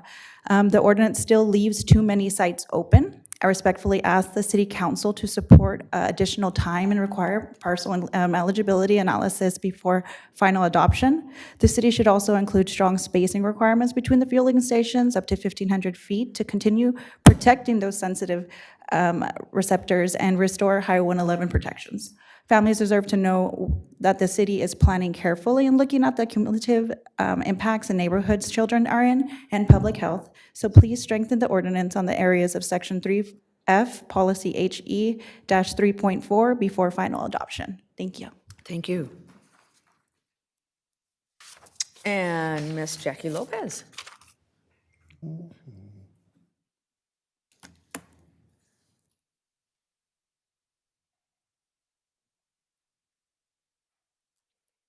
Good evening, Mayor Holmes, Jackie Lopez, longtime resident, former planning commissioner. I submitted a letter earlier to council outlining the specific UDC amendments that I was requesting, but I'm not going to repeat those tonight. What I want to emphasize is why those amendments matter. The city has already recognized that oversaturation is real planning concern, and that the long-term viability of its existing fueling stations should be protected. That language is important, but the final UDC amendments need to be strong enough to actually carry that purpose out. This is not about numbers on a staff report. It's about the real businesses and the real people that have invested in Indio for many years. So one example was today. I met up with Mr. Parmjit Singh. Forgive me, I mispronounced his name. He's the operator and owner of the Gas and Save on the corner of Clinton and Miles Streets. He's been here for 22 years. He has served residents, employed people, paid his taxes, maintained his property, and stayed committed into the city. If the UDC amendments move forward without enough protection, small operators like Mr. Singh are the ones most at risk. They cannot continue absorbing more competition, higher maintenance expectations, and additional compliance obligations without the city also taking meaningful steps to prevent further oversaturation. I'm asking the council to support any additional time tonight and make sure the final UDC amendments truly address the concerns that brought this issue forward. This is not about stopping business. It's not about, owners, not liking the competition. These businesses that have already been here, the neighborhoods that they serve, the residents, all those who rely on them. If we don't get this right, Indio's is going to risk losing long-standing local operators like Mr. Singh and Gas and Save. That would be a loss. I'm sorry, I just had to clear my throat. I was joking. It would be a loss for small business, for residents, and for responsible planning in our city. And thank you. I also want to just kind of raise a little something here, but a concern. A couple of community members told me that they were turned away by security guards downstairs, and I don't know if that's a Brown Xer, but I just want you to know that some folks were locked out by security. They were only told that they only had 3 minutes to come up. So I just want to make that aware that some folks that couldn't get in, and the doors were locked out. About what time was that? That was around 7 o'clock. Okay. So, thank you so much. Well, duly noted. Thank you very much. Okay. My goodness. Good dialogue. I just think we really care about our community. I'm going to close the public hearing. Oh, I'm sorry, I didn't realize there was another. I'll open the public hearing again. If you could eventually fill out a form and state your name, please. And I'll be really brief. In this meeting tonight, Mayor Holmes, I heard about the water conservation issue that we're all very much aware of. But in this planning of the gas stations, I hear you would like to increase the tree usage. Doesn't that use a lot of water? Maybe we could use native plants. So I would propose that we do more native plants that might attract native insects, birds, things like that, as opposed to using more water. Also, I would ask that if somebody's going to build a gas station, that they have to do reclaimed water. Thank you very much for your time. Anyone else wish to speak? Okay, I will close the public hearing and entertain a motion. So I'm more than happy to do an extension. I don't know how Yeah. long it is that we think it needs to do, but you got to think we're in June now. We're not going to meet till July, but we have election in November. Do we really want to throw something on the new council that comes in, no matter who it is, even if it's the same ones? Or do we want to wait a couple months into it to get their feet wet before we start bringing them into a situation like this? So are we talking 9 months? Are we talking a year? We have 5 gas stations we're building. We can always go backwards and Right. take the moratorium away. We can't take them away. If we That's decide right, that we yeah. get a great project coming in and we need to do it. But I think it gives us time to look decide. But I don't think there's ever going to be perfect for us because, you know, we got churches, we got this, we got that. We could just keep going and going and going. We've taken out so many areas in this city already, and it doesn't mean we can't do more, but I think that's going to take time for us to look at it and do it Evaluate. instead of throwing it up against the wall and trying to do it from the dais here. Really get our comments to staff and let the rest of the public come in and talk about it. and Yeah, do it. no, I support you. You know, what's the timeline? Where are we at right now, and what are we looking at extension wise, and where can we go with this? Thank you, Councilmember. I'm looking up the timeline now. We have plenty of time left. This moratorium is relatively new for the city. I guess my question is, where does the council want this to go? You're looking into early next year, is what you're looking at? Yeah, I mean, you know, Personally, I'm good a no, year.